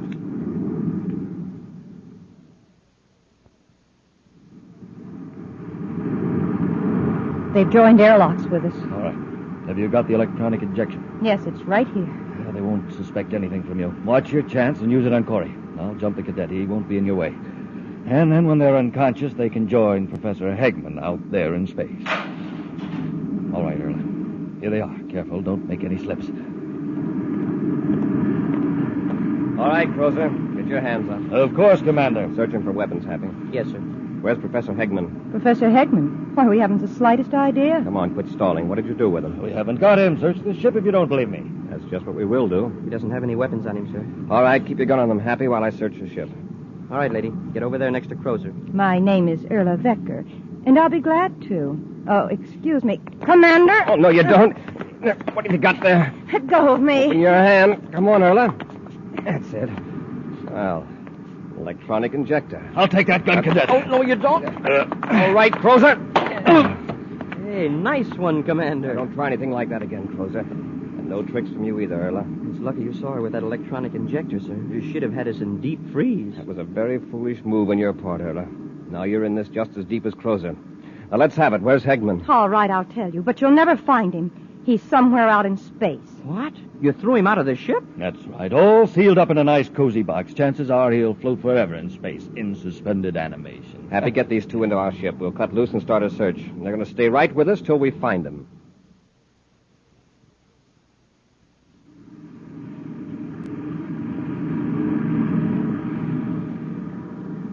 Nothing, sir. That blip turned out to be a small meteor. You're just wasting your time, Corey. That box with Hegman in it is just a speck in space.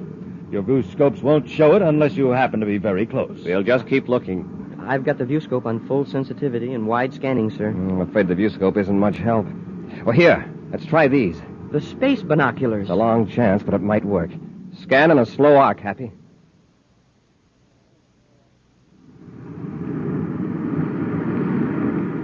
There's something. Oh, no, it's just another meteor. Let me have a look. Hey, wait a minute. It's a rectangular shape. Check it, Happy, about 10 degrees high. I see it, sir. Yeah, it's a box, all right. That's it, we found it. Change vector, Hap. Let's hope we're not too late.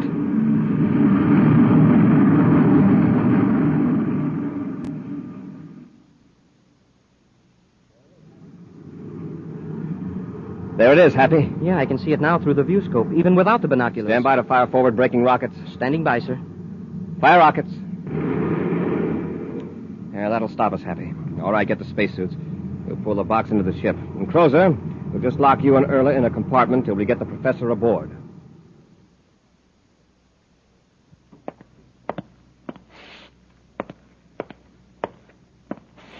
Why don't you sit down and relax, Crozer? You'll wear out the commander's carpet. Why don't we hear from the hospital? Yeah, you're pretty worried now, aren't you, Crozer? You know, if Professor Hegman doesn't come out of that deep freeze, it's going to go mighty hard on you and Erla. Well, they should know by now. Oh, for Saturn's sake. Sit down and stop that pacing. Oh, here's the commander. Crozer, look who's with him. Professor Hegman. That's right. It's certainly lucky for you two that the professor pulled through that treatment. Yes. And, Mr. Crozer, it will give me a great deal of pleasure to testify against you. And show me with more of his work than the doctor first thought. Well, in that case, we actually did you a service, Professor. Commander, that should be taken into account. Don't think you're going to get off easy on that account. It's just luck, and the fact that we had these space binoculars that saved the professor. Yes, Happy. I had no idea that the binoculars would actually help us save a life. You sure were right about their being terrifically powerful out in space. And they're great in a normal atmosphere, too. I'm not going to lose any time in issuing them to all Space Patrol personnel. Sir, did you know that when you look through the binoculars the wrong way, you can see into the future? Oh, I was under the impression that they just smallify. But if you say so. Oh, that's ridiculous. It just makes objects look far away. Uh-huh. And far away, I see a criminal rehabilitation center with two people in it. John Crozer and Erla Vecker. And they're getting the same kind of treatment they gave Professor Hegman, suspended animation. You want to have a look?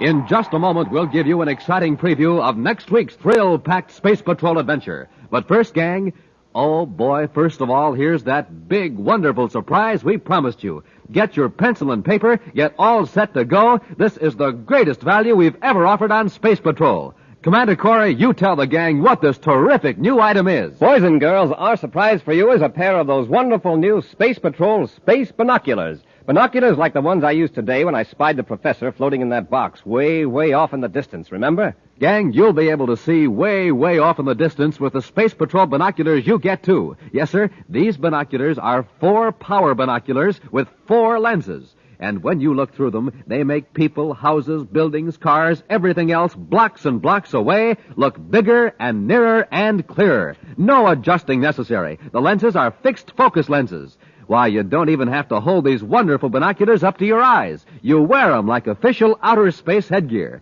They have a strong elastic band on them, and when you slip it over your head, it holds the binoculars in place and leaves your hands absolutely free. Makes you look like a man from Mars, because these binoculars stand out from your eyes a full 3.5 inches. That's right. These are not flimsy little celluloid goggles or a mask. These are real, full-size binoculars. Overall, they're 5 inches wide, 5 inches long, and they're made of solid plastic. Beautiful, long-lasting black solid plastic with bright red leather-like trimming that makes them look terrific. Now, don't forget, you can see way off in the distance with them. You can spot your dad coming home from work, spot the mailman coming blocks away. You can watch birds in high trees, study animals, identify people in the distance, read signs way, way off, and see airplanes way up in the sky. And when you look through the other end of your space binoculars, they do a switcheroo. They make close-up things look like they're far away from you. Yes, sir, gang, these powerful Space Patrol space binoculars are the greatest value we've ever offered on Space Patrol.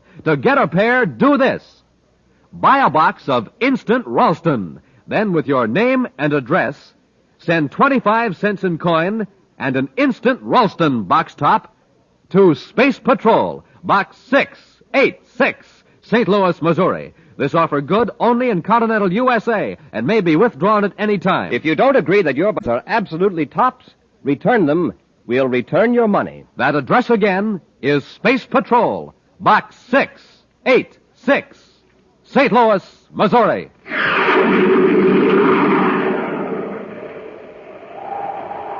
Buzz and Happy are approaching a building where the Secretary General's daughter Carol is held captive.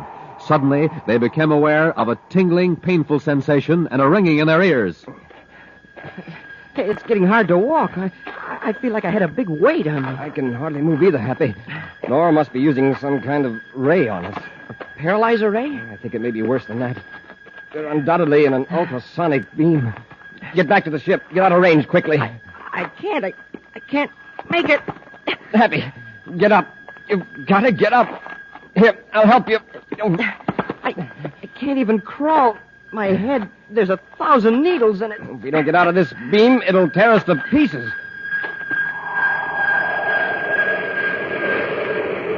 Be sure to be with us next Saturday for the exciting story, The Sleepwalker, when Wheat Chex, Rice Chex, and Good Hot Ralston again bring you Space Patrol!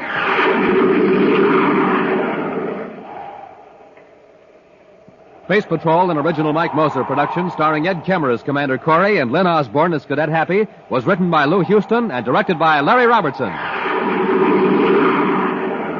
Other players were Virginia Hewitt, Ken Mayer, David Duval, and Bela Kovac. Dick Tufeld speaking. Now, don't forget to tune in next Saturday and every Saturday when Wheat Chex, Rice Chex, and Good Hot Ralston again present the new, exciting Space Patrol! And be sure to see another exciting Space Patrol story on your local ABC television station. Consult your local paper for time and channel. Space Patrol comes to you transcribed from Hollywood. This is ABC Radio Network.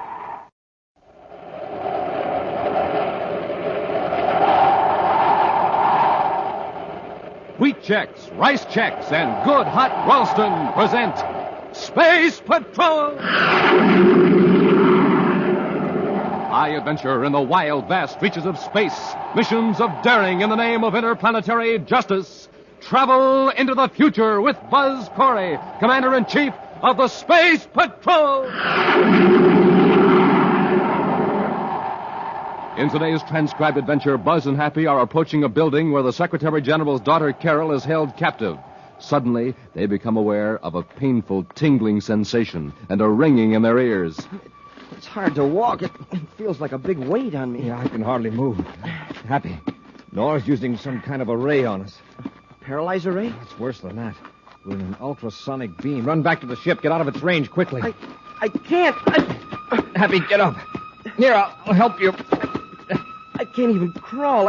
My head, there's 1,000 needles in it. If we don't get out of that beam, it'll shake us to pieces. We'll be back in just a moment with today's Space Patrol story, The Sleepwalker. And now, gang, here's some terrific news. Here's how to get a pair of the Space Patrol Space Binoculars, the most unusual binoculars ever designed. You wear them like official outer space headgear. That's right, a strong elastic band holds them snugly to your eyes, leaving your hands absolutely free. Now, these are not flimsy celluloid goggles, not a mask. They're the real McCoy. Big, full-size, solid plastic binoculars you can see way off in the distance with. Overall, they're a complete 5 inches in width, a complete 5 inches in length. And when you wear them, they stand out a full 3.5 inches from your eyes. Powerful? Oh, you bet. These are 4 power binoculars with 4 fixed-focus, pure lucite lenses. You can spot airplanes in the sky, watch for your dad coming home from work, read signs way off in the distance. Truly, the greatest Space Patrol value in all our experience. The most sensational offer we have ever made. Now, here's how to get a pair. Buy a box of Instant Ralston. Then, with your name and address, send 25 cents in coin and an Instant Ralston box top to Space Patrol, Box 686, St. Louis, Missouri. If you don't agree that your space binoculars are absolutely tops, return them and the Ralston Company will cheerfully refund your money. The address again is Space Patrol, Box 686, St. Louis, Missouri.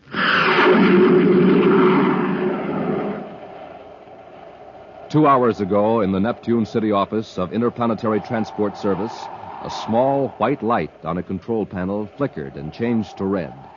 A few seconds later, the traffic supervisor of the big private passenger service clicked on his spaceophone. Space Patrol Search Command. This is the Interplanetary Transport Service Neptune office. Our ITS passenger ship N157 is overdue on 2 quarter-hour message to base reports. This ship last reported at 17:45 Universal Star Time on regular Terra-Neptune space lane, 900,000 DUs out of Neptune, and has not reported to Space Control Terra. This office requests... Within minutes, Space Patrol Search Command ships fanned out from Neptune, sensitive view scopes scanning space for the missing passenger ship. 90 minutes later, in Commander Corey's central office on Terra, Cadet Happy sits before a spaceophone, tensely waiting a report from Neptune. Happy. Nothing new so far, sir. Cut down the amplifier. Thanks. I've just got a report from the communications center from the Space Patrol Search Unit. They found the N-157 out beyond the Neptune orbit. What was wrong, Commander? Passengers and crew had been mysteriously put to sleep. To sleep? Why? To cover a robbery, it seems. Well, was the thief still aboard? No, we don't know yet. Chances are he was working with a Confederate who met the passenger ship out in space and took the thief aboard. But we know what's missing. One of the passengers, who was the first to revive, is making quite a disturbance about it. Can't say that I blame him. He lost 500,000 credits. 500,000? Wow. Well, it's partly his own fault. He had them packed in an ordinary suitcase and didn't even ask for a guard. Well, why in the universe was he carrying that much money around? He's a space construction contractor named Reese Bixby. Took over the government artificial satellite job after the other contracting firm defaulted.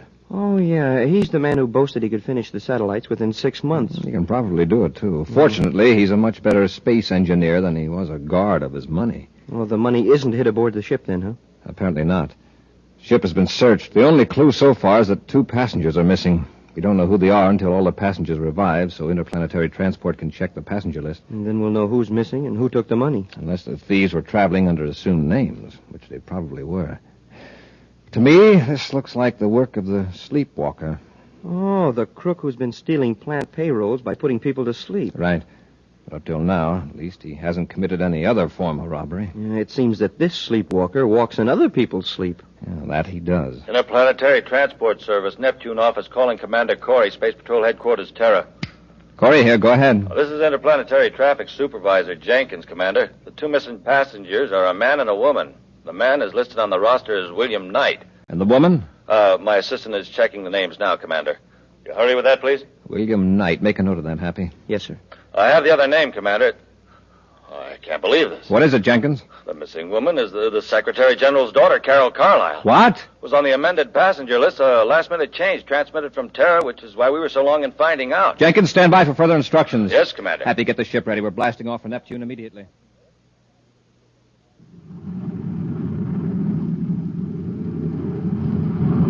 I wish we'd get a report from the Neptune Search Command, sir. Well, by this time, the other ship could be thousands of DUs away, Hap. And we haven't the slightest idea of what kind of ship to look for. Carol shouldn't have made a trip without notifying the Space Patrol. Carol calling Commander Corey.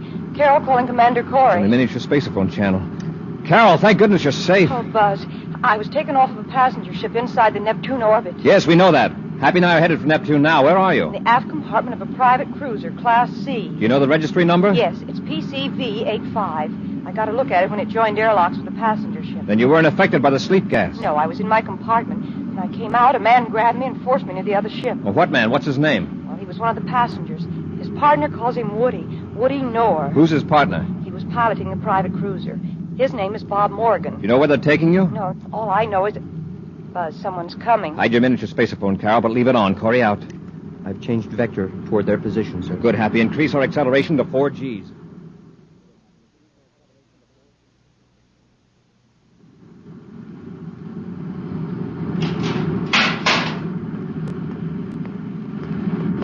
We came in to have a little chat with you, miss. What's your name? You mean you don't know? Why should we? It was the money we were after. Yeah, it's too bad you weren't in the lounge with the rest of the passengers. Or maybe it's a good thing. How would you like to join up with us? Yeah, we can make it very profitable for you. Nice-looking kid like you would go far in our organization. Why, of all the insulting... So you want to play rough, huh? Well, I'll be glad to oblige you. Let go of me! Let her alone, Morgan. Just get her identification. No dame's going to slap me and get away with it. Hand me her purse. Oh, all right, Woody. Hey, look at that bracelet on her arm. Jupiter Emeralds. I'll bet they'd bring in a few credits. She must be some big shot's daughter. I've changed my mind, Woody. This dame is an extra bonus. Shut up, Morgan. Do you know who we got here? It's the Secretary General's daughter, Carol. Of all the passengers in that ship, we had to grip the one who could give us the most trouble. Let's go back and take her out front so we can watch her every second. They've left the compartment. You hear the sound of their rockets and the spacer phone. The ship will be easy to follow on our viewscope finder. I've got a rough 3-point fix on their trajectory. If they keep on that vector, it'll bring them close to Venus. Got to cut down the distance between their ship and ours. If we don't get them in the viewscope before they land and cut their rockets, we'll lose them.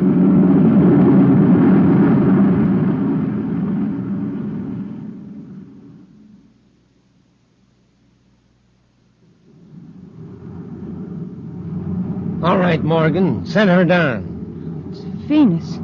By the looks of the landscape, we're near the Southwest Sea, close to the Tycho Mountains. That's right, Miss Carlyle.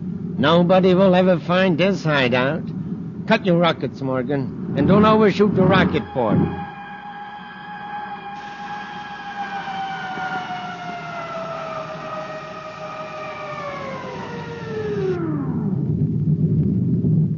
You take the money. I'll handle the girl. Come on, we got to decide what to do with you.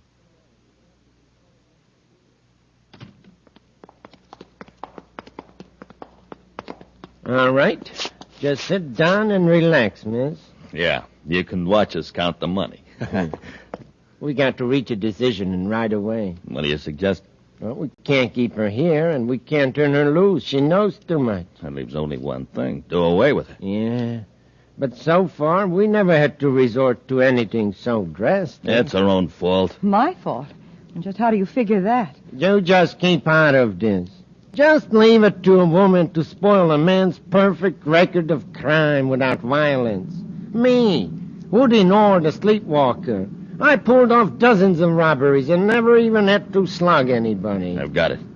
You can take some of this money and hire somebody else to take care of her. Morgan, have you no code of ethics? The principle is the same. Ethics. Hey, listen, spaceship.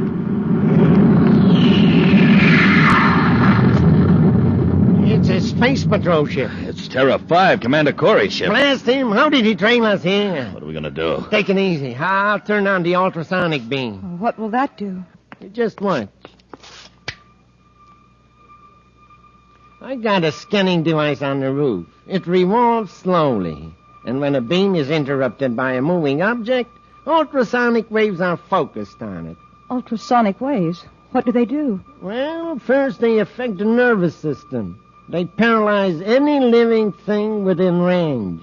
The more the victim moves, the more intense the vibration becomes. There is no escape. Oh, no. Finally, the vibration acts on the flesh like a million tiny scalpels. I won't use it, except that I'm forced to in self-defense. Stop showing how much you know. Let's get this over with. All right, come to the window if you'd like to watch.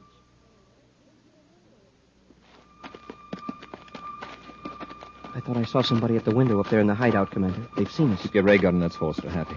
Suppose they start firing at us. You may be taking them by surprise. If not, well, Woody Nord has never used physical violence before in his other crimes. Let's hope he doesn't start now. If he come up here ready to shoot, he may get panicky and harm Carol. He probably figures his own best chance is to... Commander, I feel sort of funny. So do I. A tingling sensation. There's a ringing in my ears. Do you notice it? Yes. It's not exactly a sound, yet... Hey, is this uphill or something? It's hard to walk. It feels like a big weight was put on me. I can hardly move. Happy. Nora's using some sort of ray on us. A paralyzer ray. Oh, it's worse than that. Look up there on the roof. See that big metal cone? It's following us. We're in an ultrasonic beam. Get back to the ship, Happy. Get out of its range quickly. Happy, get up. Here, I'll help you. Commander, I can't even crawl. My head, it feels like it's got 1,000 needles in it. If we don't get out of this beam, it's going to shake us to pieces.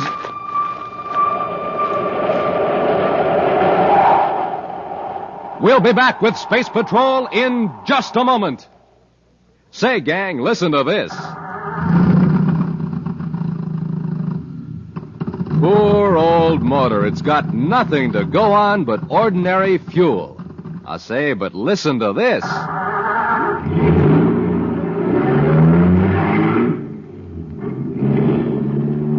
Wow, there's a motor that's supercharged. Got super fuel in it, that's why. Now, gang, you know the same is true of you. When you have ordinary fuel for breakfast, what are you? Just a putt-putt. But when you have super fuel for breakfast, well, that's when you can be a super somebody, because you're supercharged. So, gang, eat the super fuel Buzz Corey has in the morning. A power breakfast with Wheat Chex or Rice Chex, the bite-sized super cereals. Good? Ah, wait till you try 'em. The swellest tasting cereals in the universe. And the only cereals in the universe with that modern bite-sized design. So don't be a putt-putt. Be a super somebody. Eat a breakfast that supercharges you. A power breakfast with the super cereals Rice Chex and Wheat Chex.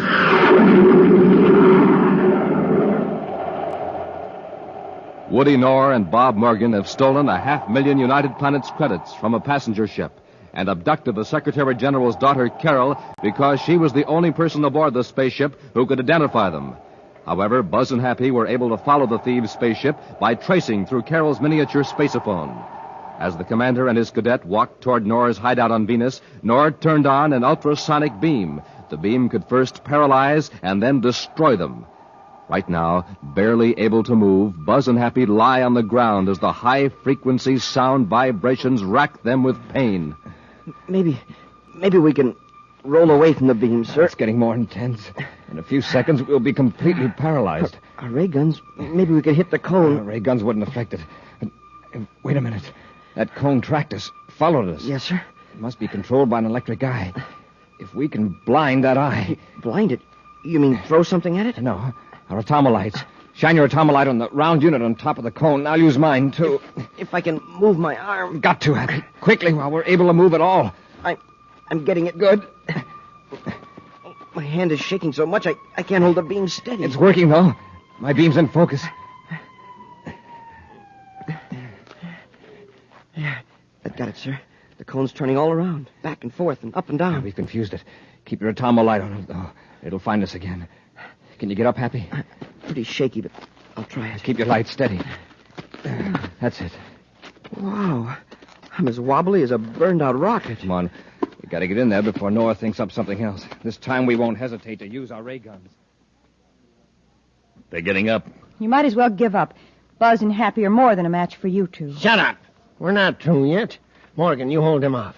I'll take the girl and the money. We'll slip out the back way. Oh, sure. Leave me to face the music alone. Nothing doing. Well, we both can't get away. And if I have the girl, I can force Corey to let you go. How do I know you'll do it? Don't argue, you fool. Corey and the cadet are pretty shaky from the sonic beams. You can handle them. I'll take Corey's ship, and when you get out, you take mine. There they are. Hold him off. All right, miss, let's go. Come on. Stop it. Let go of me. Come on. Oh. Hey, Woody, you got a ray gun. Now, use that iron bar and lock this door behind us. Once more, Happy. That did it. Wow, I'm so weak I can hardly stand. Take it easy, Hap. They're probably hiding down this hallway. Hey, I think I hear somebody in this room, sir. I'll open the door. You cover me from the side. Yes, sir. Empty. Try the next one. Now, Happy, I'll continue searching the house. You go out and see if there's a back door. They may try to sneak. Smoking rockets, we're too late. They made it to their ship. Their ship, nothing. Look out the window. Terra 5. They took our ship. And we'll take theirs. I don't think you will. Commander, look out!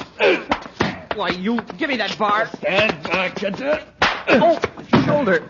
Next time it'll be your head, just like the commander got, only not so easy. All right, now I'll take those guns. Hey, the commander's hurt bad. He'll be all right. Well, cadet, let's carry out the commander's order. Huh? He wanted to get in our ship, so pick him up. Come on, you're going to have to carry him.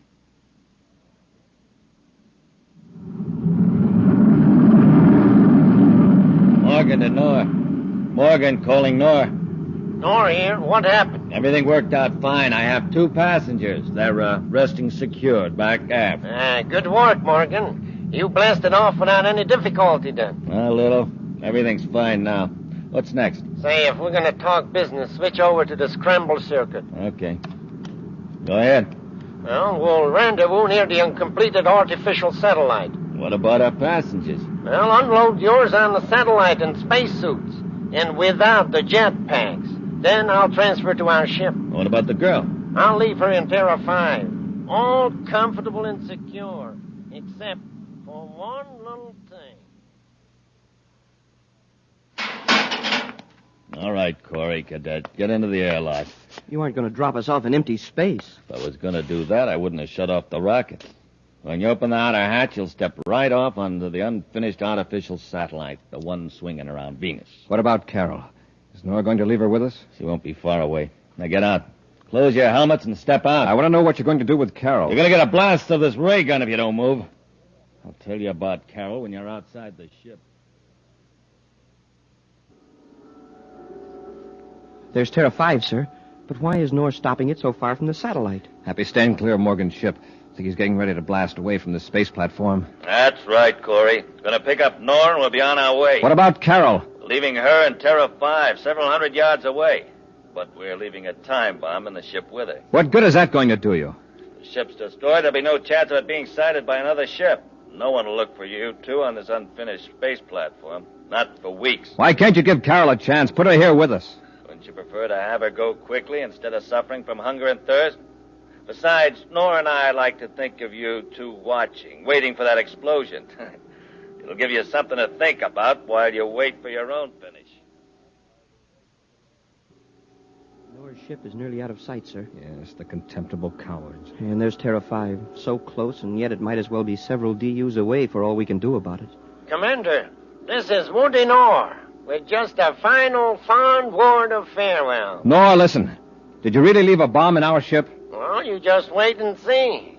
Incidentally, I can barely hear your signal from the spacesuit transmitter. I doubt that a spaceship could hear you or reach you in time to save the girl. Oh, yeah. Don't forget to keep your magnetic boots turned on full, or you'll float off into nowhere. Goodbye, Commander. Nora. Oh, the dirty rats. We're about as far from the regular space lanes as we could be. Yeah, that's why the satellite is being built here. If we only had our jetpacks. But here we are with no way of moving off this platform in a set direction. Sitting here in a scrap pile of tied-down metal, waiting for that bomb. Happy, wait a minute. That's not a scrap pile, not to us. It's rocket fuel. Rocket fuel? Why, it's just chunks of metal. Uh-huh. Here's a big, broad plate of endurium. That'll serve as a space raft. Space raft? Get busy and pile some of these scraps on the plate. Well, sure, sir, but I don't get it. They're going to make a man-powered rocket. A man-powered rocket? Remember that summer on Lake Azure when you stood up in the canoe and threw a rock at a leaping fish? Do I? I went over backwards out of the canoe into the lake. Exactly. You demonstrated Sir Isaac Newton's third law of motion. For every action, there's an equal and opposite reaction. Sure. That's the principle that rockets and all spaceships operate on. Right. Spaceship moves forward because molecules of fuel are forced out of the rocket engines. This big flat endurium plate is our ship. You and I are the engines, and these chunks of metal are the fuel. Hey, I get it. We toss the chunks off our raft in the opposite direction from where we want to go. Right, let's get busy. Don't know how much time we've got left.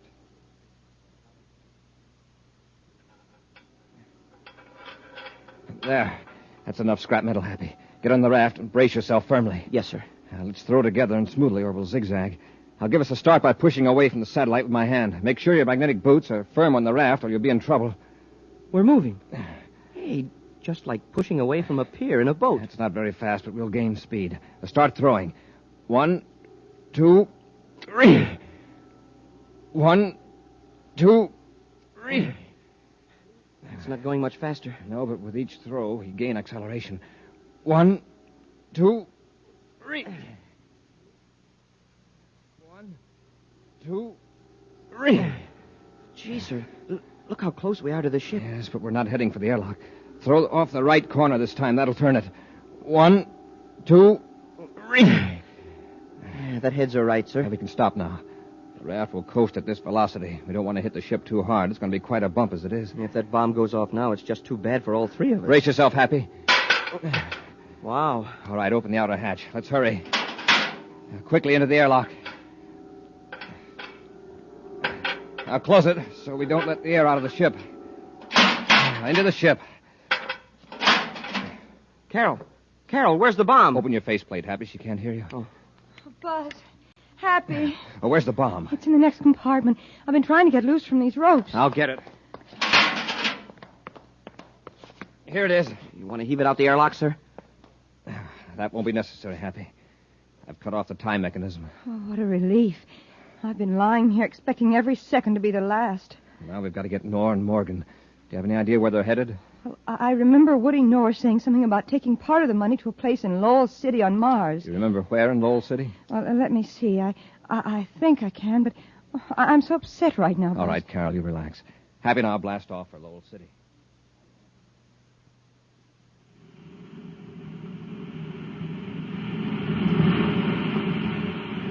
All right, pull the surface car up here, Morgan. Okay. Hello, City sure looks good to me.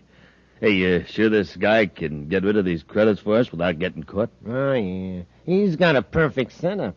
He spreads the stolen credits among the bank's funds. Gives us other money for the hot stuff. Less 10% for his services. Okay, let's get out of the car. I'll bring the loot. Help you with your luggage, gentlemen? Corey. Run for it, Morgan. Oh, no, you don't. Hey, let go of me.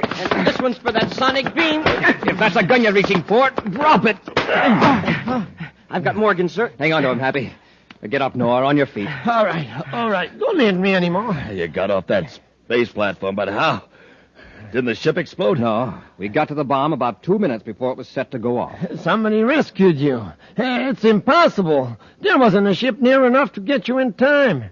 No living person could help you off that satellite. Yeah, you're right, Nor. No living person did. But somebody did help us. One of the greatest scientists who ever lived. A man whose name was Sir Isaac Newton.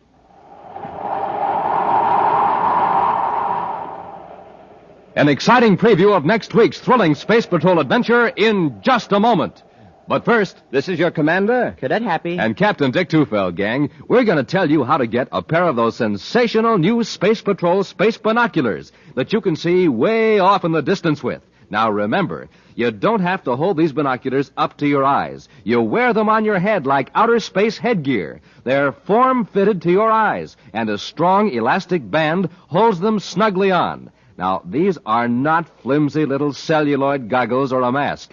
They're real, full-size, 4-power binoculars with 4 pure lucite lenses. Real binoculars 5 inches long, 5 inches wide, made out of solid black plastic with a bright red leather-like trimming. And when you wear them, these big, handsome space binoculars stand out from your eyes a full 3.5 inches. Remember, these are 4-power binoculars. This means they make objects way off in the distance look 4 times closer. You can spot airplanes in the sky, boats on the water, far-off objects on land.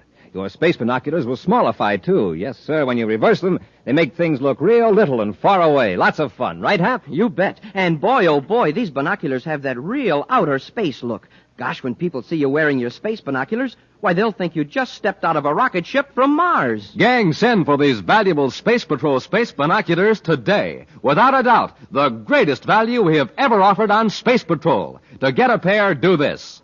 Buy a box of Instant Ralston. Then, with your name and address, send 25 cents in coin and an Instant Ralston box top to Space Patrol, Box 686, St. Louis, Missouri. This offer good only in USA and may be withdrawn at any time. If you don't think your space binoculars are really tops, return them, and the Ralston Company will refund your money without question. That's Space Patrol, Box 686, St. Louis, Missouri. And now, a preview of next week's exciting Space Patrol story. A strange fever, the wandering fever, has struck the planet Neptune, and people are leaving by the thousands. Happy, who's been on Neptune with the commander, has caught this strange fever and taken off alone in a spaceship. As he flies under the influence of the fever, he mutters to himself and is unable to heed the voice of Commander Corey coming over the ship's spaceophone receiver. It's beautiful out here in space. All the planets of the solar system and the stars beyond. Commander Corey calling Cadet Happy. Listen, Happy. There's that voice again. Over and over. So far away. So far away. Happy, this is urgent. Listen. The ship you're flying has no landing control unit. Oh, why don't I go to Pluto? Yes, I'll head for Pluto. Happy, listen to me. You're in serious danger. If you try to land that ship, you'll crash. Be sure to be with us next Saturday for the exciting story, The Deserted Planet, when wheat checks, rice checks, and good hot Ralston again bring you Space Patrol! High adventure in the wild, vast reaches of space. Missions of daring in the name of interplanetary justice. Travel into the future with Buzz Corey, Commander-in-Chief of the Space Patrol. Space Patrol, an original Mike Moser production starring Ed Kemmer as Commander Corey and Glenn Osborne as Cadet Happy, was written by Lou Houston and directed by Larry Robertson. Other players were Ken Mayer, Virginia Hewitt, and Bela Kovacs. Dick Tufeld speaking. Now, don't forget to tune in next Saturday and every Saturday when Wheat Chex, Rice Chex, and Good Hot Ralston again presents the new, exciting Space Patrol. And be sure to see another exciting Space Patrol program on your local ABC TV station. Consult your paper for time and channel. Space Patrol comes to you transcribed from Hollywood. This is ABC Radio Network.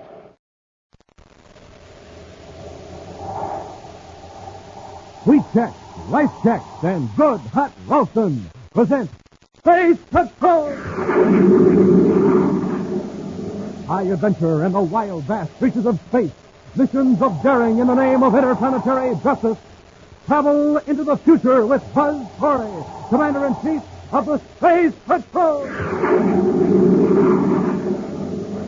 In today's transcribed adventure, Buzz and Happy are in the mountains of Venus, approaching a cabin where 3 criminals are hiding. They're walking toward a metal bridge across a deep chasm. I wonder if they've seen us, Commander. They may have. This way they won't have as much warning as if they'd landed our ship near the cabin. All right, quickly, across the bridge. Oh, this is a deep bridge. At least 300 feet. Commander, the bridge is giving way. Run for the other side. My feet are slipping. I'm going to fall. We'll be back in just a moment with today's Space Patrol story, The Scavenger of Space.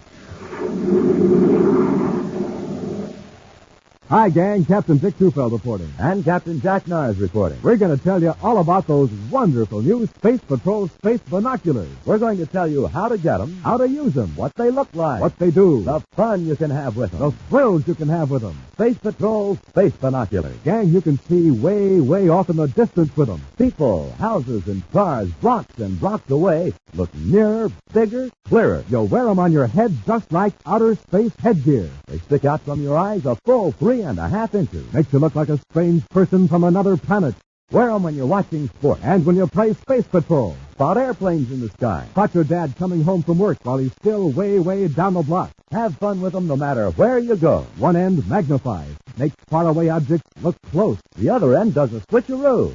Makes close objects look far away. Not flimsy celluloid goggles or a mask, but real, solid plastic binoculars with a beautiful leather-like trimming. Giant size, too. 5 inches wide, 5 inches long. The greatest value ever offered on Space Patrol. But we can only offer it for a limited time. Now, to get a pair, do this. Buy a box of Instant Ralston. Then, with your name and address, send 25 cents in coin and an Instant Ralston box top to Space Patrol. Box 686, St. Louis, Missouri. This offer good only in the USA and may be withdrawn at any time. That's Space Patrol, Box 686, St. Louis, Missouri.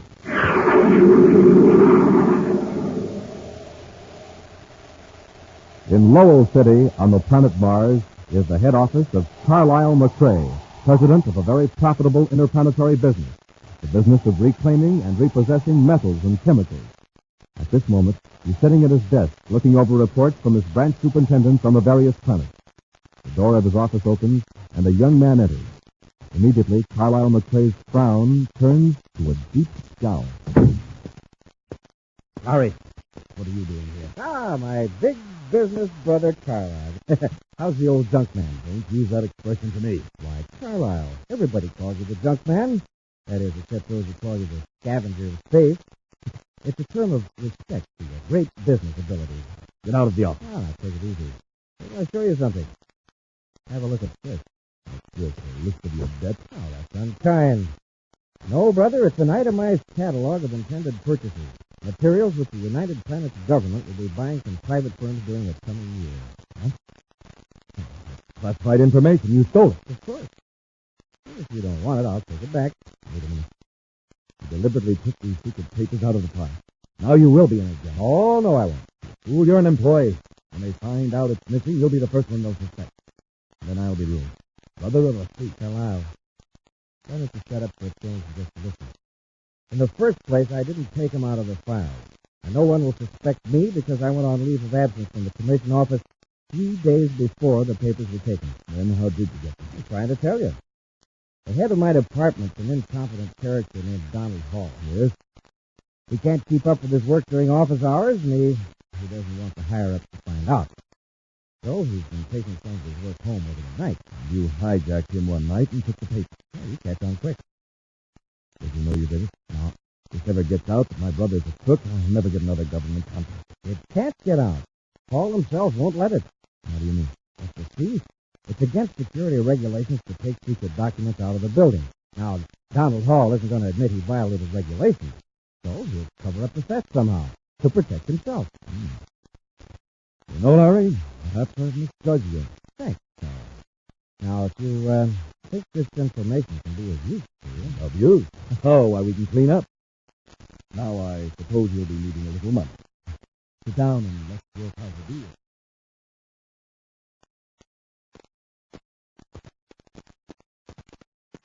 Donald Hall's office is over there, Happy. Oh, I see it, Commander.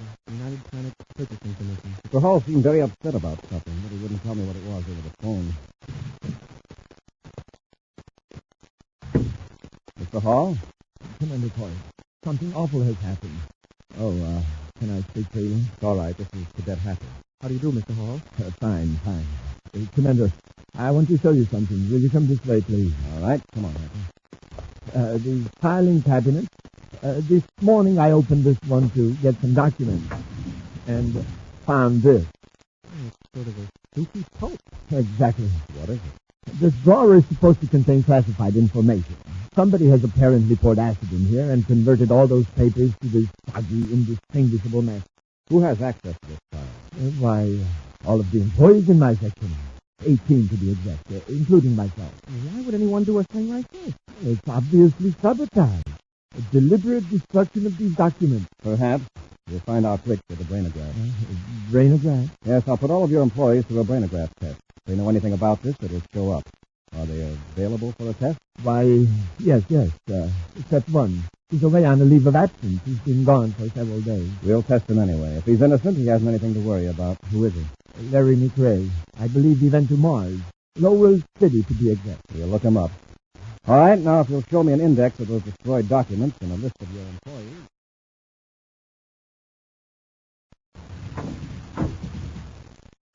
All right, Larry. Here's an advance on the money we agreed on. Thanks, Carlisle. Now listen, don't spend it. Don't do anything to arouse suspicion. When your leave is over, go back to Terra and your job with the purchasing commission. Understand? Sure. Look, I'll pick up a couple of things in the next room. Be right back. Now, don't worry about a thing. McRae, go ahead. Mr. McRae, you don't know me, and please don't ask any questions.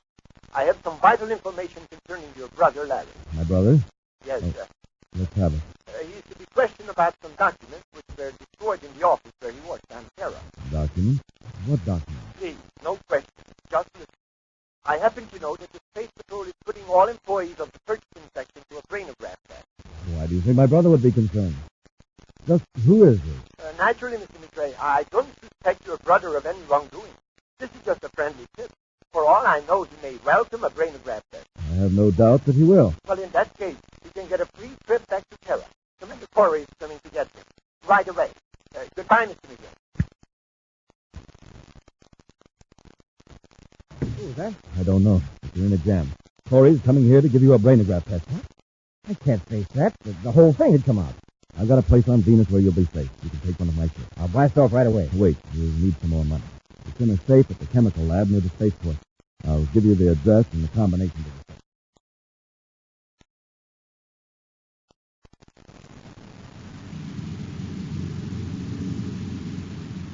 Take the diagonal ramp at the next corner, Happy. It's the surface car cutoff lane to Sector C of Lowell City.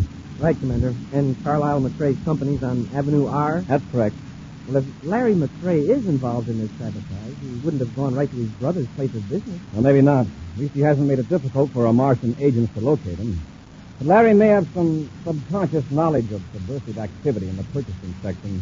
The brainograph will reveal it. Well, we certainly didn't get anything from the other employees.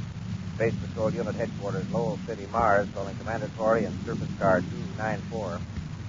This is Commander Corey. Go ahead. Agent L47 has just reported that Larry McRae has left his brother's office and is headed down Lowell Freeway toward the spaceport. Do you have McRae's vehicle number? Yes, Commander. LP145H92. I've just been handed a new report. McRae's surface car has taken lane 7 on the Civic Center Cloverleaf. That would take him west of the spaceport. Dispatcher, inform Agent L47 that I'll follow through personally on McRae. Relieve all other agents on McRae case until further notice. Corey out. Turn off the ramp to the next cutoff, Happy. It'll take us into lane 7 south of the Cloverleaf.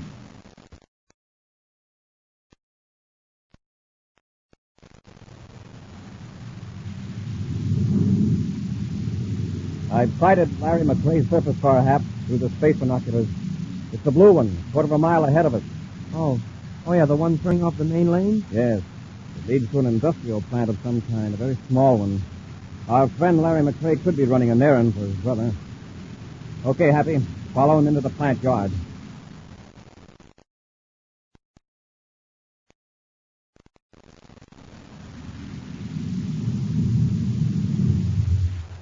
Well, let's go, Happy. I just went inside the building. Yes, sir. Well, this plant doesn't seem to be in operation, Commander. One of Carlisle McRae's properties, all right. McRae Synthetics, the sign says. I thought he was chiefly in the junk business. Only in a very general sense.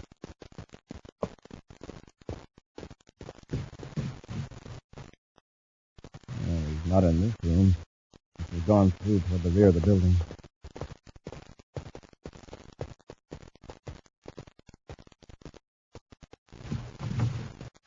What do you want? Are you Larry McRae? Yes? I'm Commander Corey. What do you want with me? Mr. McRae, a file drawer full of documents has been destroyed at the Purchasing Commission offices back on Terra. I don't know anything about it, Commander. Your department head, Mr. Hall, told us you'd left Terra before the sabotage occurred, but we'd like to give you a brainograph test. What for? If you don't think I had anything to do with it. All the other employees have taken the test. There's a possibility that subconsciously you might have a slight clue that would point to the guilty party. What if I refuse to take the test? If you're innocent, why should you refuse? But in a case of this kind, I'm afraid you don't have any choice. Okay? Oh, yes, I do. Commander, he's got a ray gun. I'll take that gun, McRae. Need some help, Commander? No, thanks, Happy. What a spot, Commander. I'd say Larry McRae had a lot more to do with those destroyed documents than Hall thought. I remember what you said in Hall's office about the sabotage being used to cover up a theft.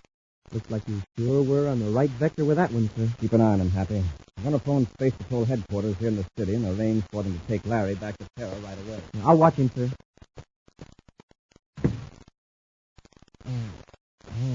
Sure. You'll be okay, Larry.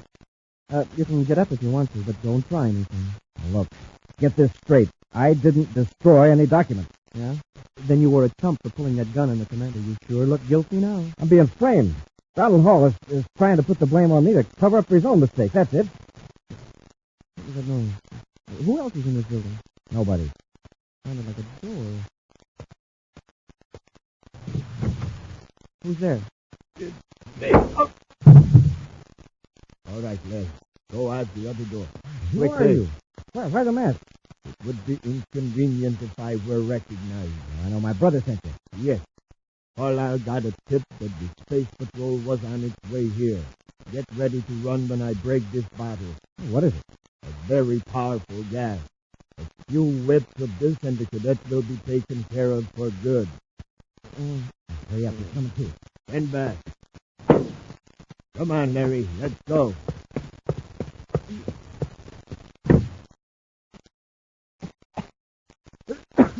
Commander, Commander.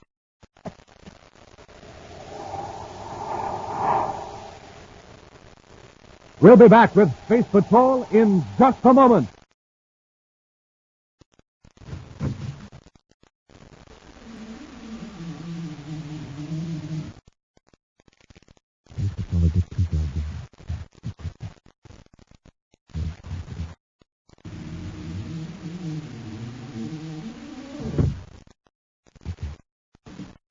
Here's a secret Buzz Corey wants you to know about.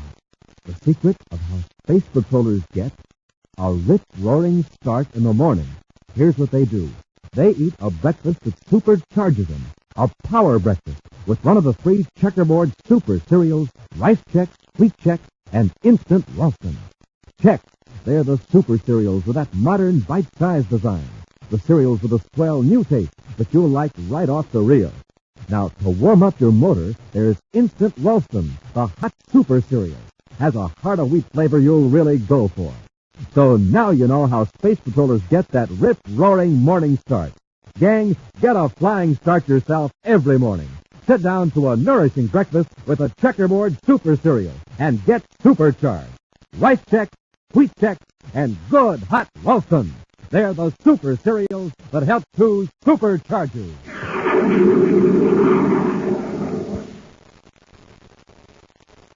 Larry McCrae, an employee of the United Planets Purchasing Commission, has waylaid his office manager and stolen some secret documents. The minor executive, Donald Hall, has not reported the theft, but has told Commander Corey an entire drawer full of documents has been destroyed by acid. When Buzz Corey and Cadet Happy stopped Larry McCrae for routine questioning, he resisted arrest and was knocked out by the commander. But while Happy was guarding Larry, a mysterious masked man attacked the cadet, and after bursting a bottle of poisonous chemicals, helped Larry McCrae escape. Right now, Happy is lying on the floor, nearly overcome by the deadly fumes. Commander. Okay, Happy, bring McCrae out. Happy! Commander. Don't try to talk now. Wait till we hit the fresh air.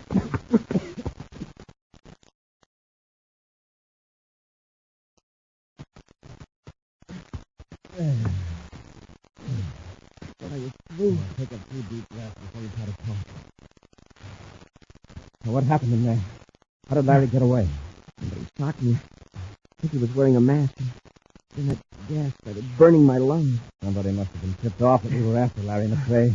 I think I can stand up now. Good. We'll broadcast an alarm to Larry. Then we'll have a talk with his brother, Carl.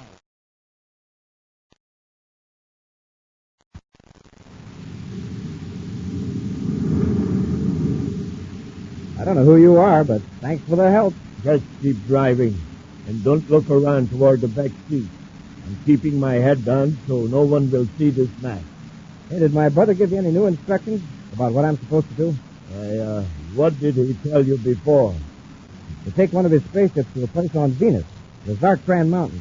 You know, the hunting lodge near Lake Nazareth. Oh, yes. You go ahead and do that, just as your brother said. Oh, fine.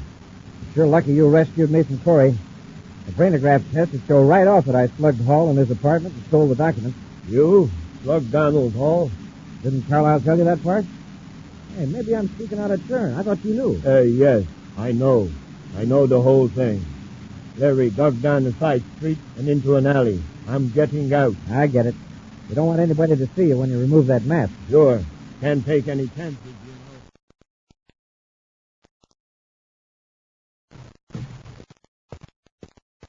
You?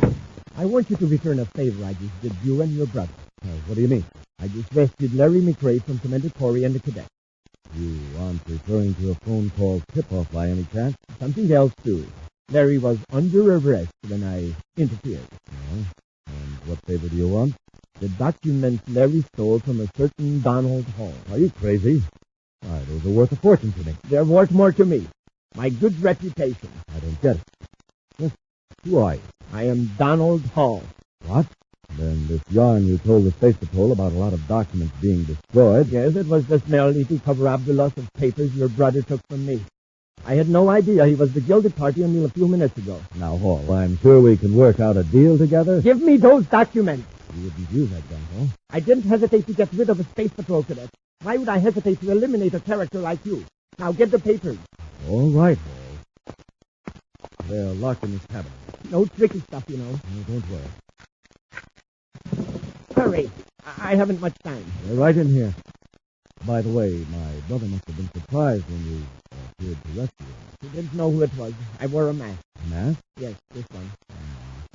Not taking any chances, are you? The papers, if you please. Sure. Here they are. Thanks. These are the ones, all right. Now, you weasel little strip, I warn you. Try to outfox me, will you? I'm going to win it and really take care of it.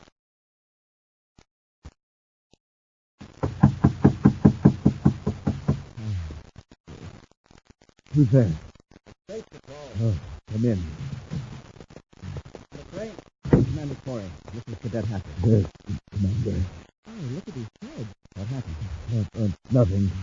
Just a fall, but very clumsy. Seems to be a lot of clumsiness lately.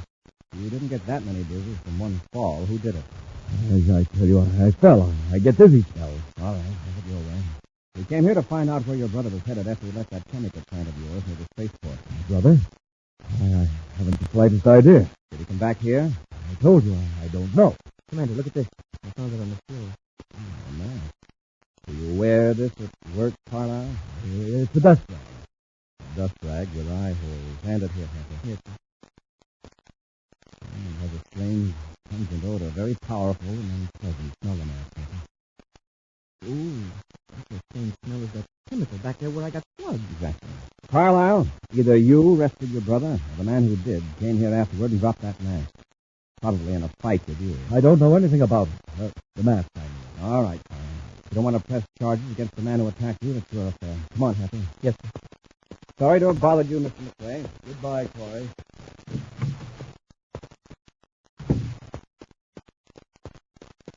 Commander, you must know something. Can't you arrest him? I could, on suspicion. Did you notice that open file cabinet with the papers disarranged? Yes, sir. Whoever dropped that mask could have come to Carlisle's office after some papers. Probably the papers Larry stole. And by the looks of Carlisle, the other guy got him. I think I know who that other guy might be. Huh? Who? While I was talking to Lowell City Space Patrol, I learned that Donald Hall is here on Mars. Oh? Yes, it seems he came to consult a certain doctor. Well, what's our next move, sir? Well, for one thing, we'll just keep an eye on Carlisle and McRae. If he makes a move, we'll follow him.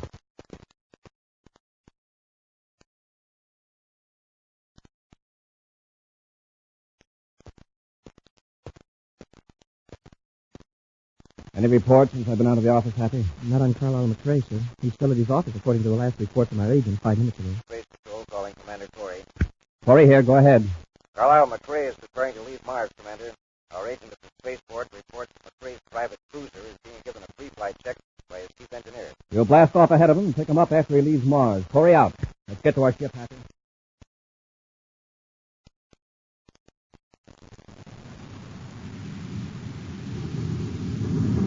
Pick him up, sir.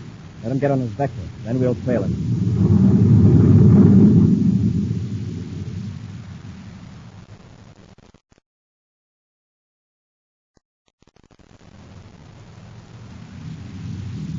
He's setting his ship down about a mile from Lake Nazareth. Carlisle sure picked a good hideout for his brother. If we hadn't trailed him here, we never could have found it.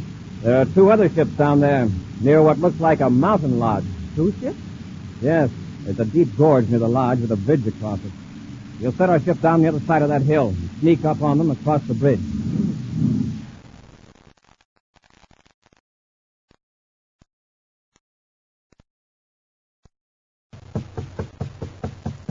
Just a minute, Carlisle. Come in. I recognize the ship. Hey, what's wrong? Hunter, what's that other ship doing out there? Oh, that. I've got a guess. Donald Hall. Of course. Came to my office, got the documents, and knocked me out. Where is he? Tied up in the back room. He came here to be sure I'd never be able to expose him in a brainograph test. But I managed to get the first blow. You've got to get rid of Hall. He's as dangerous to us as you are to him. I suggest... Larry, look out the window. Huh? 2 space patrolmen. That's Corey and the cadet. They're smarter than they gave him credit for. What are we going to do? Now, don't get panicky. They're still on the other side of the gorge. The bridge control. Drop the bridge so they can't get across. Now, let me handle it. Take just a few seconds more.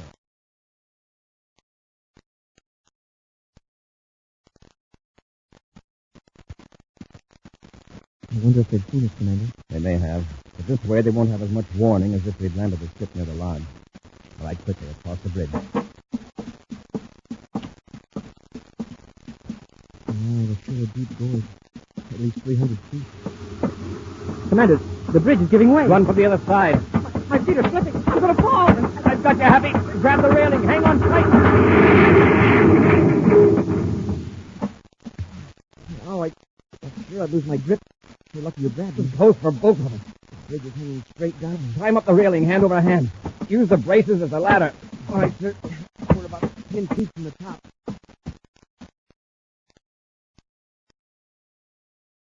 Well, that takes care of them. Yeah. They'll never survive that 300-foot drop to the bottom of the gorge. Neither will Donald Hall. Oh, is that what you're going to do with him? Yes. There isn't time for anything more fancy. Let's get him. Okay. I'll have to get you a new hiding place. Ah, the McCrae brothers. Corey! That's right, you're both under arrest. We'll see about that. Happy take care of Larry. Yes, sir, try this for size, Larry. And now, Carl, let's see how tough you really are. That's enough, Corey. I've had enough. Okay. We got Donald Hall here? Yes. Yes, he's in the back room. You can see it. I'll do it, sir. He's here all right, sir. All tied up. Commander, you've got to listen to me. I didn't steal any documents. Honest, I merely took them home to catch up. You could have kept yourself out of the worst jam by telling me that at first. Now there are quite a few counts against you, including freeing of an official prisoner and an attack on a cadet of the Space Patrol. Hey, you know, Commander, as a cadet, I can say that this is probably the only time I ever heard of anybody getting into trouble by doing too much homework. Ah!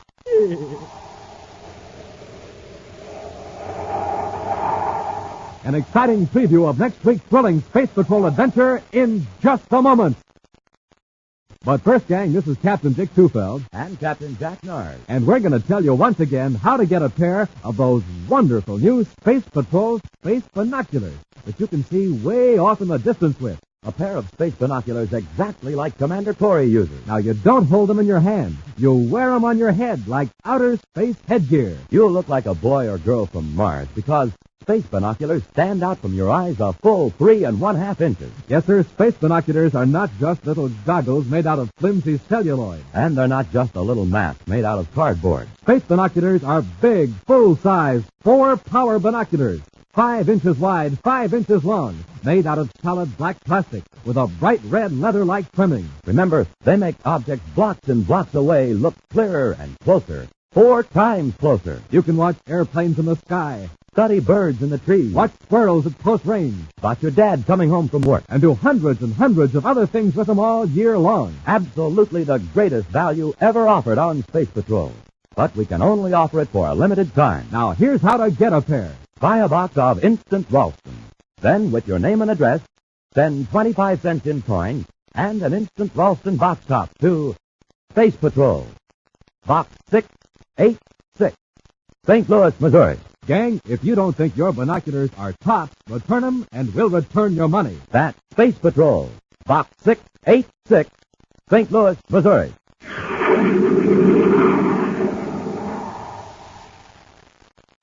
And now, a preview of next week's exciting Space Patrol adventure.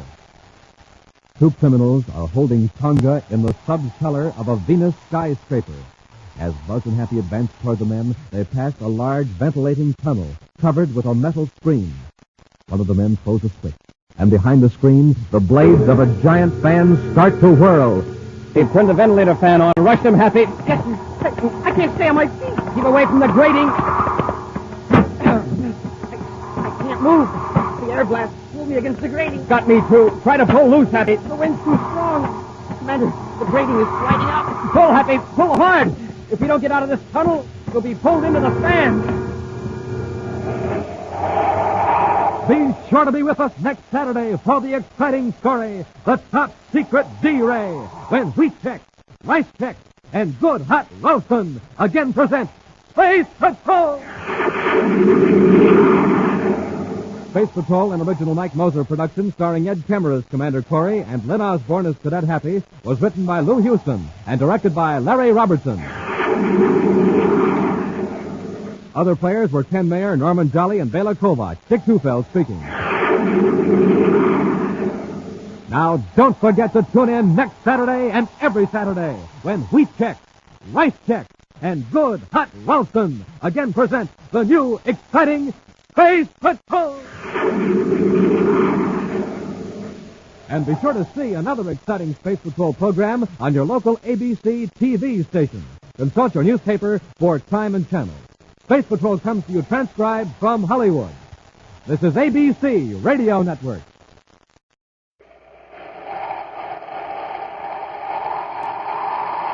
Wheat Chex, Rice Chex, and Good Hot Ralston present Space Patrol! High adventure in the wild, vast reaches of space. Missions of daring in the name of interplanetary justice. Travel into the future with Buzz Corey, Commander-in-Chief of the Space Patrol!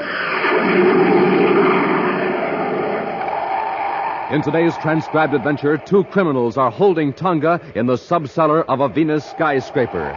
As Buzz and Happy advance toward the men, they pass a large ventilating tunnel covered with a metal screen. One of the men throws a switch, and behind the screen, the blades of a giant fan start to whirl. They've turned the ventilator fan on. Rush them, Happy. Yes, sir. I can't stay on my feet. Keep away from the grating. I can't move. The air suction's pulled me against the grating. It's got me, too. Try to pull loose, Happy. The wind's too strong. Commander, the grating is sliding up. Pull, Happy. Pull hard. If you don't get out of this tunnel, we'll be pulled into the fan. We'll be back in just a moment with today's Space Patrol story, The Top Secret D-Ray.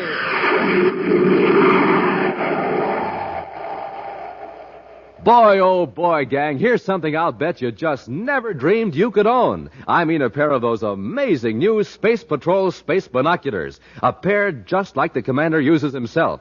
Now, you know how he can look way off in the distance with his space binoculars?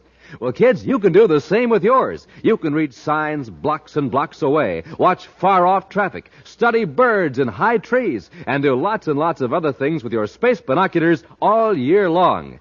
Now, these are not flimsy goggles or a mask. These are great big plastic space binoculars that stand out from your eyes a full 3.5 inches. Why, you don't even have to use your hands when you're looking through space binoculars. They have a strong elastic band that holds them snugly to your eyes. It's swell for playing Space Patrol because then your hands are free to drive your rocket ship or to hold your cosmic smoke gun. Now remember, these are real fixed-focus 4-power binoculars with 4 pure lucite lenses. Real binoculars 5 inches long, 5 inches wide. The greatest offer we've ever made on Space Patrol. But, gang, the offer soon ends, so don't miss out. Send for your space binoculars today. Just buy a box of Instant Ralston. Then, with your name and address, send 25 cents in coin and an Instant Ralston box top to Space Patrol, Box 686, St. Louis, Missouri. If you don't agree that your binoculars are tops, send them back and we'll return your money. That's Space Patrol, Box 686, St. Louis, Missouri.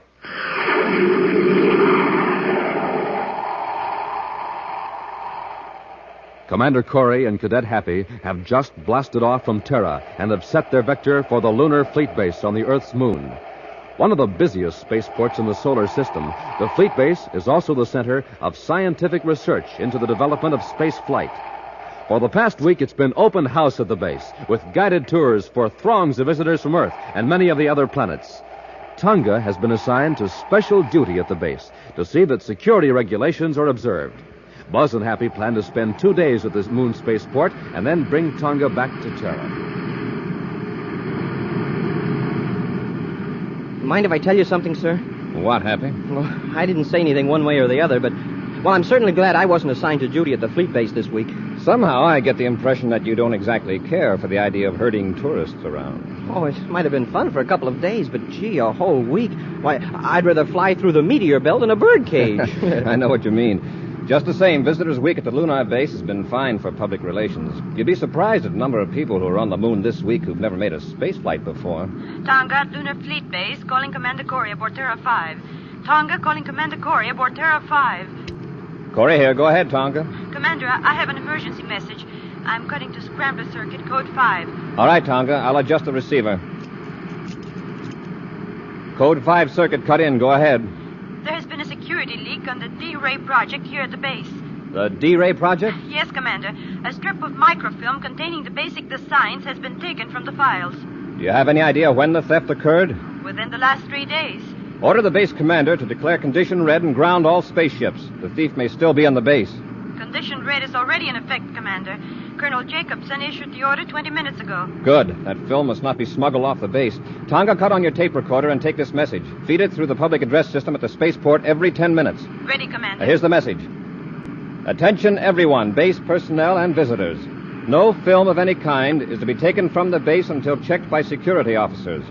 Film that is cleared will be sealed and returned to passengers after they're permitted to board their ships. Film not surrendered to security officers will be automatically blanked out by cancel ray machines as passengers and luggage pass through the gates. To preserve your personal films, follow these regulations. End of message. I have it recorded, Commander. It will be put on the base PA system immediately. We don't want to keep innocent people on the base longer than necessary, so run the films through inspection as rapidly as full security methods permit. Yes, Commander. Happy and I will arrive at Lunar Fleet Base in approximately 3 hours. We'll contact you upon arrival. Corey out. Commander, what is this D-Ray project? The D-Ray is a new defense ray. It can make any unfriendly spaceship completely powerless, even at great distances. It neutralizes all electrical fields. Yeah, it would cut off all controls so you couldn't maneuver the ship or fire weapons. You couldn't even use the spaceophone or viewscope. Oh, and those are the plans that have been stolen? Yes, and that means that somebody could build a D-Ray to use against Space Patrol ships, if they got away. That's why we have to get that microfilm back. Smoking rockets. I want to spaceophone Major Robertson and have him transmit the pictures and records of everyone suspected of espionage to the Lunar Fleet Base. Take over the controls, Happy. Yes, sir. And keep it on vector. Yes, sir.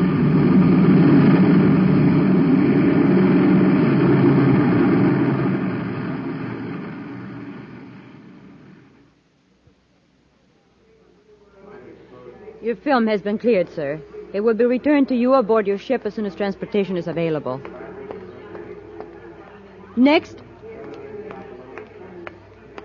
Your name, please. Bob Morgan. You have some film to declare? Yes, ma'am. It's in this can. It's a home movie of my family and some friends. Only a couple of shots of the fleet base. The guide said it was okay to take them. I'll have to run them off, Mr. Morgan. If you'll step into the projection room with me. Sure. You'll probably find them pretty dull. I'm not much good at taking pictures.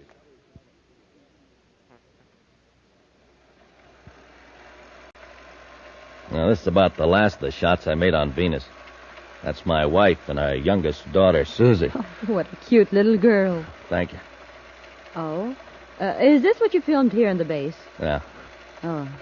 Yes, that's rocket chute number 1. I'd have got a ship blasting off, but they didn't have the camera aim right. Well, that's the end of the reel. I guess you're glad that's over. Unless you know the people involved, home movies are pretty dull, usually. Well, I'm sure you and your family will enjoy these when you get back to, Mars, isn't it, Mr. Morgan? Yeah. Films are all right, then? Oh, perfectly. I'll give you a clearance check, and they'll be returned to you aboard the Mars Express. Thanks, miss. Hope you find what you're looking for. Ladies and gentlemen, please. We're checking your films as rapidly as we can. Just wait your turn and be patient, please. Now, who's next? Is the crowd giving you much trouble, Tonga? Oh, Commander. No, I haven't had any trouble, but the people have had their holiday and they're impatient to get home. The thief or thieves must have planned to take the microfilms when we had thousands of visitors on our hands. Can we go somewhere where we can talk? We can use the room next to the projection room. Fine. Let's go. Happy will be with us in a few minutes. I have him waiting for some pictures and data Robbie's sending us by viewscope facsimile. Oh, in here, Commander. Any trace of microfilm, Tonga? No. The only microfilm any of the security officers have found is of a regular business record nature. Any indication of blow-ups of microfilm to regular amateur size? None. Wow, what a mob. I thought I'd never get through. Cadet, how much longer do I have to wait? Cadet, why is the Space Patrol interested in pictures of my daughter's wedding? Oh. It's understandable, Happy. Got the pictures? Oh, yes, sir, quite a batch of them. And background data as well. Look through these, Tonga. See if you can recognize any of these people as having been here at the fleet base. All right, Commander. Anything on the D-Ray films, Commander? Not yet, Happy. Commander, this man looks familiar. I think I've seen him here. Which one? This one. He had some amateur movies of his family. A reel he'd taken on Venus. Morgan is his name. Bob Morgan. Very interesting. According to the record, Morgan was picked up on Mars last week. He was suspected of violating security regulations there and released for lack of evidence. Well, there was nothing wrong with his films. Just his wife and daughter Susie and, well, a couple of harmless shots of the base. Yes, but look at this. Morgan was also questioned on Venus with a certain Art Robertson, also released for lack of evidence. Say, Morgan doesn't have any children. In fact, he isn't married. What? Now, why would a man lie about a perfectly harmless amateur film? Tonga, have you got someone who can take over your duties here? Captain Thornton has been working with me. He will assume your duties. You're to blast off for Venus City and try to get a line on Morgan's friend, Art Robertson. Happy and I'll head for Mars to check on Mr. Morgan. As soon as you have any information, relay it to me through Space Patrol Unit headquarters on Mars.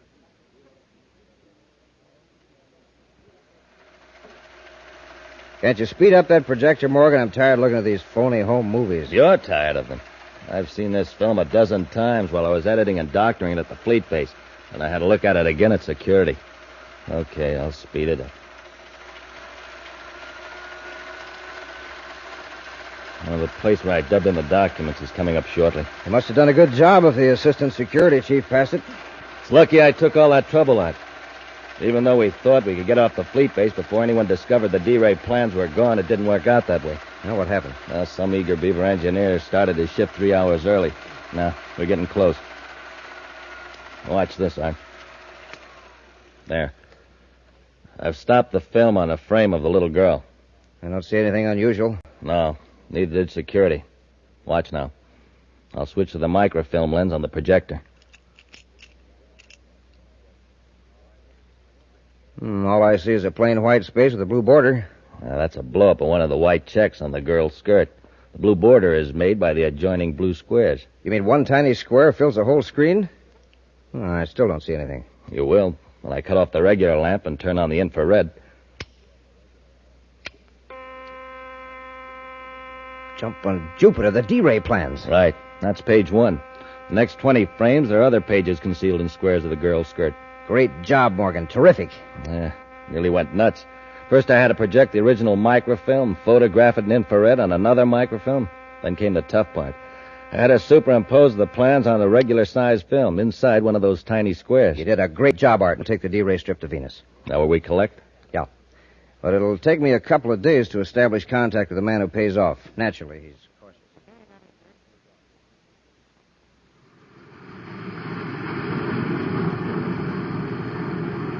4 minutes out of Lowell City, sir. Take over for the landing, Happy. Tonga at Venus City, Space Patrol Headquarters, calling Commander Corey aboard Terra 5. Tonga calling Commander Corey. Corey here, go ahead. I've been checking on Art Robertson, Commander. I got the word earlier than I thought I would. Let's have it. He left here for Lowell City about 5 days ago. Then there's a good chance he came to Mars to meet Morgan. One of our agents at Lowell City has found Morgan's location. Well, stay in Venus City, Tonga. Find out who Robertson's friends are. See if you can run down any definite contacts or connections between Robertson and Morgan. Yes, Commander. Happy and I'll handle things at Lowell City end. Corey out.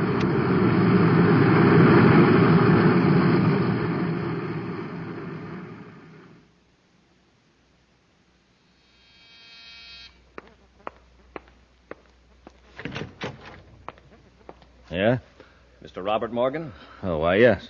I'm Commander Corey of the Space Patrol. This is Cadet Happy. We'd like to talk to you. Sure. Come in, gentlemen. After you, sir.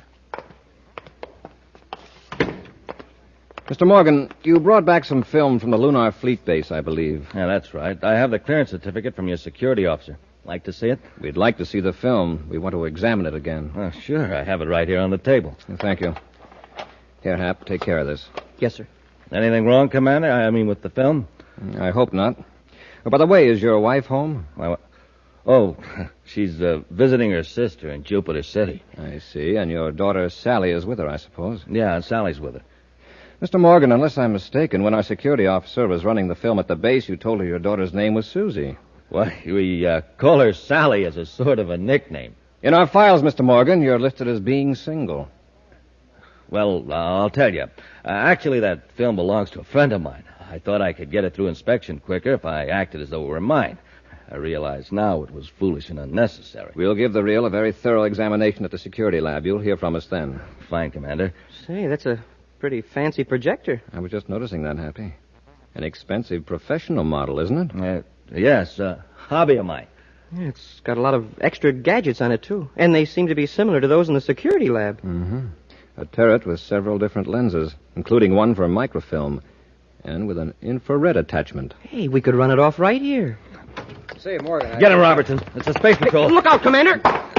Commander! You warned him too late, Cadet. You got in just in time. Get the film. What do we do with Corey and the cadet? We got to get him out of here. We'll have to take him to Venus with us. Maybe on the way we'll finish him off without leaving a clue.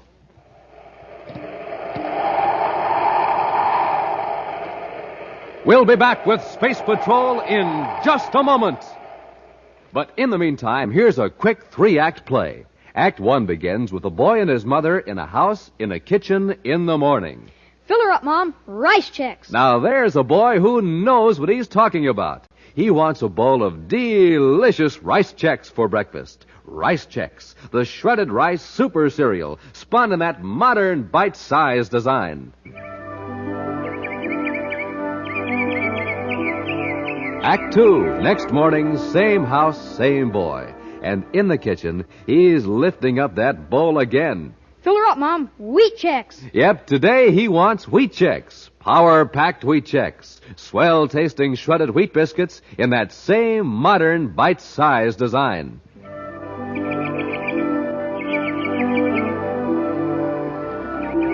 Third act, third day. Same kitchen, same boy.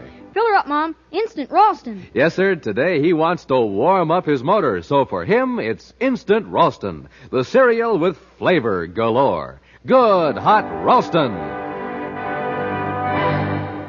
And so ends our play. And gang, here's the moral. For a super breakfast, eat a super cereal. Rice Chex. Wheat Chex. Good hot Ralston. Bob Morgan has stolen a set of microfilm plans for the secret D-Ray from the Lunar Fleet Base by superimposing them on an innocent-appearing film of regular size. Buzz and Happy, suspicious of Morgan because of discrepancies in his story, found the film containing the defense secret. But before they could examine it, Morgan's accomplice, Art Robertson, arrived, and the two men overpowered the space patrolman in a fight in a darkened room. Right now, with Buzz and Happy locked in a compartment, Morgan and Robertson are in a spaceship approaching Venus. We aren't going to land in Venus City with Corey and the cadet aboard, are we? No, we'll set the ship down at my place on the Turquoise River and get rid of them then. Get the ozone cylinder, hook it up. We'll turn it on just after we land and leave Corey's compartment unlocked. I'll land the ship.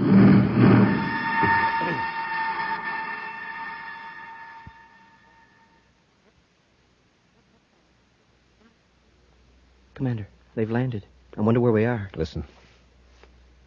They're out in the corridor by the door. Watch your chance. If they open it, we'll jump them. Yes, sir. Leave them in there, Morgan. We'll attend to them when we come back. Okay. Sounds like they're leaving the ship for something. Yeah. Did you hear a click just then? I don't think so, sir. I think one of them was about to open the door when the other one called him away. Try the handle. Right, sir. It's unlocked. Open the door a little. Listen. Hear anything? I thought I heard the hatch close. Let's get out of here.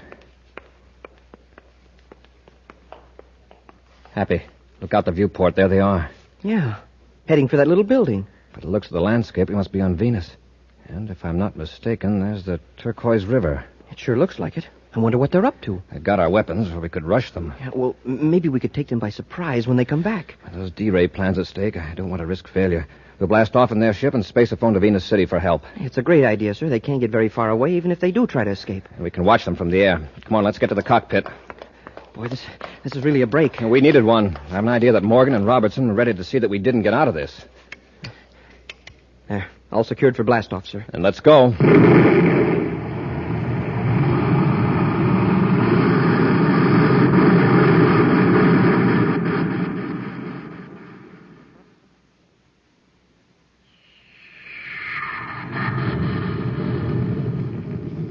There they go.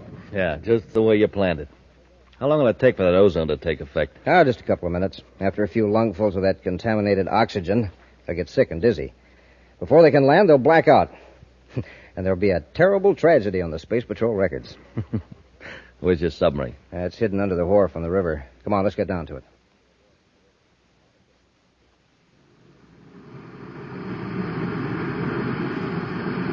We'll maintain this altitude, Happy, and keep circling over them. I can see them in the viewscope, sir. They're heading for the river. Do you see any boat they could escape in? What's the matter, Hap? Oh, nothing, sir. My eyes blurred for a minute, that's all. No. No, there's no boat near the wharf. I'll put that spacephone call through now. Commander Corey aboard private cruiser VP-784 calling Space Patrol Venus City. Commander Corey aboard private cruiser V...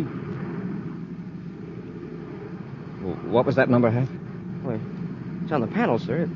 Hey, smoking rockets I can hardly see. Commander Corey calling Space Patrol Venus City. Hey, Commander, the controls. Oh, thanks, Hap. Yeah, I feel sick. Something's wrong with the air in this ship. Happy, quickly. See if you can find a couple of spacesuits. Yes, sir. Hurry.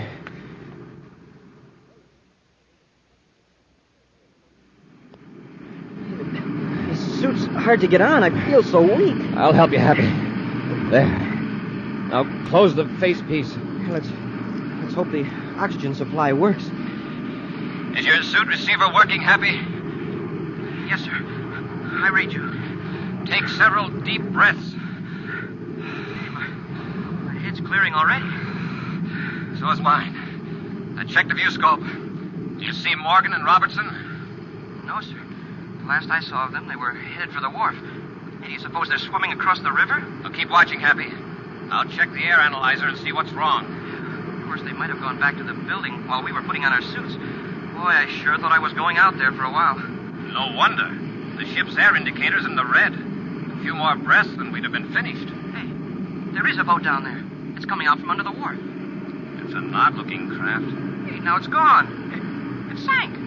Submerged is more accurate. A submarine? A miniature sub? Right. I'm afraid we fell into a trap. They wanted us to blast off in this ship. Happy, check the air system, see what they rigged up. I'll notify Venus River Patrol to take soundings up and down the river for that sub.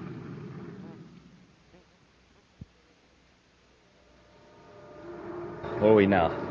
Right where we want to be. Pier 7, Venus City dock area. 8 fathoms deep. Safe to surface here? Sure. We come up under Pier 7. There's a ladder that leads up through a trapdoor into a tool shed. A few minutes from now, we'll be in the streets of Venus City, ready to sell the D-Ray plans. Yeah. No one able to trace us. I'll cut the motors now. We're going to the surface.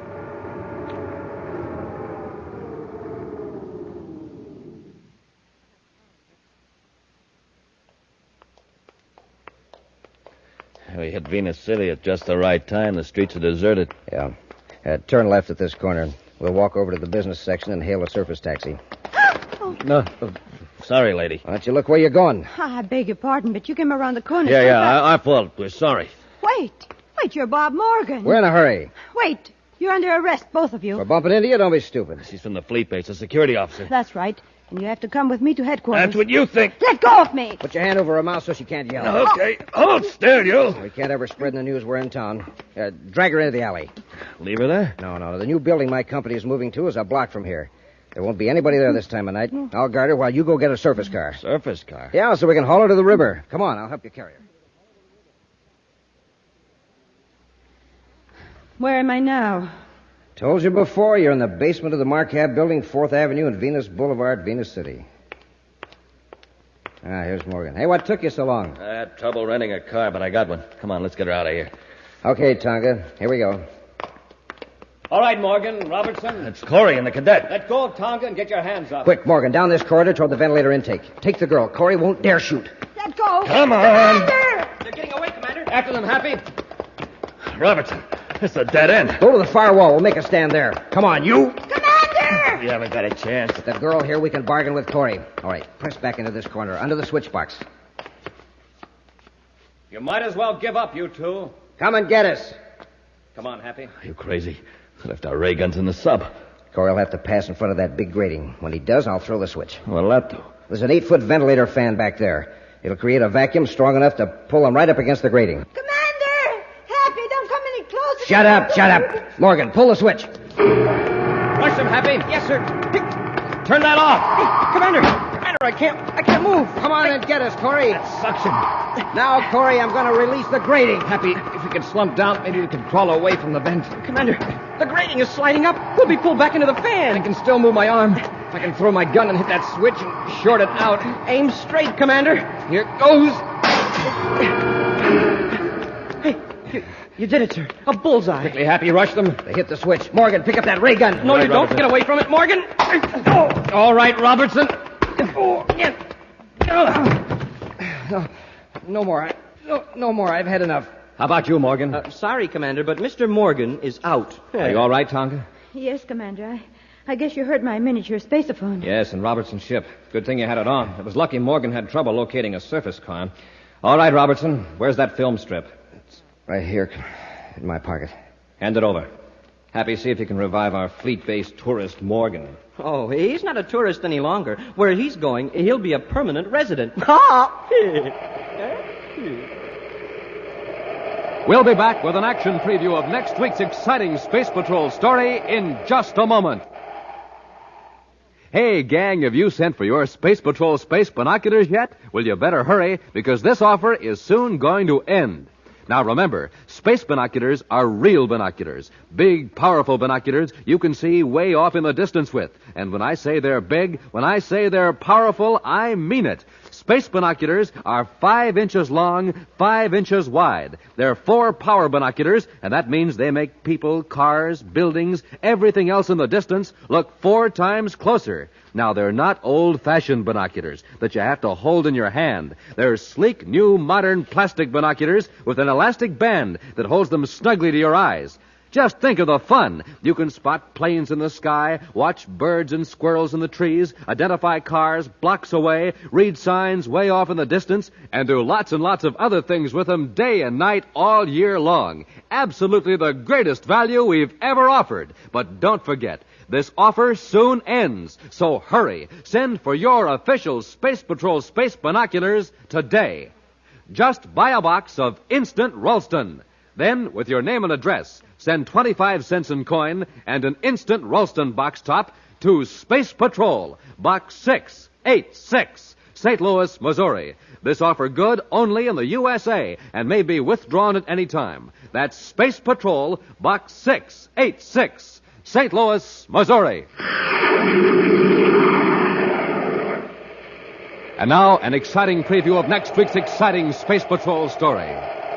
Buzz and Happy have conceived an extremely daring and dangerous plan to surprise 2 criminals who are holding Carol captive in the Martian hills. Right now, they're nearing the hideout in a small atmosphere ship. We're getting close, sir. Fasten your safety belt, Happy. Here's where we would develop power failure intentionally. I'm all set, sir. Hang on. I'm about to make the worst landing of my career. The ground's coming up awfully fast. You gotta make this look like a disastrous crash. Okay, but it's beginning to look too realistic. Brace yourself. It's beginning to look like a real thing to me, too. We're losing control.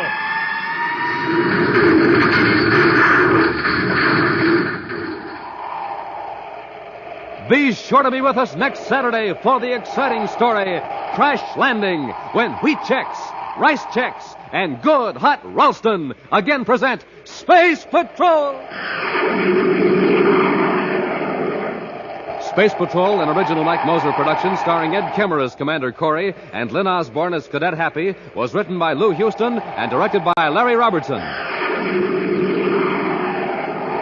Other players were Norman Jolly, Ken Mayer, Nina Vera, and Stephen Robertson. Dick Tufeld speaking. Now, don't forget to tune in next Saturday and every Saturday when Wheat Chex, Rice Chex, and Good Hot Ralston again present the new, exciting Space Patrol.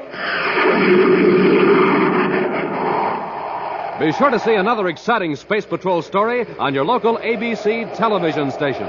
Consult your local paper for time and channel. Space Patrol comes to you transcribed from Hollywood. This is ABC Radio Network.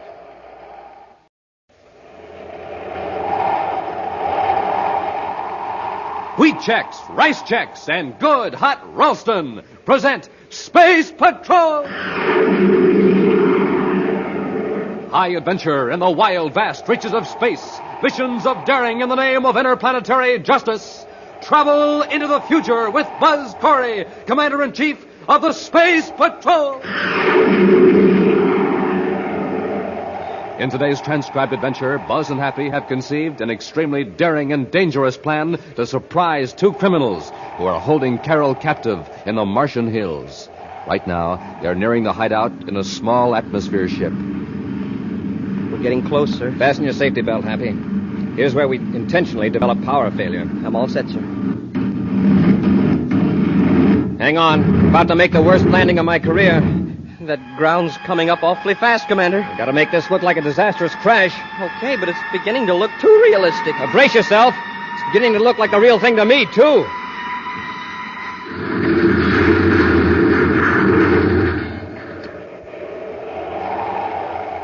We'll be back in just a moment with today's Space Patrol story, Crash Landing. Yes, it's Space Patrol, but first, a direct broadcast from the yard of Public School Number 10 on the planet Terra. It's recess here, gang, and I've got my eye on a fast-moving boy named Jeff Fisher. Man, is he supercharged. Hey, Jeff, come on over here and tell the gang how you get supercharged every morning. I just do it the way Buzz Corey does it. I eat a good breakfast with a checkerboard super cereal, like Rice Chex. Rice Chex? Say, that Rice Chex is real swell eating, right? I'll say, and it's bite-sized, too. Only bite-sized rice cereal in the universe. Only rice cereal for me, boy. It's plenty keen. You betcha. So, boys and girls, don't you think it's about time you tried Rice Chex? Remember, to think fast, to act fast, you have to eat a breakfast that supercharges you. A power breakfast with a checkerboard super cereal. So today, make it Rice Chex, the delicious bite-sized super cereal that helps to supercharge you.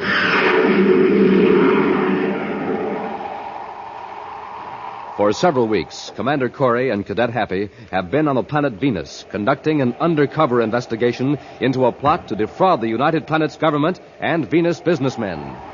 Now, in civilian clothes, Buzz and Happy are in a surface car in Venus City, headed for the Venus City spaceport. Between them is a sealed pouch containing the results of their intensive work. There's a private space cruiser waiting for us just inside the east gate. Well, sir, do you think Vio knows that you've been investigating him personally? I can't be sure, but by using private ships instead of Terra 5 or other official ships, we stand a good chance of not being detected. Well, it sure was a bad break running into Carol last night in the lobby of the Venus Hotel. Well, luckily, I don't think anyone overheard when she called out our names. I looked around very carefully. You told her why we were in civilian clothes. Mm-hmm. She may be able to help us now that she knows the facts. It looks like we picked a good time to blast off from Venus, Commander. The whole east end of the spaceport is deserted.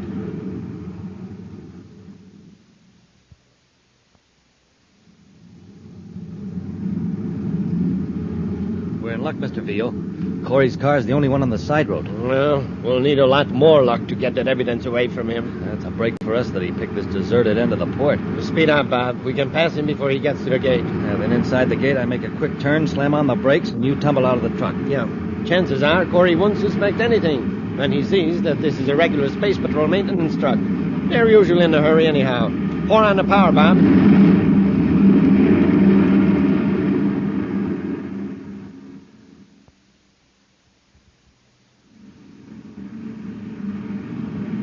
There's a car behind us, sir. They're blinking their lights to pass. By the way they're closing in, they must be in a hurry. Slow down a little and pull over. Yes, sir. Be on your guard in case they try anything. Wow, that guy drives like a maniac. Did you see him whiz past us? It's a maintenance truck. Yeah, I'll bet the driver's another one of those washed-out space pilots. They always drive like they're sore at the universe. Hey, look at him barrel through that gate. Commander, the fool's gonna turn. Abby, stop. Somebody fell out of the truck. Smoking rockets. What a spill. Hey, he turned so fast it tossed the other guy out. At least the driver stopped. Come on, Hap. Let's see if the man's hurt. Yes, sir. There's no excuse for that kind of driving. It's lucky we weren't going much faster. We might have run over him, Commander. Drop the commander, Hap. Oh, sorry. I forgot. Yeah, the fall must have knocked him cold. Turn him over gently. Okay. He didn't know I was going to turn. I slammed on the brakes just as he pitched out of the truck. Yes, I saw it. His head doesn't seem to be injured. I hope there are no bones broken. Let's have a look at him. It's none of my business, friend, but you shouldn't make a turn at that speed. Yes, I know. I was in a hurry to get to the other end of the spaceport. My leg. Just take it easy now. You'll be all right. Now, don't move. Let's have a look at that leg. Yeah. Have a good look. Hey, put down that wrench. Hey, what do you think you're doing? Grab the cadet, Veal. I got him. Slug him, Henry. Let go of me. Hurry. Get to their surface car and grab the evidence. Okay.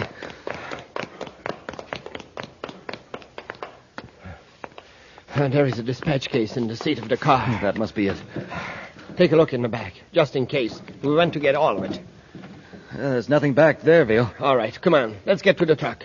Look down the road. Here comes another surface car. It's headed right for the gate. We'd better get the truck rolling before they get here and start asking questions. Oh, we won't stand a chance in that truck. Let's take a spaceship. Huh? Hurry. We can blast off before the car gets here.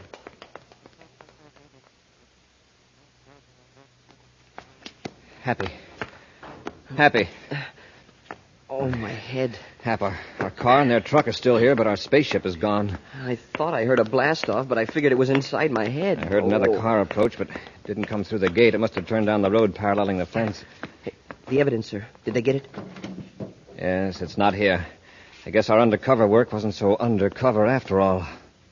That must have been Vio, and he and his partner have taken our private cruiser. Well, maybe we can get another ship and blast off after them. First, let's go to local headquarters and spread an alarm. You drive that truck, and I'll take the surface car.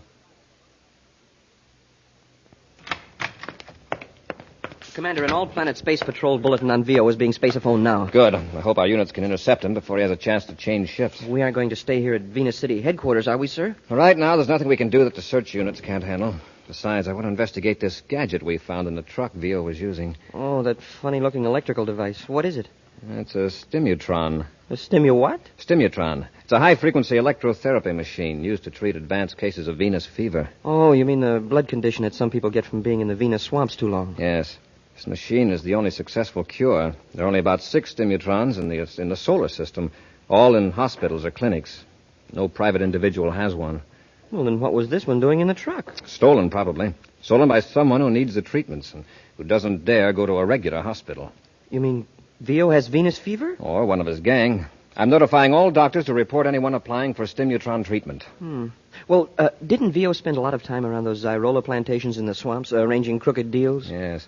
If he's got venous fever, he made a bad bargain when he traded that evidence for the Stimutron. Oh, by the way, sir, did you get that message from Carol? Yes, she called 2 hours ago. I guess she thought we'd be on our way to Mercury by now. But she checked out of the hotel. I just contacted the manager. Checked out? I thought she was going to stay here a week. I guess she suddenly changed her mind.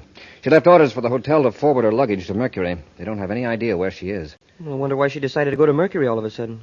Well, I hope it isn't her plan to follow us. Well, if it is, she's going to get a surprise when she lands on Mercury and finds out that we aren't there.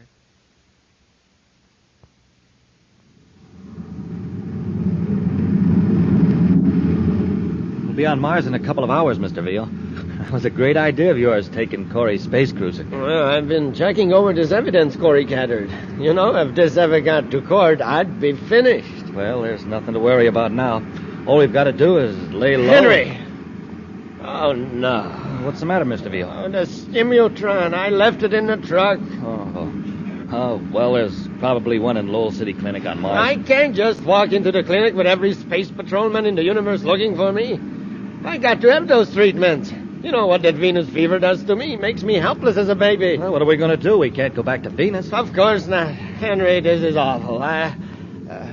Listen. What? I thought I heard the compartment door close back out. Oh, you're just nervous. Relax, Mr. Veal. You'll think of a way to get those treatments. Yeah, sure. I just got to. Buzz, Happy, I hope you won't be angry. What are you doing aboard? Well, I thought Mr. this Veal. was...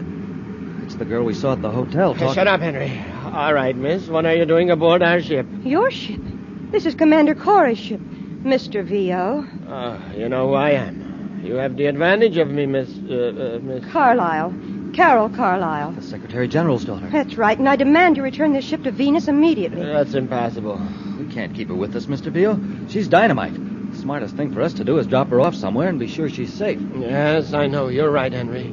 But if we do, we're running a good chance of being captured. Why did you have to spoil everything by being aboard? I had some information to give Commander Corey about you, Mr. Vio, and your friend Bob Henry. I was going to tell them where they could find you. Well, your attempt at playing detective has put you in a delicate position, and me in a dangerous one. Can't let anything happen to her, Mr. Veal. I'd say it's worth the risk to see she's returned safely. Wait a minute. Maybe this is a break for us after all. Yeah, some break. We can get this girl off our hands and still have a chance to avoid being captured. Henry, we'll go on to my hideout on Mars. I know how we can contact Corey without the risk of being captured.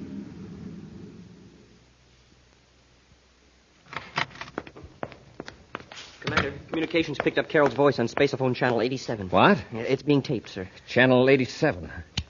Perfectly safe.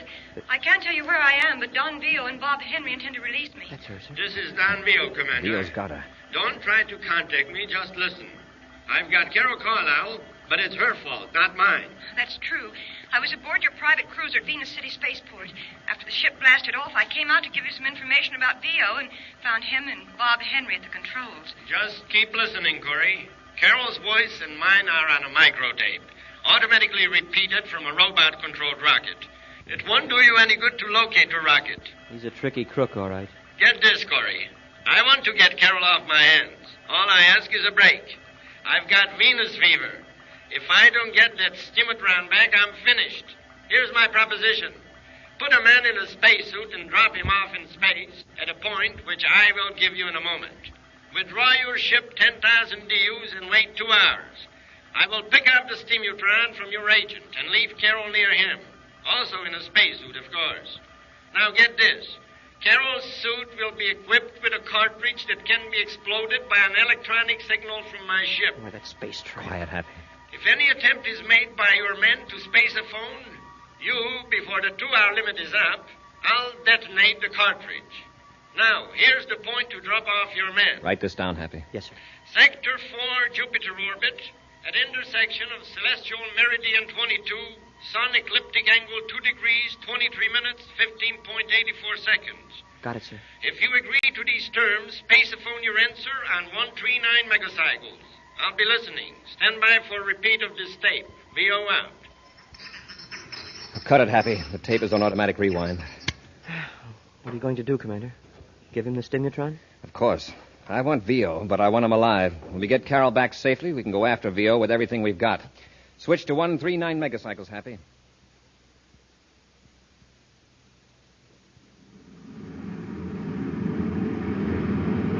As I computed, Happy, this is the location Vio specified. I'll reverse rockets and stop the ship. Right, sir. I'll get into my spacesuit. Now, there's the Stimutron. Well, what about that gadget I'm supposed to attach to Vio's ship? Right here. Well, it's a miniature spaceophone transmitter. Uh-huh. With a magnetic attachment to hold it to the hull of the ship. It's set to start sending a signal 2 hours after it's fastened to the ship. All right, into the airlock, Happy. Don't waste your spacesuit transmitter until I contact you. Remember that explosive cartridge in Carol's suit.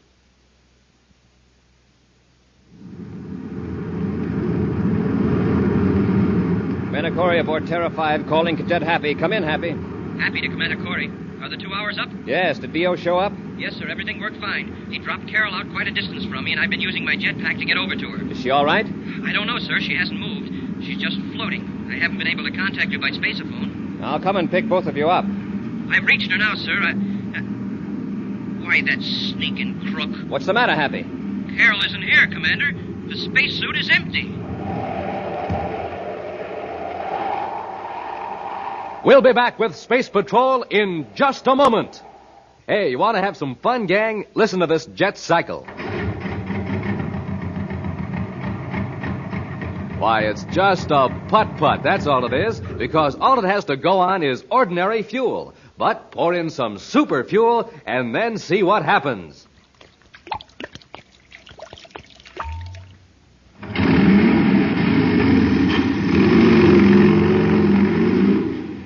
Wow, that jet cycle is supercharged now. Yes, sir, when it comes to supercharging, there's only one answer: super fuel. And the same thing holds true for you, especially in the morning when you haven't eaten for hours. To really get going, you have to get supercharged. Now, here's Buzz Corey's way of doing that. He eats a power breakfast with Rice Chex or Wheat Chex, the super cereals. And boy, oh boy, you ought to see how the commander dives into that Chex. Yes, sirree, gang, Chex are really good. They're so good, you grab the biggest bowl you can find, you shake in the Chex, pour on the milk, sprinkle on the sugar, and that's it. You're eating the best tasting cereal in the universe. And to make a good thing even better, Rice Chex and Wheat Chex have that modern bite-sized design for easy eating. Zip, zip, zip. That's how easy it is to eat Chex. Now remember, gang, a rip-roaring breakfast with Chex is Buzz Corey's way of getting supercharged. So get going in the morning the way he does. Get out a big bowl and fill it with Rice Chex or Wheat Chex, the super cereals that help to supercharge you.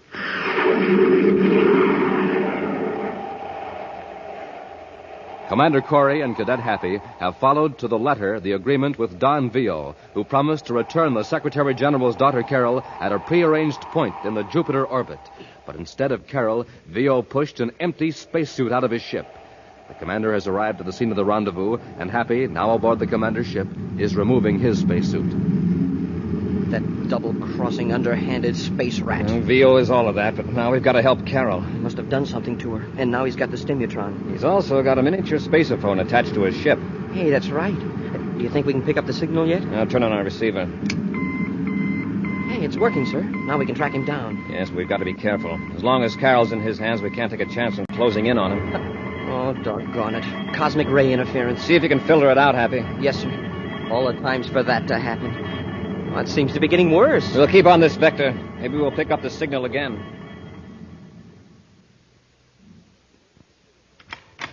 I got it, Henry. The stimutron. Oh, good. Any trouble? No, not a bit. Corey and the cadet were as good as their word. Have you found Carol yet? No. Frankly, I haven't looked. If she was stupid enough to crawl out the back room window, let her take the consequences. Don't you understand? If she's not found, we'll have to take the consequences. Oh, all right, Mr. Veal. Come on. We'll look for her. No. You look for her. I got to hook up the stimutron and take a treatment. I'm getting an attack of Venus fever.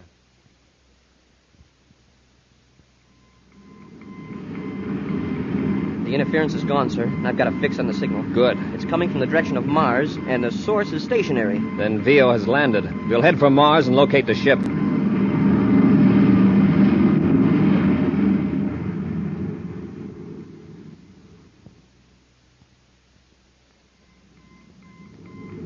I've got it, sir.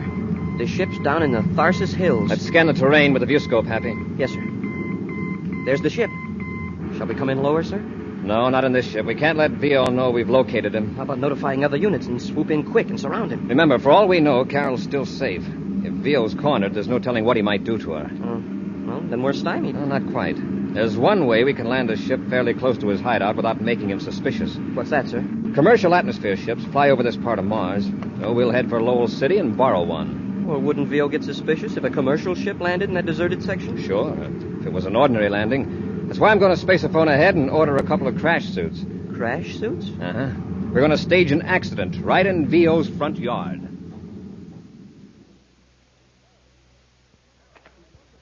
Carol! Miss Carol, I see you. Don't try to get away. Come here. You little fool. Where do you think you're going?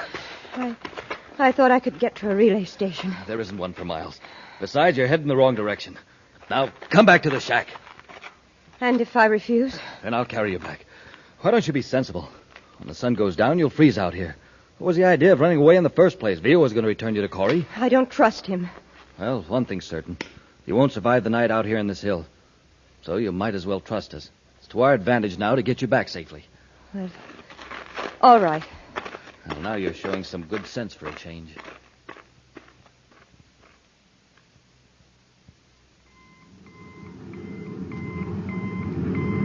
We're getting close, sir. Yes, we can cut the signal now. Well, fasten your safety belt, Happy. Here's where we develop power failure. I'm all set, sir. I guess. Well, Hap, here's where I make the worst landing of my career. Nervous? When I put the shock suit on, I thought I could jump off a skyscraper in it, but now I'm not so sure. Near that knoll, Hap. 100 yards from Vio ship. Now, brace yourself. Here we go.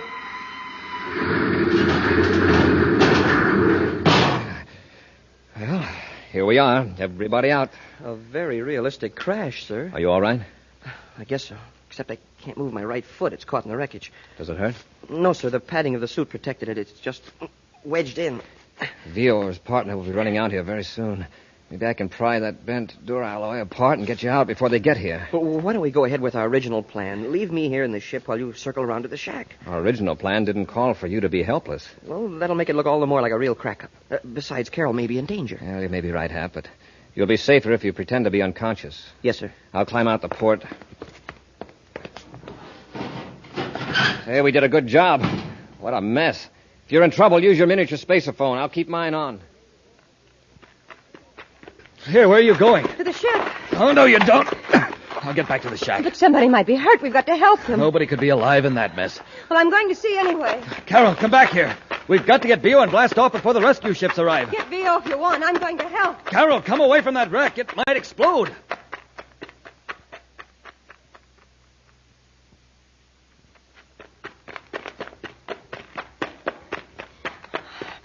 Oh, that poor pilot. I have to get him out. It's all right, Joe. Happy. Are you hurt? No, I'm okay. The commander and I planned it. Miss Carroll, get away from that wreck. That's Bob Henry, Vio's partner. Pretend you don't know me. Miss Carroll, if you don't get away from here... Pilot's unconscious. Why don't you go get Mr. Vio? Yeah, now, isn't it lucky he was wearing a crash suit? Stand back, Carol. Let me have a look at him. Oh, Corey's friend, the cadet. All right, snap out of it, cadet. Leave him alone. Quit playing possum. I heard you talking to Carol. All right. Quit shaking. I'll get out of the ship. I can't. My foot's caught. Oh, it is. Well, I guess you won't be much trouble. But just to make sure... What are you going to do? Give the cadet an anesthetic. Don't hit him. Oh, my hand. That blow never even phased him. It's the shock suit, stupid. And if you come near me, I'll clouch you into the next sector of Mars. Yeah, there's no use bothering with you. Commander's probably around here somewhere. I've got a way to handle both of you. What are you going to do? Plant this cartridge in the wreckage where the cadet can't reach it. No. Give me that. Get away. Hey, don't shove her around like that. It'll get worse than shoving around in a minute. There. Now, if I have to detonate that cartridge, cadet, well, with all these metal fragments and the remaining fuel trickling through the wreckage, there ought to be quite an explosion. Henry, you can't do that. And it's up to you to see that I don't have to. Come on, Carol. I'll get Vio and the detonating control. And, cadet, if Corey's smart, he'll let you stay alive to see us blast off. All right, go on in, Carol. Hurry up. Yeah, good work. You found her. Did you hear that crash, Vio? Yeah, I saw the ship hit the other side of the knoll. I was going out when I saw you and Carol run over. No survivors, I suppose? Too many. Vio, we've got to get out of here. Corey and the cadet staged that crash. What? The cadet's pinned in the wreckage. Corey's probably around somewhere. Come on, then. We got to get to our ship and blast off. Wait a minute. Where's that detonator unit? The one that explodes these cartridges. It's on the shelf. What do you need that for? Let's get out of here. I've planted a cartridge in the wreck to take care of Corey and the cadet. Okay, now let's go. We'll have to take Carol with us for protection. Corey will send a flock of patrol ships after us. Come on, Carol, let's go. Take your hands off of me. Let go of her, Vio. Get your hands up. You too, Henry. Oh, Buzz. Corey, we're blasting off. Put that gun away and step aside. If you don't, I'll fix that cadet of yours for good. Buzz, he means it. Henry put one of those electronic cartridges in the wreckage. And all I've got to do is press this button and transmit a signal that'll blow that wrecked ship to bits. Play it smart, Corey. Give me that gadget, Henry. I warn you, don't come any closer. One more step and your cadet's a goner. We'll see. Right, press the button, Henry. Right. Oh, Buzz! Corey, I didn't think you'd make me do it. Oh, well, it was a wreck anyway. Happy, I thought that you... Carol, stand back. Rush them, Henry. Carol, get out of the way. Henry, get the gun. Oh, no, you don't.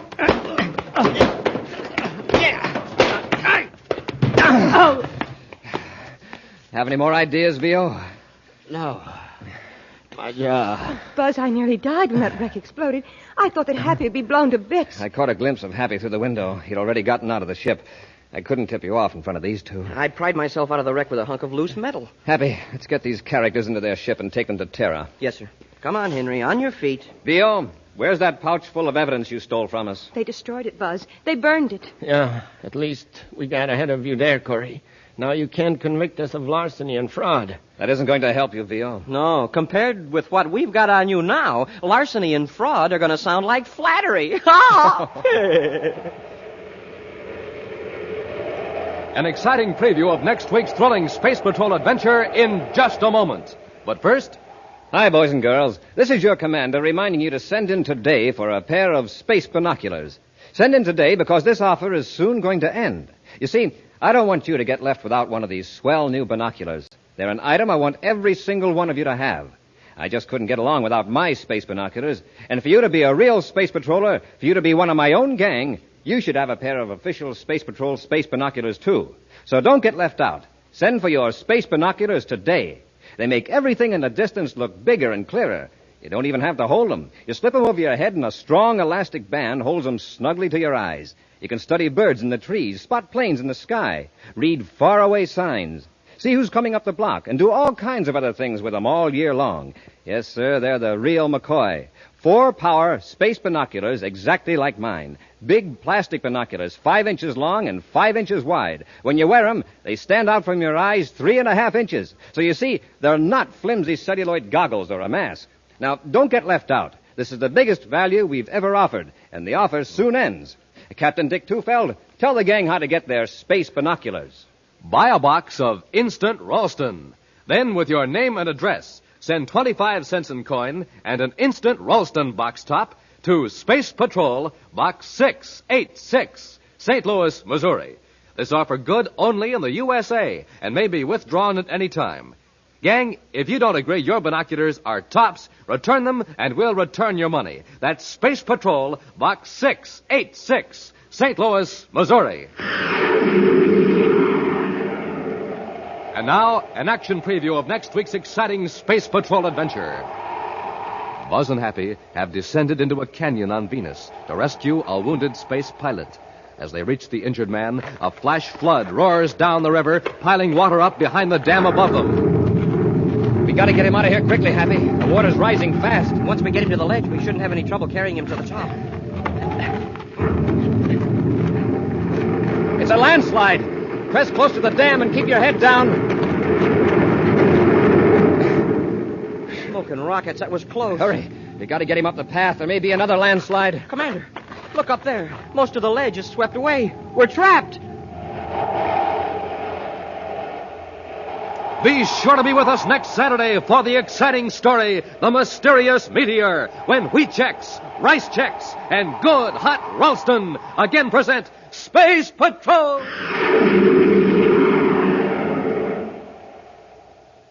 This is Commander Corey congratulating a great organization on its 43rd birthday, the Boy Scouts of America.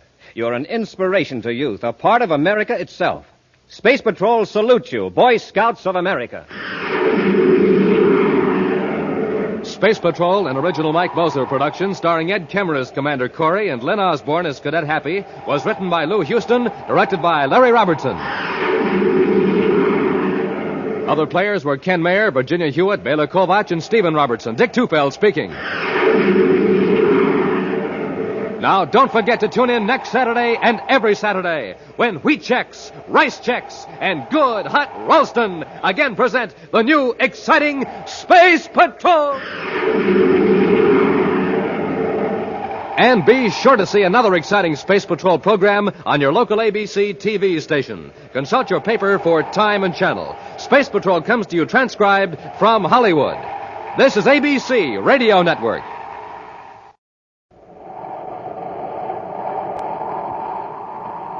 Wheat Chex, Rice Chex, and Good Hot Ralston present Space Patrol! High adventure in the wild, vast reaches of space. Missions of daring in the name of interplanetary justice. Travel into the future with Buzz Corey, Commander-in-Chief of the Space Patrol! In today's transcribed adventure, Buzz and Happy have descended into a canyon on Venus to rescue a wounded space pilot. As they reach the injured man, a flash flood roars down the river, piling water up behind the dam above them. We gotta get him out of here quickly, Happy. The water's rising fast. Once we get him to the ledge, we shouldn't have any trouble carrying him to the top. It's a landslide. Press close to the dam. Keep your head down.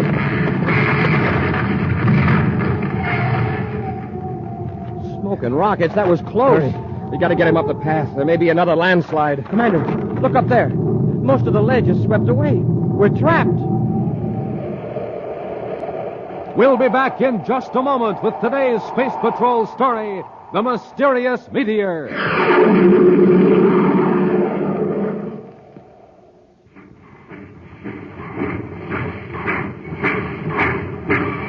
Do you hear that, gang? That's the Terra Express train trying to get up speed on ordinary fuel. Not very speedy, is it?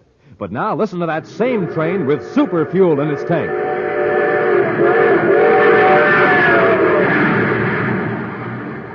Yes, sir, that train's really traveling now because it's supercharged with super fuel. And, gang, without a good breakfast, you can't go very fast either. But with super fuel in your tank, You're supercharged. Here's how Buzz Corey gets up a head of steam in the morning. He has a good breakfast with Rice Chex or Wheat Chex, the super cereals that help to supercharge you. For taste, they're terrific. And for size, they're perfect because they both have that modern bite-sized design. So, gang, get off to a quick start in the morning the way Buzz Corey does. Get supercharged. Just eat a good breakfast with the Checkerboard Super Cereals. And get them today in the red and white checkerboard packages. Rice Chex, Wheat Chex.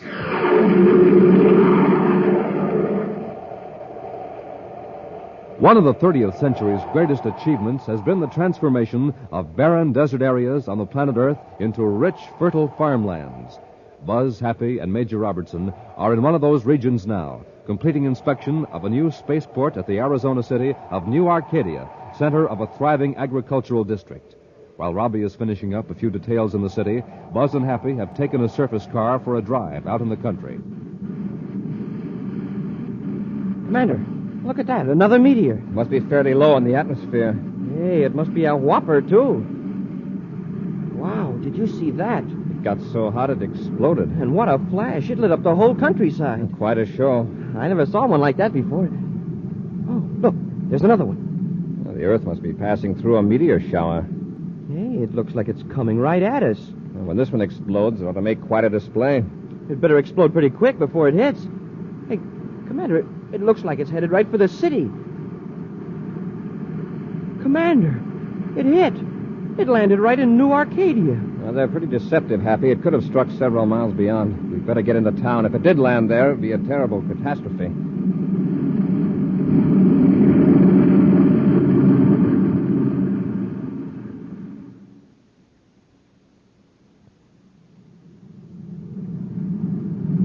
We're getting close, Commander. There's a whole area roped off up there. And the people are jammed around it. Yeah, we'll have to stop here and get out, Happy. We can't get through the crowd with this surface car.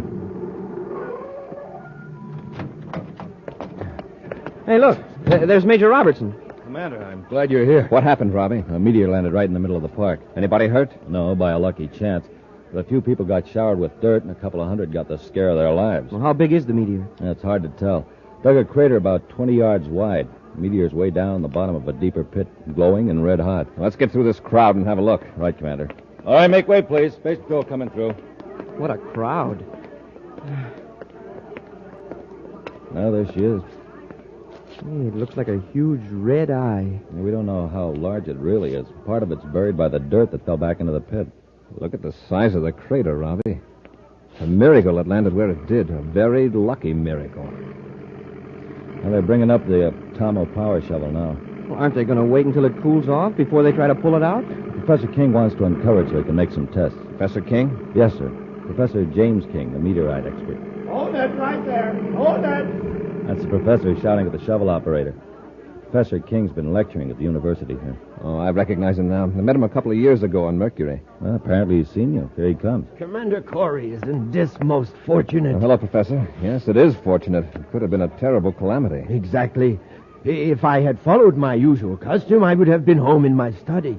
But something urged me to go for a stroll. And I was only half a block from the park when this green streak rolled out of the sky. I was thinking it might have killed someone. That would have been tragic, of course. But think of it. A rare meteor falling right at my feet, so to speak. Commander, do I have your permission to test it? Of course. Thank you. I already examined it for radioactivity. How does it test? Well, it's rather high, but not unusually so for an object that has spent millions of years in outer space. It's not dangerous, then? Oh, no, except that right now it's rather hot from the friction of the atmosphere. The shovel operator is going to scoop away some of the dirt so I can check its size. Would you care to watch? Of course, Professor King. Oh, by the way, this is Cadet Happy. How do you do, sir? Oh, glad to know you, Cadet. Your first meteor? Well, not quite. Happy's quite a few experiences with meteors in space. Oh, of course. Now, here comes the first scoop. Get back! The meteor exploded. No, it didn't. It's still glowing. Yeah, but look at the shovel. You mean, look where it was.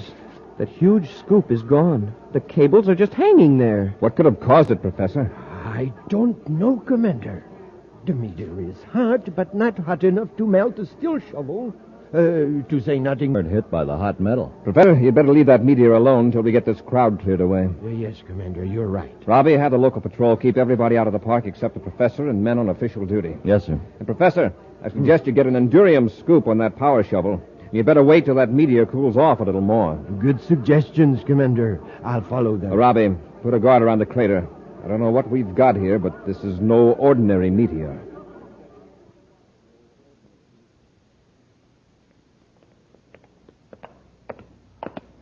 It's going to be a hot day, Commander. Yes, but it was cool last night. I hope the meteor has lost most of its heat. Oh, I see Professor King is already at the crater. Yeah, with his power shovel and a lot of paraphernalia, it seems. Good morning, Commander. Good morning, Professor. Well, I made a few tests. What did you find out? The object has cooled considerably, although it's far too hot to touch. Well, I wouldn't advise touching it at all till we know a lot more about it. I managed to make a spectrographic analysis of it. It seems to be of ordinary meteorite composition, chiefly iron and nickel. The colors show a fair percentage of cobalt, copper, magnesium, and the common gases. Did you find anything to account for what happened to the steel scoop? No, young man. There were no unusual elements present. At least, none have shown up. Commander, I'd like to dig that meteor out and have it shipped to Terra for a thorough test. It might be a pretty heavy load for a spaceship. Oh, I don't think so. I was able to make some magnetic detection tests. There isn't much more of it underground. It should only weigh about 500 pounds. Well, hand me that case, Happy. Before we start that Endurium shovel, Professor, let's make a few simple tests. What kind of tests? We saw what happened to that hard steel last night, so I brought a few small samples of different metals. I thought we might toss them down on the meteor and see what would happen. It's an excellent idea. Let's go down into the crater a little farther. Fine.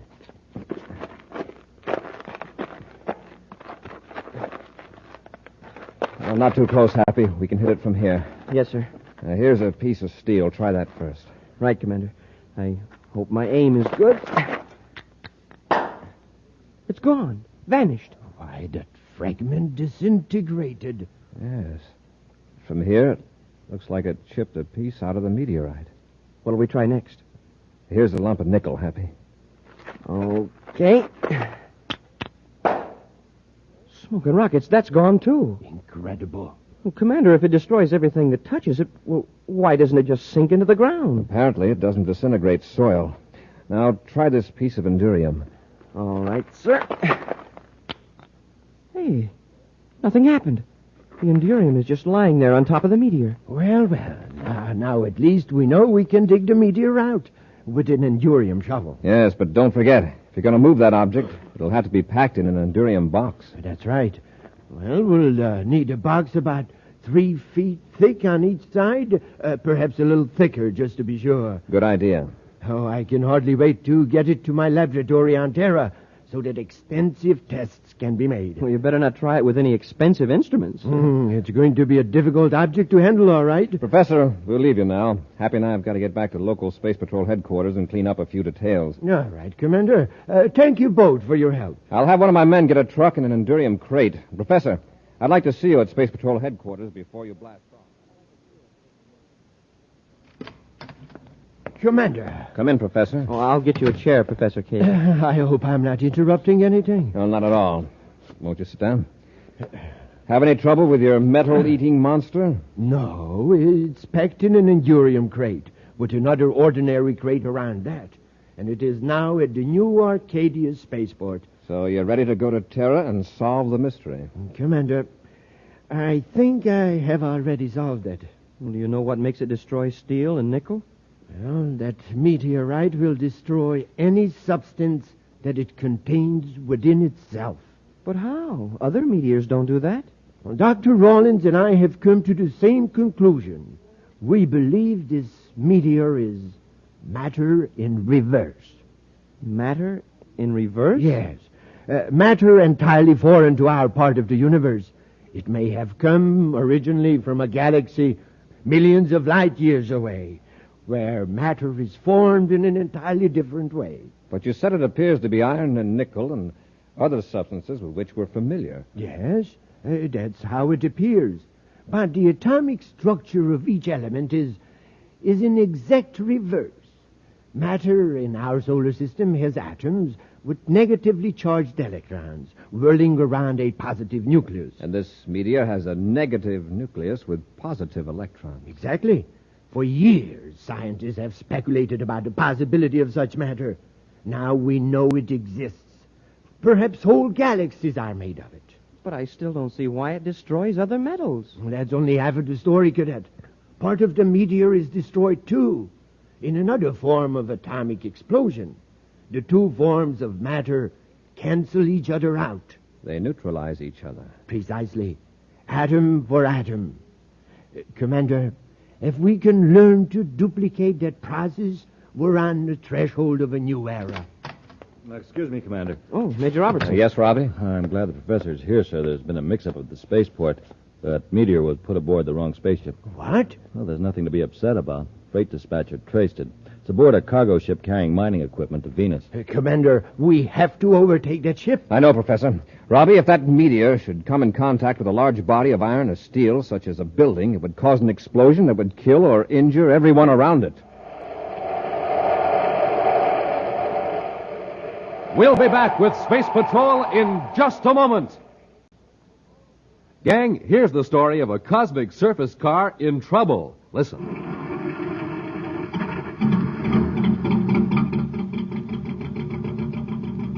The trouble? It's got nothing to go on but ordinary fuel.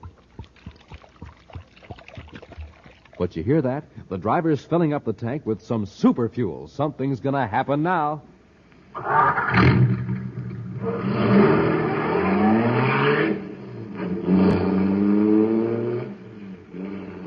Boy, that cosmic surface car is really roaring. That's because it's supercharged with super fuel. And the same is true with you, gang. What happens when you don't have a good breakfast? You're just a putt-putt. But when you fill up your tank with super fuel, man, you're supercharged. Here's how Buzz Corey does it. He eats a good breakfast with a Checkerboard Super Cereal, Rice Chex, or Wheat Chex. Wait till you taste them, gang. Boy, are they good. Flavor galore in every crisp, bite-sized biscuit. So, gang, get going. Eat a good Super Cereal breakfast and get supercharged. Get the Super Cereals today, Rice Chex, Wheat Chex.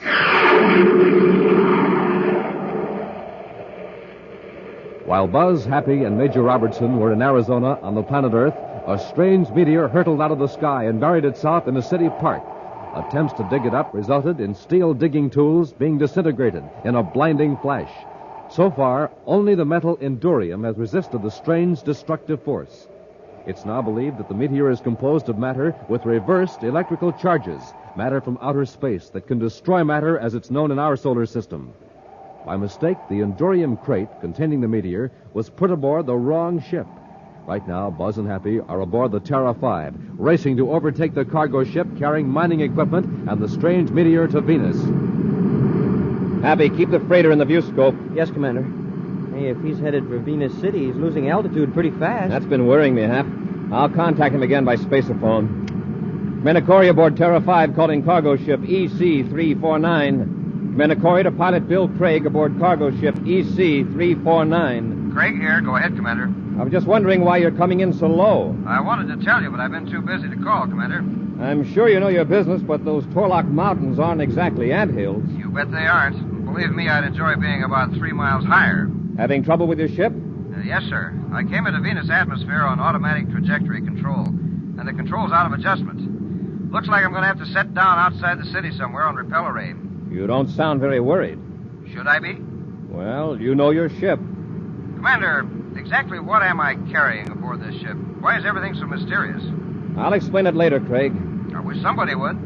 All Space Control told me is that something was put aboard my ship by mistake, that you'd meet me at Venus City Spaceport and supervise its removal. We didn't want to cause you any undue alarm. The fact is, you've got something very dangerous aboard. Explosives? Don't worry, I've hauled some pretty ticklish stuff in my day. You've never hauled anything quite like what you have aboard now. Everything will be all right if you just set her down easy. Okay, Commander. Look, right now I don't think I can get above that Torlock range. If I can get any power out of the rockets, I'll deflect a few degrees and head up the canyon. Wow, he must be in a spot. Do you have any rocket control at all? A little. Enough to maneuver between those mountains. All right, Craig. Good luck. We'll be watching. Corey out. I hope he can reach a broad, level space to set her down. I hope he does, too, Hap. Keep an eye on him through the view scope. Yes, sir. Sir, why didn't you tell him he was hauling a wild meteor? No sense wasting time explaining. He knows he has a problem. Yeah, I guess you're right, sir. He made it, Commander. Yeah, he's headed up the canyon. I guess he's okay now. Let's hope so.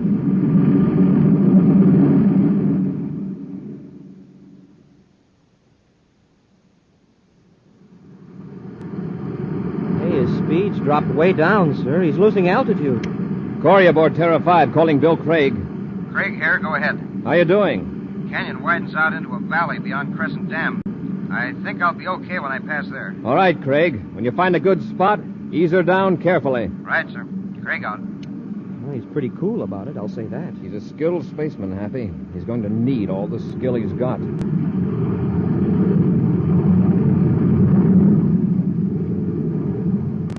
There's the dam up ahead. He's getting awfully close to that canyon wall. Yeah. He isn't going to clear the dam by more than a few... He hit the side of the hill. His ship's skimming along that shoulder. If it'll only hold together. Smoking rockets, Commander. I can't look. Did he hit the dam? Not quite. But it's a bad crack-up. It broke the hull open. It's hanging over a rock halfway down the side of the canyon. At least the meteor didn't explode. The seal on the Endurium crate must have held fast. We'll set the ship down on that flat stretch on the other side of the dam and get to Craig as quickly as possible. Looks of that sky, there's an ammonia storm brewing. Hope it holds off until we get Craig.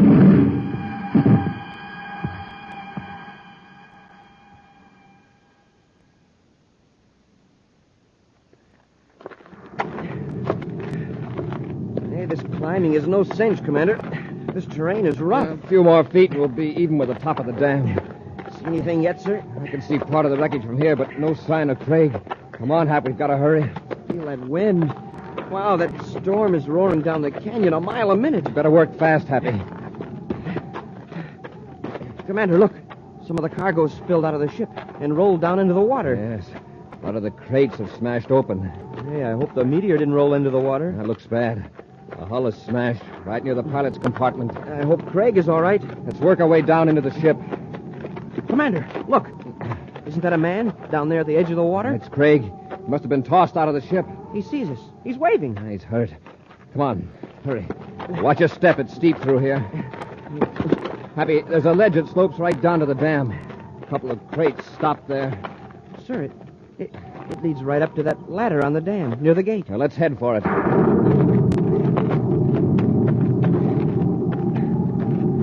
Sure lucky we trailed Craig into Venus instead of going on ahead to meet him at Venus City. All right. Hey, look at that water level. There must be a flash flood up the canyon. Smoking rockets. It's nearly up to where Craig's lying. It's rising fast. You got to get him out of there.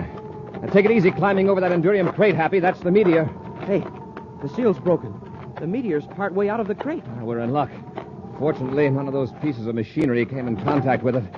All right, let's climb down the face of the dam. Watch that ladder. It's going to be slippery.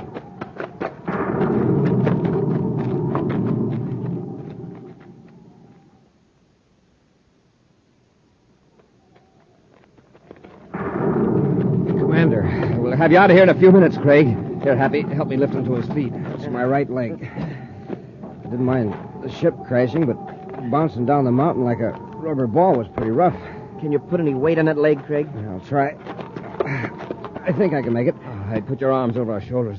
Rest most of your weight on us. How do we get him up over the dam, sir? The tough part will be the ladder. From there on, we can work back up the ledge and zigzag to the top. Yeah. I figure I can make it with a boost now and then. All right. Start up the ladder. Okay.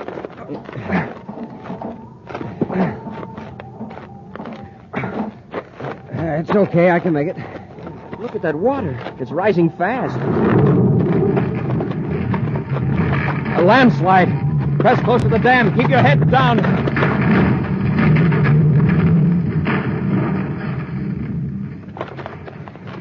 Smoking rockets. That was close. Look at that. If you men hadn't come for me, I'd be buried under several tons of dirt right now. Let's get out of here. There could be another landslide. Commander, look up there. How are we going to get out? The landslide has swept away most of the ledge. He's right. We can get as high as a sluice gate, but from then on, it's sheer wall. Let's get up to what's left of the ledge. We'll be out of the water at least.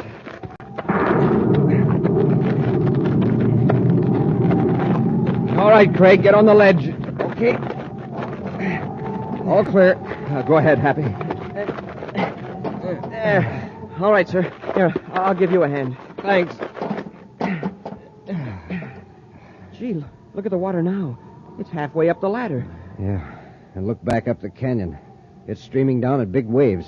Commander, do you think it'll come as high as the ledge? Look at the watermark of previous floods. Comes this high because of the sluice gate. Wow. Even if the water doesn't come over the ledge, we're stuck here. If that sluice gate were only open, we could go through the spillway to the other side of the dam. There's a ladder on that side, too. I saw it coming up. How can we get it open? No, we can't. The control machinery is at the top of the dam. It's operated by remote control from a station far down the valley. Say, maybe they'll open the gate. By that time, it won't do us any good. See that line painted 10 feet over the gate? The water has to reach that level before the flood warning sounds. He's right, Happy. Looks like I led you fellas into a trap. If I'd only managed to get the ship over the dam. No, it isn't your fault, Craig.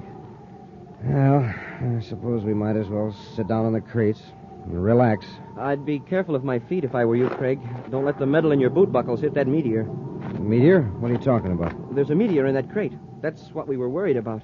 If certain metals touch it, they explode. Craig, get off that crate. Huh? But quickly, Happy. Give me a hand with that meteor. What do you mean, sir? Let's get this meteor rolling down the slope of the ledge. Into the water? No, toward the dam. If it gets up enough speed, it might crash into that sluice gate. Sure, but will it be going fast enough to knock that gate out? Well, no, sir. Hey, Commander, that gate is solid steel. Exactly. Hey, solid steel, like the first power shovel scoop. Okay, Commander, I get it. Craig, get over behind that other crate. If this works, there's going to be quite an explosion. Careful, Happy. Remove your cadet ring. Yes, sir. It'd be a pretty painful way to find if the meteor has platinum in it. Hey, this thing is sure hard to move. After we get it rolling, it won't be so bad. At least it's lighter here on Venus than it was on Earth. Watch your feet. We've got it rolling, sir. Quickly now. Get behind the Endurium crate. Hope it doesn't wobble off into the water. Craig, keep your head down.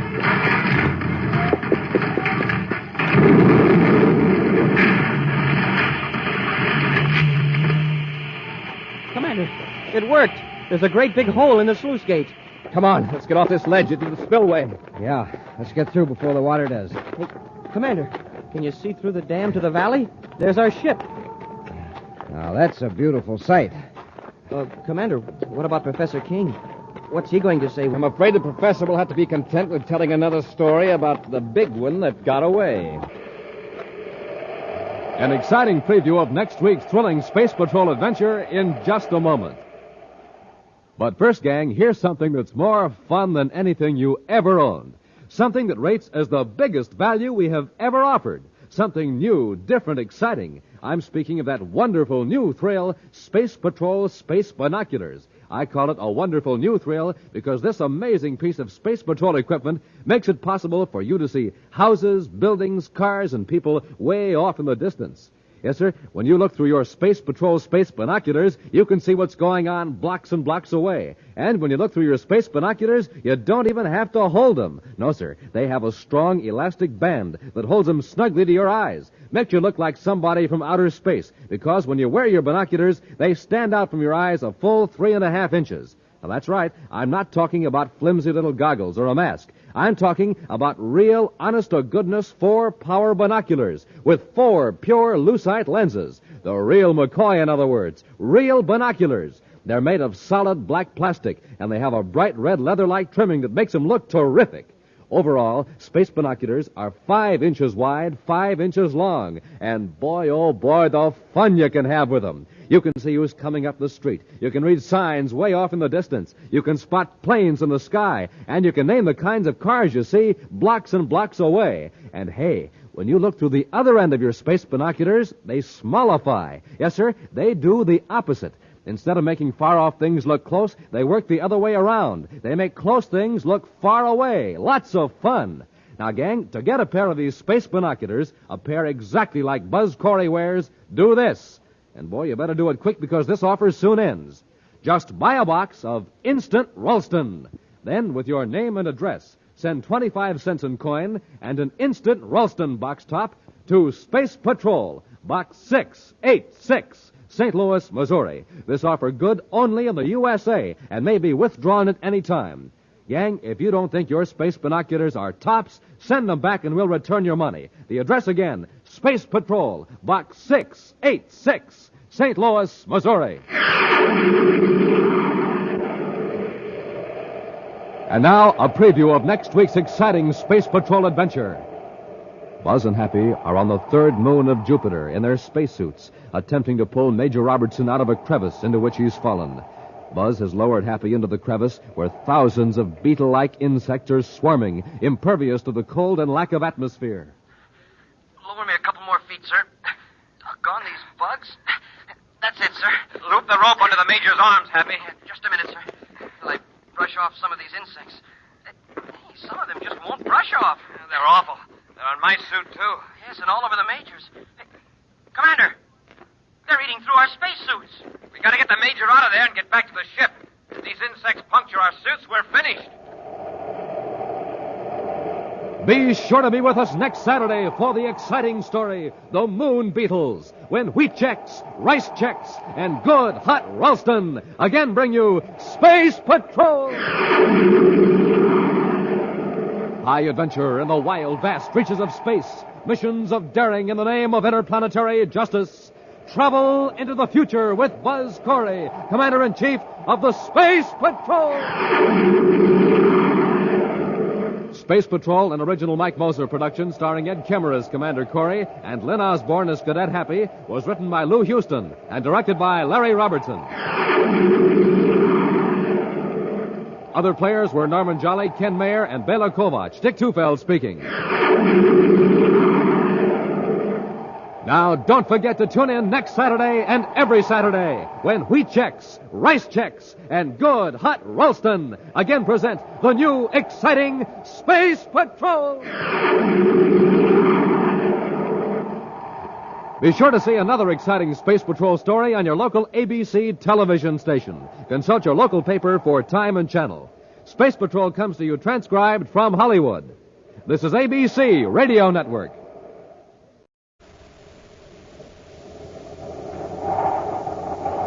Wheat checks, rice checks, and good hot Ralston present Space Patrol! High adventure in the wild, vast reaches of space.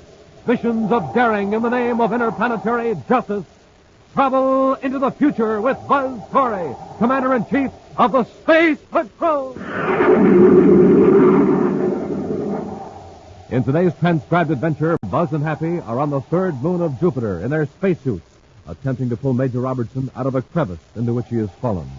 Buzz has lowered Happy into the crevice where thousands of beetle-like insects are swarming, beetles that seem impervious to the cold and lack of atmosphere. Just a couple more feet, sir.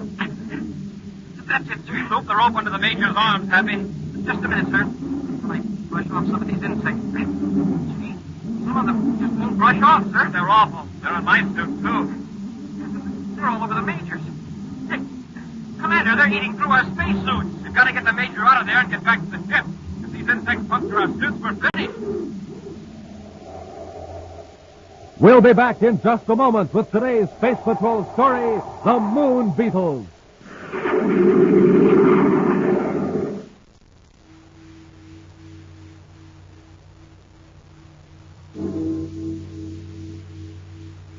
The hour has struck. Yes, today is the last time we can offer you a pair of those wonderful new space binoculars that you can see way off in the distance with. Big 4-power plastic space binoculars, 5 inches wide, 5 inches long, plenty big and plenty of fun. Gang, you can watch people blocks away, study birds in real tall trees, read signs way off in the distance, spot planes high in the sky, and listen, you wear space binoculars on your head. Yes, sir, a strong elastic band holds them snugly to your eyes, makes you look like a strange man from Mars, leaves your hands absolutely free. Yes, the hour has struck. Today is the last time we can offer you these terrific new Space Patrol space binoculars. To get a pair exactly like Buzz Corey wears, do this. Buy a box of Instant Ralston. Then, with your name and address, send 25 cents in coin and an Instant Ralston box top to Space Patrol, Box 686, St. Louis, Missouri. this offer good only in the USA and may be withdrawn at any time. That's Space Patrol, Box 686, St. Louis, Missouri.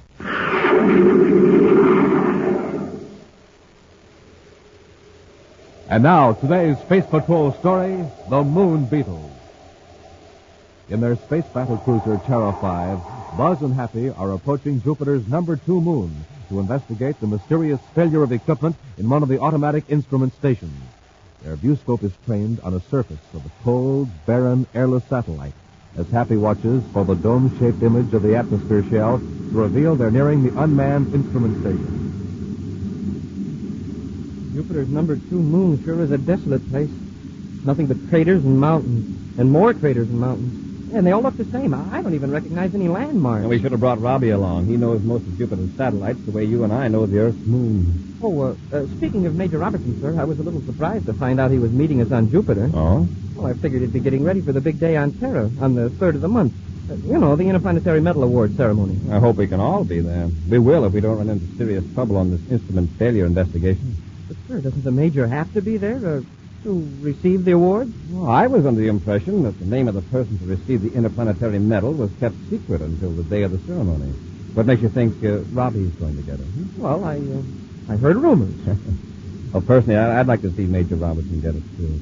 The final decision is up to the award committee. Well, they aren't going to let the news out ahead of time. We're getting close to the instrument station, Happy. See those 2 cone-shaped peaks at the edge of that broad, shallow crater? Yes, sir. The instrument station is right between those peaks. Well, that's funny. What's that, Commander? The small atmosphere shell should be visible now. Maybe the sunlight's hitting it at the wrong angle. Well, it should still show up in the viewscope. Happy, the shell's gone. Huh? Switch the spacephone receiver to the ultra-high frequency automatic instrument channel and see if any signals are getting out. Yes, sir. Well, this is the right channel, sir. Some of the instruments are still sending, but I can't understand what happened to that atmosphere dome. Maybe a meteor hit it. If it came in at a tangent, it might break the shell without damaging all the instruments. Get our spacesuits, Happy. While I set the ship down, we'll make an on-the-spot check.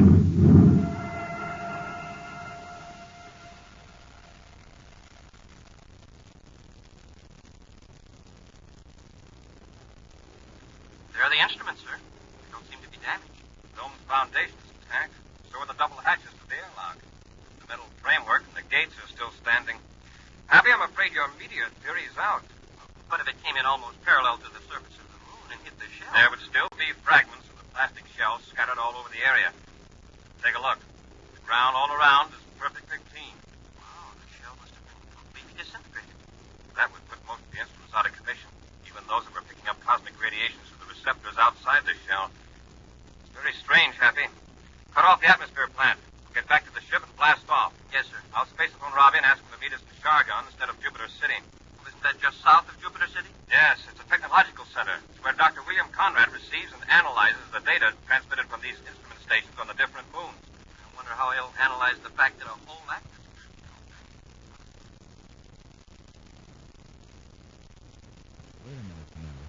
Are you saying there weren't even any fragments of the atmosphere shell? That's right, Robbie. The whole thing just disappeared. And none of the instruments were physically damaged? No, Doctor.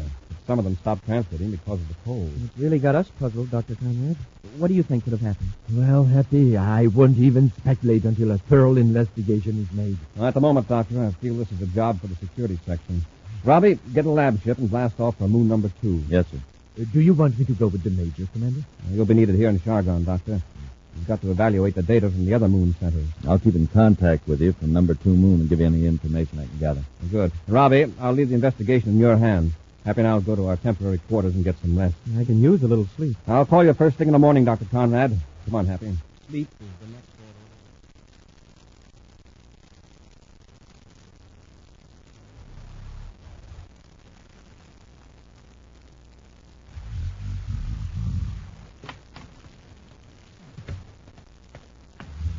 order. Happy. Happy, wake up. Oh, Commander, what time is it? 6:05 hours Universal Star Time. Are you going to sleep all day? Oh, don't be stupid, huh? I plan to be awake before you, sir. Say, are you sure it's 6:05? Look at your watch. But it's still dark outside. That's why I left the shade up, figuring the sun would wake me up. Yes, I noticed how dark it was. Maybe we're having an eclipse of the sun. They're fairly frequent on Jupiter with 12 moons in the sky. Sure, I should have thought of that. Have you talked to Dr. Conrad? I phoned his lab, but wasn't able to reach him. Maybe he overslept, too. From the sound of things outside, it sounds like the middle of the day. Come here and look, sir. The streets are full of people. These Shargon citizens must be early risers, or else they got up to see the eclipse. The eclipse here wouldn't cause that much excitement. What do you know? The lights are on, all over the city. Well, that must be Dr. Conrad. I told the charge of quarters to put the call in here. Corey speaking. Commander, this is Dr. Conrad. Oh, yes, Doctor. I've already called your lab. I'm not at the laboratory. I'm at the spaceport. Can you come over? Is something wrong? Haven't you noticed the darkness? Yes. The 4 biggest moons must be eclipsing the sun all at once. This is no eclipse, Commander. The Shargon atmosphere shell is completely covered with insects. Insects? Yes, I know it sounds crazy, but it's true. They're blanketing the entire dome. Billions of them. Space Control isn't letting any ship in or out of the space locks. They're afraid the insects will swarm into the city. Doctor, where are you now? I'm in the Spaceport Master's office. I'll be right over. I'm ready, Commander. And let's go.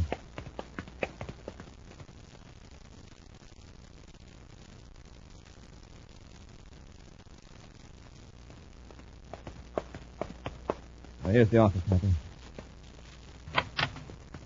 Commander, I expected you sooner. I was beginning to get worried. We're tied up in traffic, Doctor. People are running around almost in a panic. Well, I can't say I blame them. It's not exactly reassuring to know you're under a roof of billions of living insects. I didn't think Jupiter had that many insects. Where did they all come from? We don't know. One spaceship came through the lodge just at dawn. The pilot said the insects are like a shiny black sea all around the atmosphere dome. I've got a few specimens here, Commander, in these 2 small plastic boxes. Let's have a look at them. Hundreds of insects were drawn through the space lock when the ship entered. That's why Space Control closed the port. And rockets, look at the size of them. They must be about 2 inches long. They seem to be some sort of beetle. I don't recognize them. Well, I showed them to a friend of mine in the communication section, an amateur entomologist. He says he's never seen anything like them before on any planet. Very strange.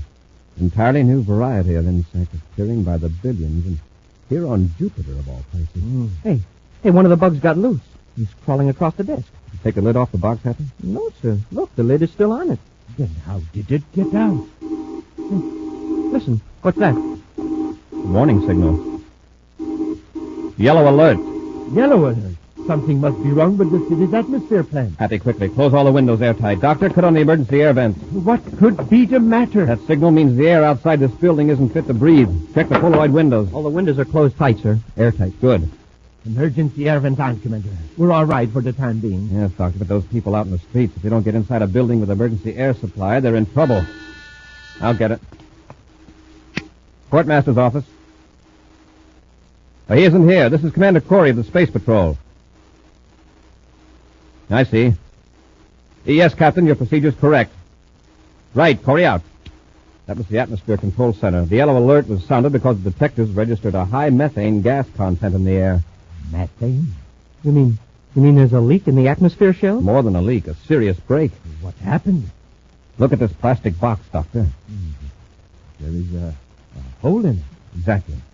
That beetle ate through the plastic box. And above us, there are billions of insects eating their way through the plastic atmosphere shell.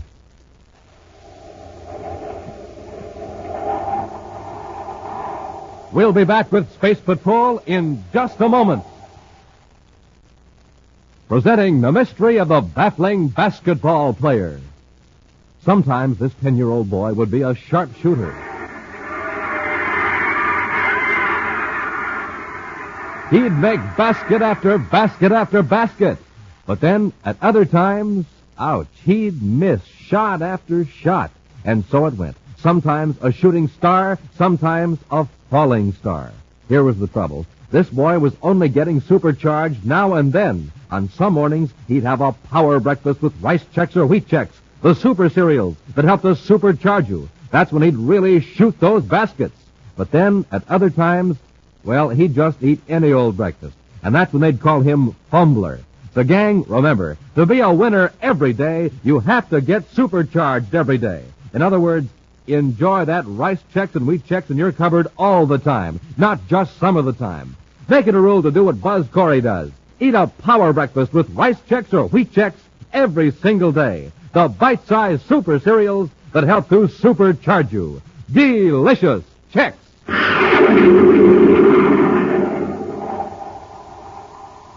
And now back to our Space Patrol story, The Moon Beetles. The city of Shargan on the planet Jupiter is perilled by a vast swarm of strange insects that completely cover the atmosphere shell. These beetle-like insects are gnawing through the thick plastic of the transparent dome over the city, and now the air is contaminated with the harmful gases that compose Jupiter's atmosphere. Buzz, Happy, and Dr. William Conrad have rushed to the atmosphere washing plant, while Major Robertson, at the commander's order, is at the spaceport, ready to lead an exterminator's squadron. Happy and the doctor are standing before the giant motors that force the atmosphere through chemical filters and purifiers, waiting for Buzz to return from the office of the chief air control engineer. Oh, the engineers just cut on another auxiliary motor. That's the last one. The plant's working at full capacity. Yeah, but so are those bugs. Oh, here's the commander. Commander, what did the chief engineer say? Oh, it's a losing battle. You just can't build up enough pressure inside the shell to equal the heavy Jupiter atmosphere pressure on the outside. Unless those insects are stopped, pretty soon big chunks of the dome will fall in on the city. They could plunge right through the roof. Well, do you think that DB12X insecticide will kill the bugs, Commander? I don't know. And if I give Robbie the order to take the exterminator squadron outside the shell, that insecticide will contaminate the entire city. You mean it's harmful to human beings? Definitely. But don't you think it's worth the risk, Commander? If the dome collapses... Oh, you're right, Doctor. There's no time to waste. We'll broadcast a warning for everyone to keep off the streets and to seal their doors and windows. Then we'll go back to Space Patrol headquarters, and I'll tell Robbie to take the squadron up.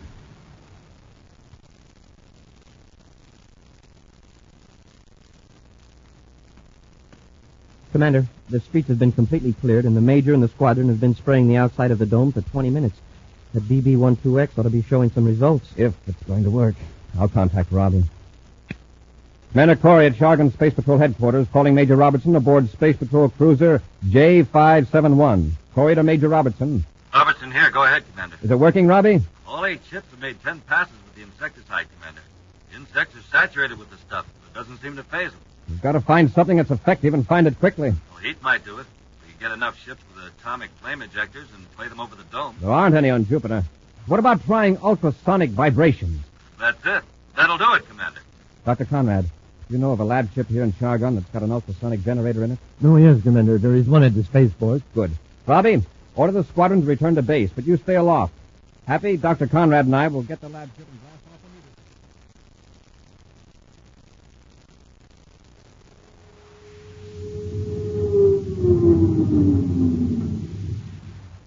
Lab ship secured for blast-off, Commander. All right, Hap, I'll notify Space Control. Commander Corey and Lab Ship X-211 in Area 28, calling Space Control Shargan. Space Control Shargan, go ahead. We're ready for blast-off. You may blast off at will, sir. Space Control out. Stand by to fire rockets, Happy. Standing by, sir. Ready, Doctor? Yes, Commander. Fire rockets.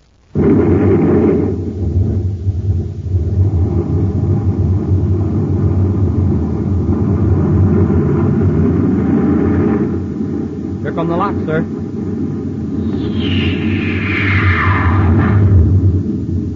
Reduce power and we'll circle back to the dome. What a sight. The dome is black with those insects. I hope this ultrasonic generator does the trick. I'd hate the idea of going back down through that roof of beetles. Dr. Conrad, will you operate the generator? Of course, Commander. That must be the Major's ship off on our starboard viewport. Right. Corey aboard Lab Ship X-211, calling Major Robertson. Robertson here. Go ahead, sir. We're going to make a head-on pass at the dome, Robbie. Good hunting. All right, Doctor. Turn on the generator. I've set it at 1 million cycles, Commander. That frequency should be fatal to most insects. Give it plenty of power. Yes, Commander.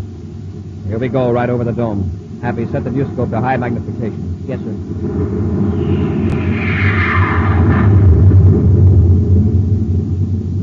We'll circle back and make another pass.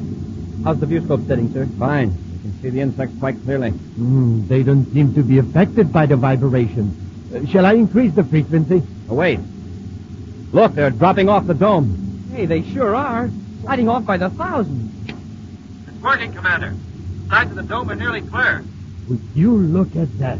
They're sliding off like a black avalanche. We'll make a couple more passes just to make sure we've got them all. Look at how they're heaping up around the base of the atmosphere shell. It's going to be some job clearing them away. The first problem is to get a crew to work sealing up those holes in the dome. Tanner, this is Robbie. Yes, Robbie? More trouble. I just got word that there's a plague of those beetles on moon number 3. They've attacked the small atmosphere shell over the research station. That could disrupt the entire interplanetary communications system, to say nothing of ruining all space flight aid stations. Hey, we'd better get out there with the ultrasonic generator. It wouldn't work on that moon, Happy. There's no atmosphere to transmit the high-frequency sound of the insects. They've got to be brought under control. Smoking rockets. Well, there are 100 men in that station. They can't even be evacuated because they can't open the space locks. What's wrong with the power unit? Communications picked up automatic signals that indicate a relay didn't work. If somebody could get there, get inside the power unit shell, and flip that switch, the research station would have power restored. But how about the insects? Doctor, the new Delta Ray, would that destroy the insects? Yes, but it had to be focused so that the rays wouldn't penetrate the shell, or it would destroy the men inside, too. Is there a Delta Ray here in Chargon? No, the nearest one is in Jupiter City. Robbie, you blast off for moon number 3 and get that power on. Happy and I'll go to Jupiter City for the Delta Ray and join you on the moon at the research station.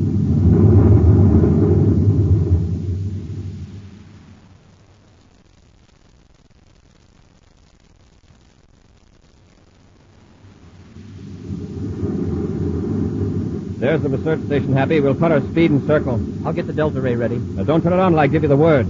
Got to be sure of our focusing range. Yes, sir. Wow, look at that dome. Just like the one at Chargon. Covered with beetles. Well, there's Robbie's ship near the dome. One of the majors got the power on yet. I don't think so, or we'd be hearing from him. Just look at those insects all around the station. At least they aren't attacking the power unit, though. Major Robertson calling Commander Corey aboard Terra 5. Major Robertson calling Commander Corey. Corey here. Where are you, Robbie? In a pretty tight spot, Commander. Did you get the Delta Ray? What's the trouble? I was in my spacesuit walking toward the power unit shell when these confounded beetles attacked me. Rolled all over me. Trying to beat them off, I fell into a crevice near the power shell and I'm wedged in. We'll land and pull you out. I don't want to rush you, but these insects are eating my spacesuit. I managed to brush them off the plastic face piece, but they're all over me. Any minute now, they're going to puncture the suit. We'll set the ship down right away. Happy, get out our spacesuits and some rope.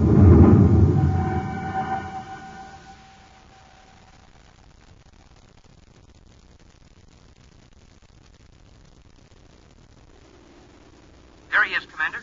He's really wedged in. Look at those beetles. There are hundreds of them down in the crevice and all over him. Robbie, can you read me? Yes, sir.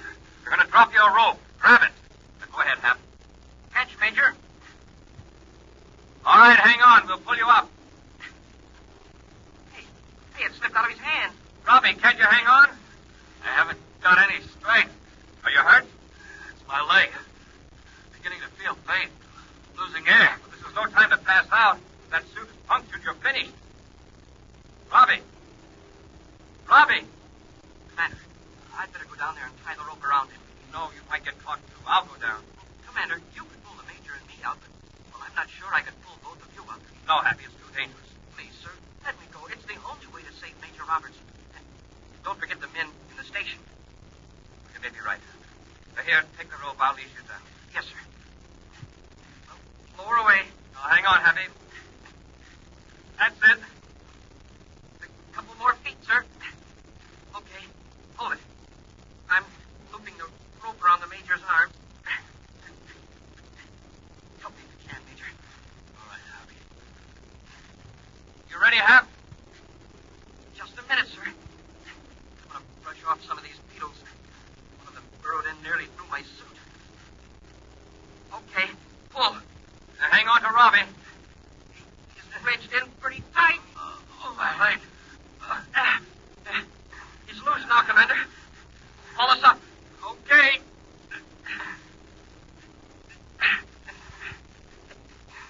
Commander, there are beetles swarming all over it. I can't brush them off now. But they'll eat through the plastic. I can't let go of the rope till you and Robbie are out of there. We're nearly to the top. That does it. Better take the Major, sir. He's in pretty bad shape. All right, Hap. Clean off your face piece. A beetle is half buried in it. They're all over you. Yeah, I know. They're all over you, too, sir. Let's get to the ship quickly. We'll peel out of these spacesuits in the airlock and then turn the Delta Ray on the research station shell. Guess we'll have to carry the Major, sir. All right, Happy. Come on. We've got to hurry.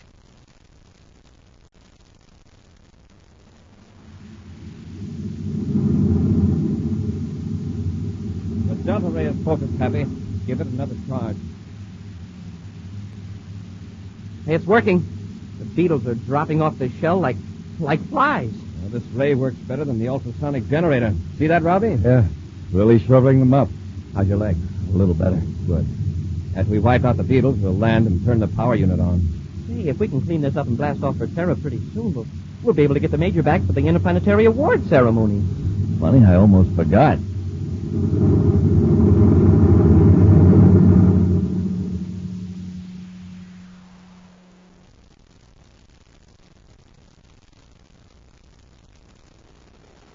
Thank you.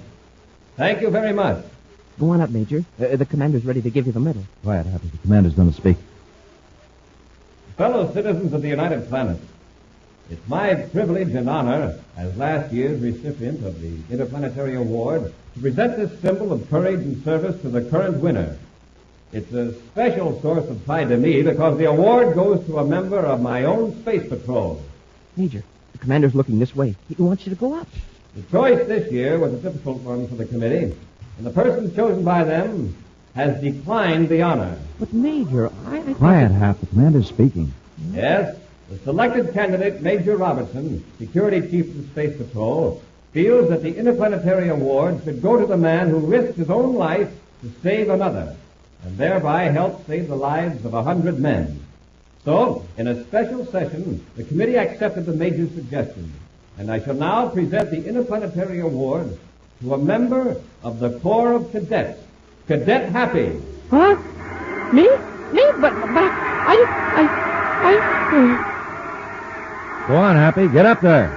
Hey, Happy. Hap! Ladies and gentlemen, I'll have to ask Major Robertson to accept the award for Cadet Happy. It seems the courageous winner of the Interplanetary Award has just fainted.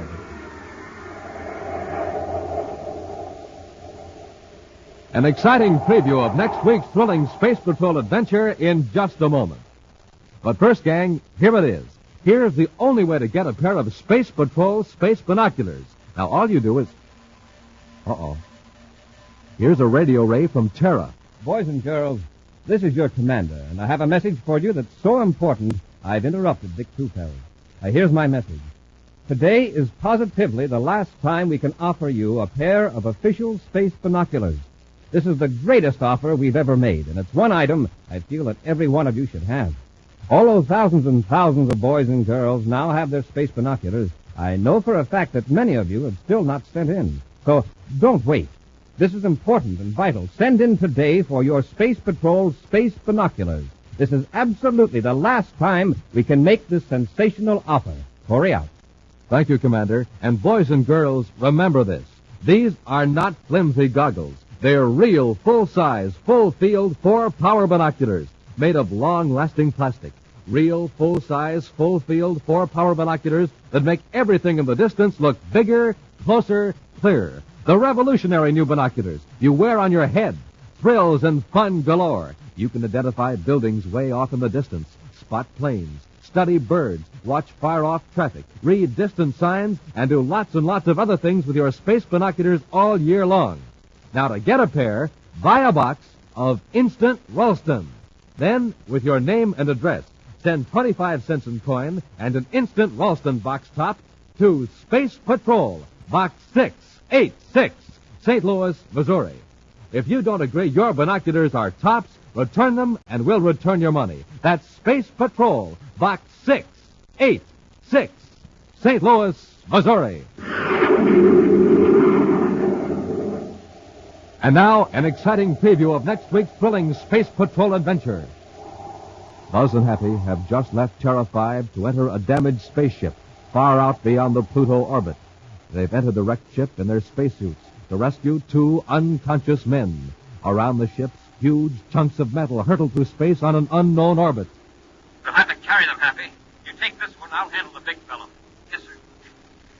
Hey, Commander, the ships are swerving right into that stream of metal fragments. I thought I set the control Patrol's to keep pace with them. Hap, those fragments aren't going in a straight line. They're in a swirling motion like a whirlpool. Hey, Commander! They're battering the ship to pieces. They're breaking us up. We gotta get these men inside quickly before the fragments puncture the ship. Or we're finished, all of us. Be sure to be with us next Saturday for the exciting story, The Strange Gift of the New Star, when Wheat Chex, Rice Chex, and Good Hot Ralston again bring you Space Patrol! High adventure in the wild, vast reaches of space. Missions of daring in the name of interplanetary justice. Travel into the future with Buzz Corey, Commander-in-Chief of the Space Patrol! Space Patrol, an original Mike Moser production starring Ed Kemmer as Commander Corey and Lynn Osborne as Cadet Happy, was written by Lou Houston and directed by Larry Robertson. Other players were Ken Mayer and Bela Kovac. Dick Tufeld speaking. Now, don't forget to tune in next Saturday and every Saturday when Wheat Chex, Rice Chex, and Good Hot Ralston again present the new exciting Space Patrol! Be sure to see another exciting Space Patrol program on your local ABC TV station. Consult your paper for time and channel. Space Patrol comes to you transcribed from Hollywood. This is ABC Radio Network.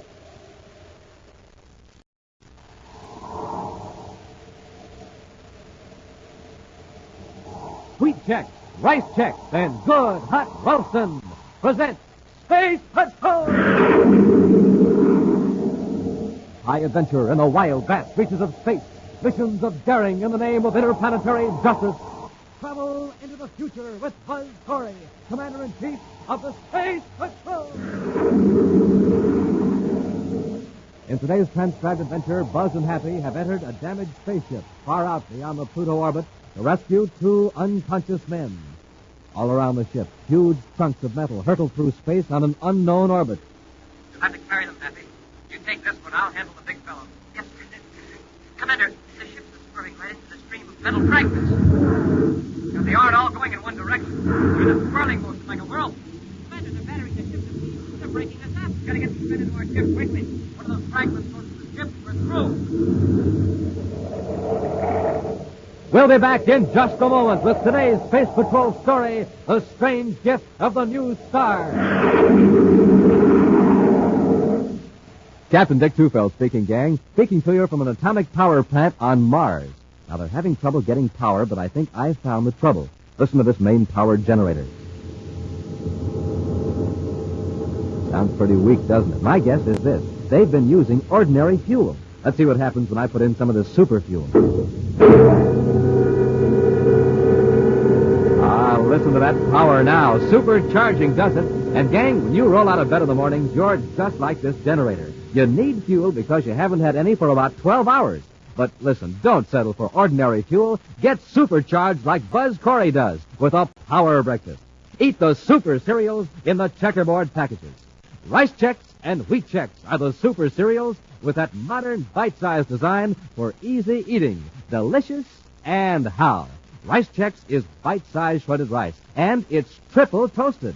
Wheat Chex is bite-sized shredded wheat, and it's baked crisper than a cracker. So treat yourself to the same swell-tasting breakfast Buzz Corey enjoys every morning. A power breakfast with Rice Chex or Wheat Chex, the super cereals that help to supercharge you. And now, today's Space Patrol adventure. Few spaceships venture out beyond the orbit of Pluto, the most remote planet in the solar system. As one veteran space pilot put it, only a comet has the time and the fuel to go poking around out there in outer space. But in recent weeks, commercial spaceships on the Neptune to Pluto run have reported a peculiar unidentified object far beyond the Pluto orbit, slowly approaching the space lanes.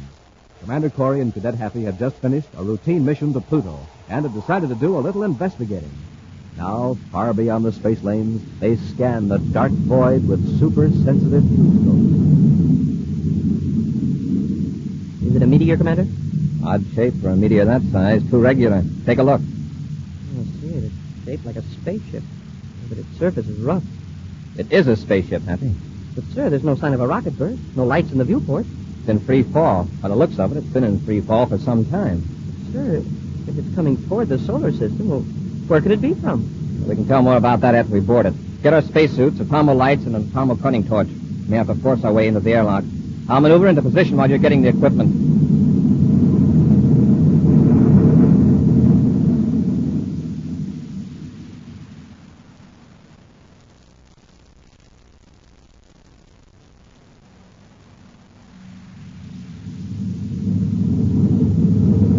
Stand by to cut rockets. Standing by, sir. Cut rockets and apply magnetic holding field with secure airlock. Airlock contact secured, sir. All right, let's go. Get in your spacesuit. I'll take the cutting torch. You handle the atomo light and the radiation detector.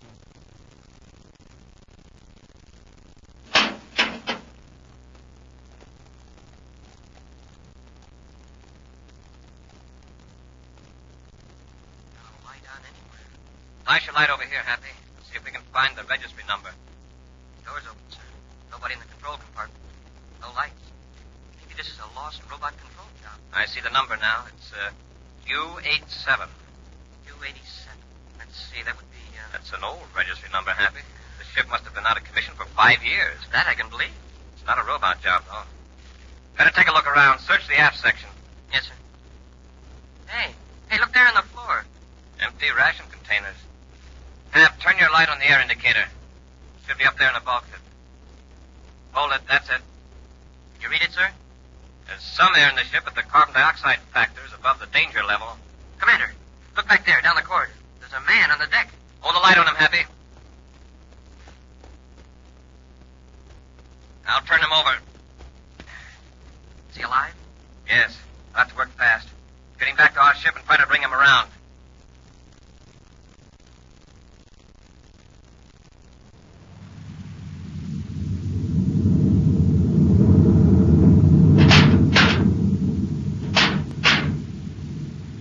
Commander? How's our passenger, Happy? He opened his eyes for a minute and then passed out again. I've still got him on pure oxygen. His pulse rate's increasing and his respiration and temperature are approaching normal. Good. He's not as old as I thought at first. That heavy beard fools me. I have spaceophone to Terra headquarters for a check on the ship registration. Did you find any identification of the man? None, sir. But from the looks of his ship, he must have been aboard for months. We'll have it thoroughly examined when we tow it to Terra. I don't like that high radiation count. It could give him trouble. I wonder how long he's been exposed to it. It may not have been as bad inside the ship, but the rate from the hull is terrific. He must have had some experience. Why, he may have circled through a part of space where no one has ever been before. Base Control Terra calling Commander Corey aboard Terra 5, Sector 7, through to orbit. Base Control Terra calling Commander Corey. Corey here, go ahead. I have some information for you now on spaceship U87. Happy, go back and keep an eye on our patient. Yes, Commander. Let's have it, Space Control.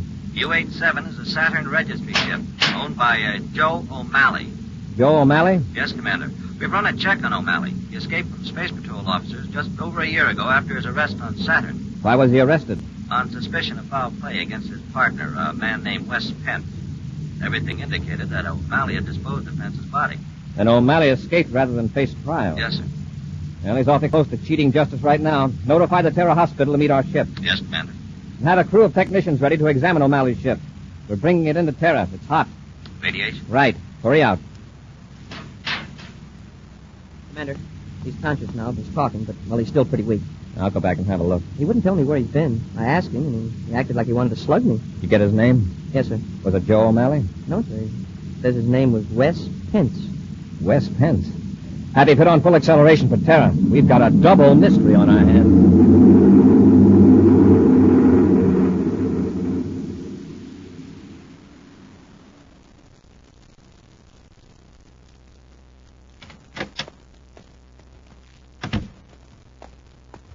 I just came from Major Robertson's office, sir. He gave me a preliminary report on O'Malley's ship. Fine. Wait here while I check it. I may want you to go over to the hospital and talk to our space hermit. Well, who is it, Commander? Pence or O'Malley? He may or may not be Pence, but he certainly was not O'Malley. O'Malley was much larger than this fellow. Heavier set and larger bone structure. Now I guess we know how O'Malley tried to get rid of Pence.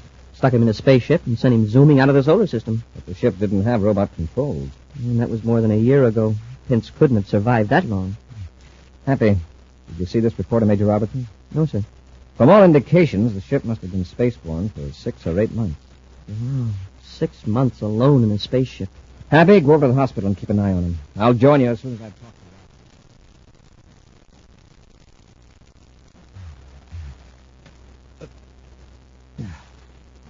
you. Want some water, Mr. Pence? Doctor, you're not the doctor. No, I'm Cadet Happy. I've seen you before. No, I haven't. I don't know where. In the spaceship. Commander Corey and I found your ship out beyond Pluto. Yeah, they told me you saved my life. You just take it easy, Mr. Pence. Lie back and rest. I never felt so weak. My ship.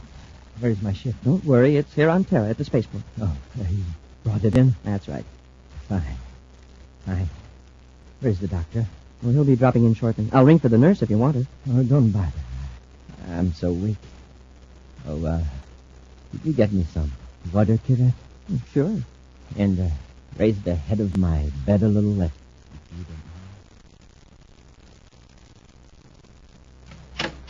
Well, Happy, how's our patient? Happy, what happened? Oh, my head. Happy, where's Pence? I don't know. Last I remember, I was leaning over the bed fixing his pillow, and he hit me with something. This handle from the bed. But he seemed so weak. He tricked you, Happy. He's escaped. But why? Why, Commander? He's not a criminal. We're not sure he isn't. Robbie's men found 1 million credits worth of stolen uranium hidden aboard his ship.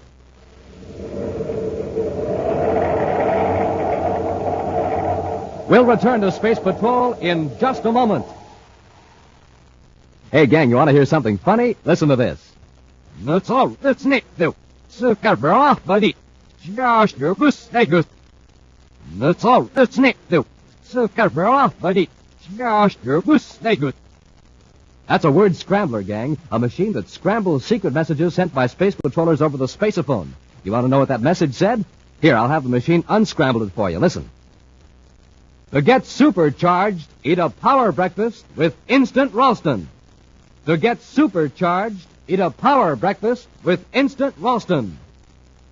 Boys and girls, that's one of the most important messages a space patroller ever sent. Yes, sir, when you sit down to a power breakfast with good, hot Ralston, well, boy, oh boy, that's your day to shine. For instant Ralston packs a wallop in every spoonful. It's rich whole wheat. Remember, rich whole wheat. And that means it'll warm up your motor, tune up your thinking machine, help start off your day with a bang. That's the kind of start Buzz Corey gets. That's the kind of start he wants you to have. So come on, Space Patrollers, get supercharged. Eat a power breakfast with good, hot Ralston.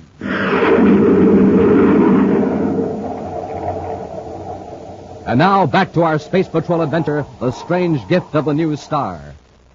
Far beyond the orbit of Pluto, Buzz and Happy found an apparently deserted and powerless spaceship. Aboard, they found a man who identified himself as Wes Pence. This created another mystery. For more than a year ago, Wes Pence had been listed as a victim of a fatal assault by his partner, Joe O'Malley.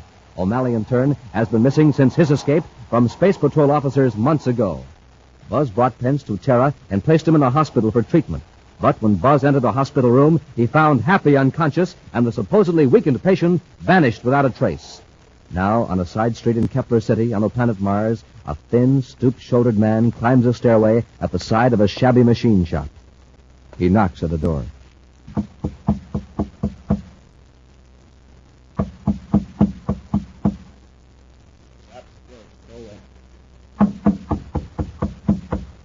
Better open up.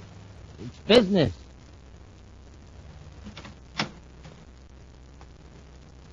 I don't discuss business this time of day. Don't you recognize me, O'Malley? There's no O'Malley here. My name is Ramo Forback. You have the wrong address. You can fool a lot of people with it ain't no Forback front, but not your old partner. My partner? I have no partner. You did have. Don't you recognize me? Oh, I admit I've been through a lot since the day you and I had that fight on Saturn. Wes? No, it can't be. This is some joke. Better let me in.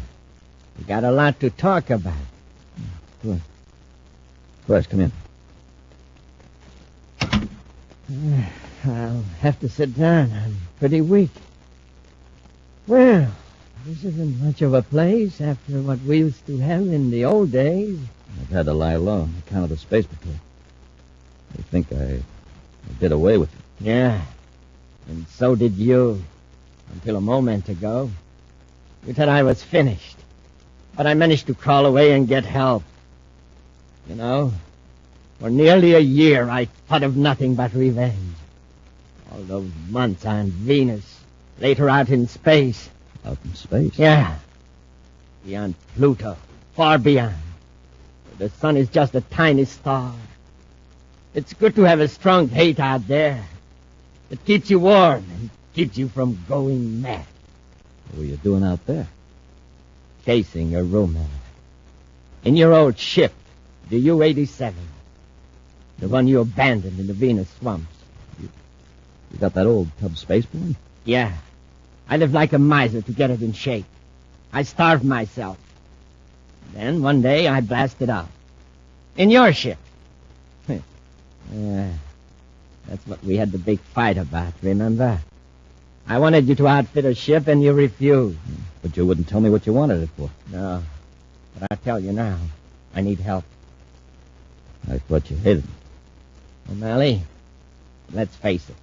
One of us isn't worth a handful of space dust without the other. What's the pitch? What's out there, Wes? Uranium. Pure uranium. Tons of it. You're crazy. I've seen it. You don't have to mine it. You just lower a cargo scoop and pull it aboard. It's a cloud of uranium. Uranium particles all sizes. From dust out to chunks as big as a spaceship. Now I know you're crazy. Yeah? Well, I brought some back with me. In your old ship. Huh? That's why I broke out of the hospital. I came looking for you. The Space Patrol is going to figure out I stole the uranium. But before they find me, I want to be back here with a whole freighter load of it. A whole freighter load? I tell you, you're crazy. Yeah. Yeah, that's what they say. But I'm going to prove I didn't steal it. And we'll be rich for life. How do I know this isn't some trick of yours? Revenge. All right, O'Malley. I'll find somebody else. By the looks of you, you couldn't promote the spaceship anyway. Now, wait. Just a minute. I've got connections over in Lowell City. There wouldn't be too many questions. Now you're talking. I can get a spaceship, all right. And I'm going to do it. So you better be on the left.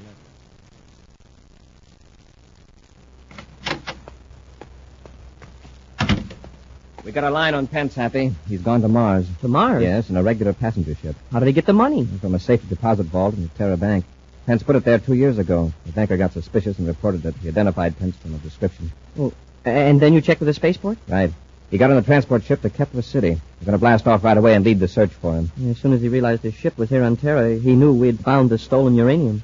That's another mystery about Pence and his ship. That uranium wasn't stolen. A careful check has been made at every plant handling uranium. None missing. But if he didn't steal it, well, why did he run away from the hospital? The more important question is if he didn't steal it, where did he get it? Hey, that's right. Pence couldn't have owned that much ore by himself. Suppose that uranium wasn't processed. Suppose it's natural, pure uranium. But, sir, it doesn't exist that way anywhere in the solar system. At least not in huge chunks like that. No, not in the solar system. But where did we find Pence? Smoking rockets. He had been outside the solar system. I have an idea Pence is going back. Where he came from. For more uranium? Mm-hmm. But unless he gets medical treatment soon, it won't do him much good. Huh? Pence is in a very bad way from his last prospecting trip. Come on, Happy, let's get to work.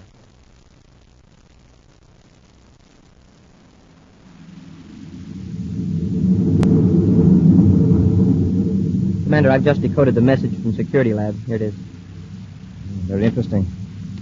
Rather startling, isn't it, Happy? Well, sir, I just deciphered it letter by letter. I didn't take the time to read it over. Something about uranium and helium. That's all I got out of it. It's a further analysis of the uranium on Pence's ship. A notation by Dr. Bryson. What does he say? According to him, pure uranium could be found in space. Matter hurled off by forces in a newly formed star, he says, might consist almost entirely of uranium. Well, isn't that the way the solar system was supposed to have been formed? Yes, but our system is billions of years old. The original uranium has decayed into lead and the other elements, including the lighter gases like helium. Well, then this stuff that Wes Pence found could be a hunk of a new star. Well, new as far as the life of uranium is measured. Could be millions of years old. Doesn't sound very new to me. No, but in that time, it could cross interstellar space and come close to our solar system. Space Patrol calling Commander Corey aboard Terra 5. Space Patrol calling Commander Corey. Corey here. Go ahead, Space Control. Report on suspect Wes Pence. Let's have it. Man believed to be Pence blasted off in special cargo freighter from Lowell City, Mars Spaceport 2 hours ago. Destination unannounced. Why wasn't he stopped? He wasn't recognized by guards until the full description reached us after blastoff. Pence was with another man. Was the other man recognized? The two guards who noticed Pence have checked old files, Commander. They've only rated their own identification as number 3 reliability. Well, they aren't too sure. Well, what's their opinion? They think the other man resembles Joe O'Malley. Pence's old partner. Yes, sir. The two men arrived from Kepler City. Space Control, can you give me any information on the vector taken by that ship? A routine viewscope trace shows it headed generally toward Neptune. Its registry is MSC312. Thanks, Space Control. Corey out. Happy, check the astrogation chart. In a blast off from Lowell City, Mars, what other planets would lie close to the Neptune trajectory? Well, none very close. Run a test trajectory from Mars to Neptune, then out beyond the Pluto orbit. What have you got? Well, if I go out far enough, it puts us roughly in the sector where we found Wes Pence. We'll keep on that vector unless we hear that their ship has been sighted in some other part of the system. You think they're going out for more uranium? If they are, they're in for a good long trip. Get some rest, Happy. I'll call you in 3 hours.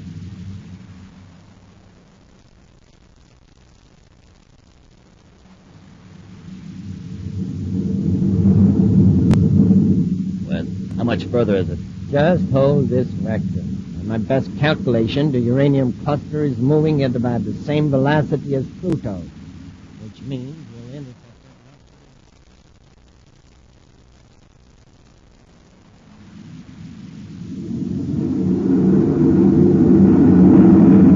Happy, I think I picked them up on the viewscope. That's about time. I'd begun to think they'd veered off on another vector. Not only that, but I found something else in the viewscope. It registers as a blurred object, or a collection of small fragments. You mean this thing up here in the corner of the screen? Right. Pence's ship seems to be heading right for it.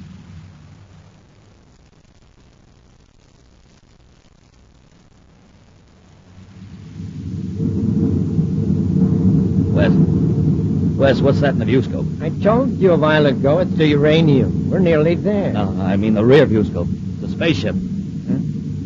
Hey, you're right. And if they're out this far, they're after us. What do we do? We'll lose them in the swarm. Huh? We'll get the uranium between us and them. When they get closer, those pallets will cloud out their viewscope so bad they'll never find us. Here, let me take the control.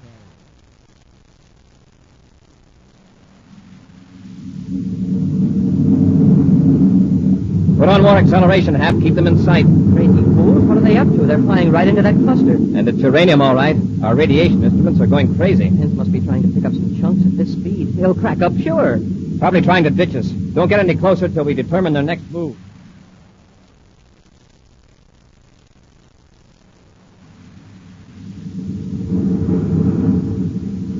It's working. We got them buffaloes. Space Patrol, all right. Yeah, Terra 5. That means Commander Buzz Corey. We'll evade them, scoop out some uranium, and head back for Mars. Wes, look out. We're right in the middle of the swarm. Calm down. We're keeping pace with them. Wes, do something. You gotta switch it. Well, look the compartment before we lose our air. Help me. I'm hit. I can't. Fragment hit me to my shoulder.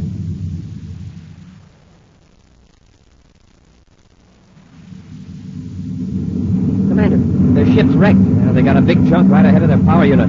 Get our spacesuits, Hap. We're going in and get them.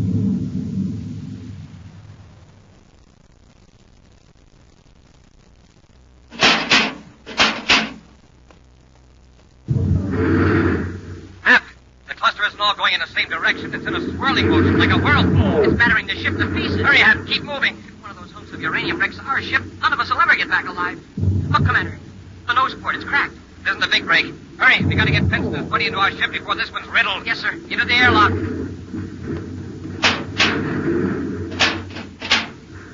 Now into our ship. Now we'll drop the men right here till we get the ship away from this hot spot. Yes, sir.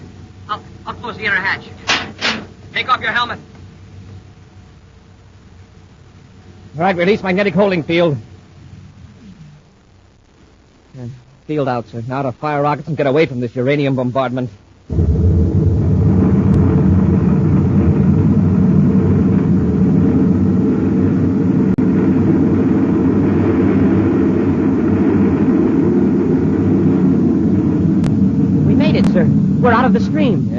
Look at the other ship. A hole the size of a space car all the way through the control compartment. We got out of there just in time. We're heading for Terra. You take care of our passengers. Oh, Pence is coming around. O'Malley. O'Malley. He's safe, Pence. Just lie still, and I'll bandage that shoulder. So that's O'Malley, huh? Yeah, it is. You know, Commander, this makes twice you two have saved my life. That may be. But if you don't mind telling me, why did you run away from the hospital and come out here on this wild expedition? Well, O'Malley and I wanted to get a share of that uranium so we could prove I didn't steal the chunk you found in the other ship. And to make yourselves a fortune, huh? Well, I guess that did enter into it. You took all that risk for nothing, Pence. We've known for some time you didn't steal that uranium. Then O'Malley and I are free. O'Malley is, but you aren't. You can't go around slugging Space Patrol personnel and get away with it. You remember the incident with Cadet Happy in the hospital. Yeah, that's right. You'll have to take whatever punishment or fine is coming for you. I'm sunk. I can't pay any fine. I'm broke. He's a comedian. It's the truth. It took all the money I had to lease the spaceship. You talk strangely, Pence, for a man with $1 million credits worth of uranium. Huh? That uranium you brought in your ship, it's yours by right of discovery.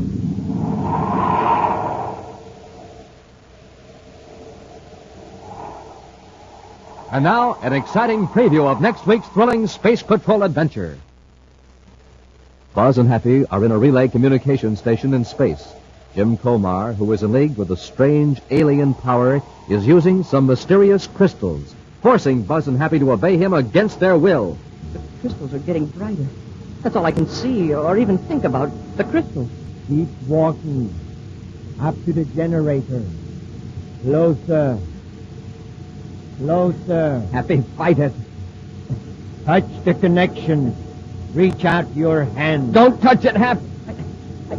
I can't hold back. If you touch it, you'll be finished. Be sure to be with us next Saturday for the exciting story, The Seed Crystals of Zaldibran. High adventure in the wild, vast reaches of space. Missions of daring in the name of interplanetary justice.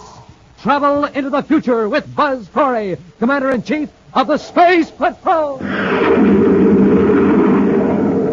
Space Patrol, an original Mike Moser production starring Ed Kemmer as Commander Corey and Lynn Osborne as Cadet Happy, was written by Lou Houston and directed by Larry Robertson. Other players were Bela Kovac and Ken Mayer. Dick Tufeld speaking. Now, don't forget to tune in next Saturday and every Saturday when Wheat Chex, Rice Chex, and Good Hot Ralston again present the new exciting Space Patrol. And be sure to see another exciting Space Patrol story on your local ABC television station. Consult your local newspaper for time and channel.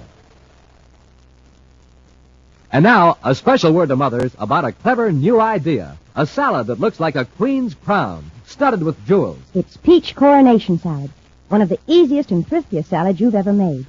All you need is creamy cottage cheese, bits of maraschino cherries, and canned cream peaches from California. To make peach coronation salad taste its luscious best, serve with rye crisp, those crisp, toasty wafers with a wonderful, hearty rye flavor. For pictures of peach coronation salad, watch newspapers and magazines during the entire month of March.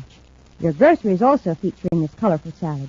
Look for coronation salad displays at his store today. Be sure to serve with rye crisp, the perfect food to make other foods taste even better. For your figure's sake, make your bread rye crisp all the time. Only 21 calories in a double square. The famous rye crisp reducing pan is printed right on the package. Remember, it's smart to make your bread rye crisp. Space Patrol comes to you transcribed from Hollywood. This is ABC Radio Network.